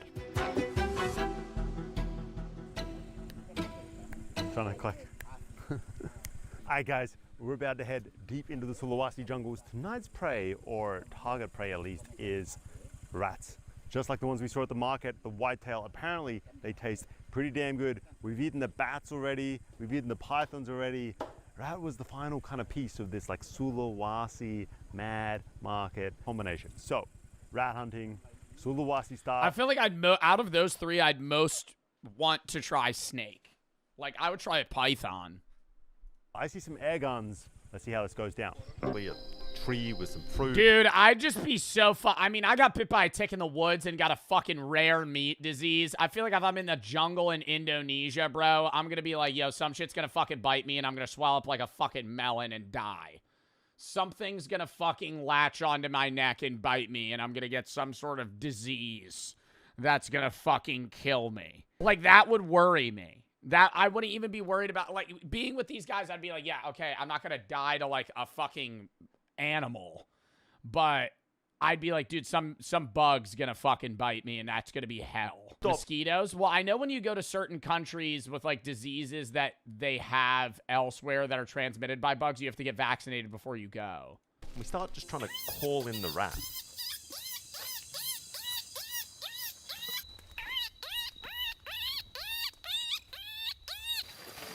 Guys, we are weaving our way through some much thicker scrub right now, heading up this hill. It's kind of like... What the fuck was that noise? He's perfected the rat call. I mean, I don't know if I'd call it thick jungle, but it's thicker. We don't need machetes or anything like that. There's definitely an old trail here, but it hasn't been used in a long, long time. That's for damn sure. Hopefully there's some rats to make this worth it. Must be like a horror game for rats. I think life is a horror game for any animal that isn't a human. And even some humans. If you're an animal that is not predatory, you're a prey animal, your life is a horror game. You will never die of old age. You will always die a gruesome death. Like, genuinely think about it. Maybe a few would have like a heart attack or some shit and die.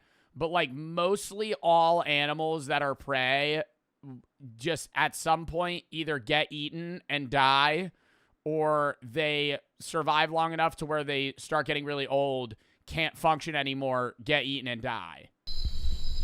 Oh, he's about to clip his ass. I didn't know they climb up trees. I feel like I shouldn't show him shooting it.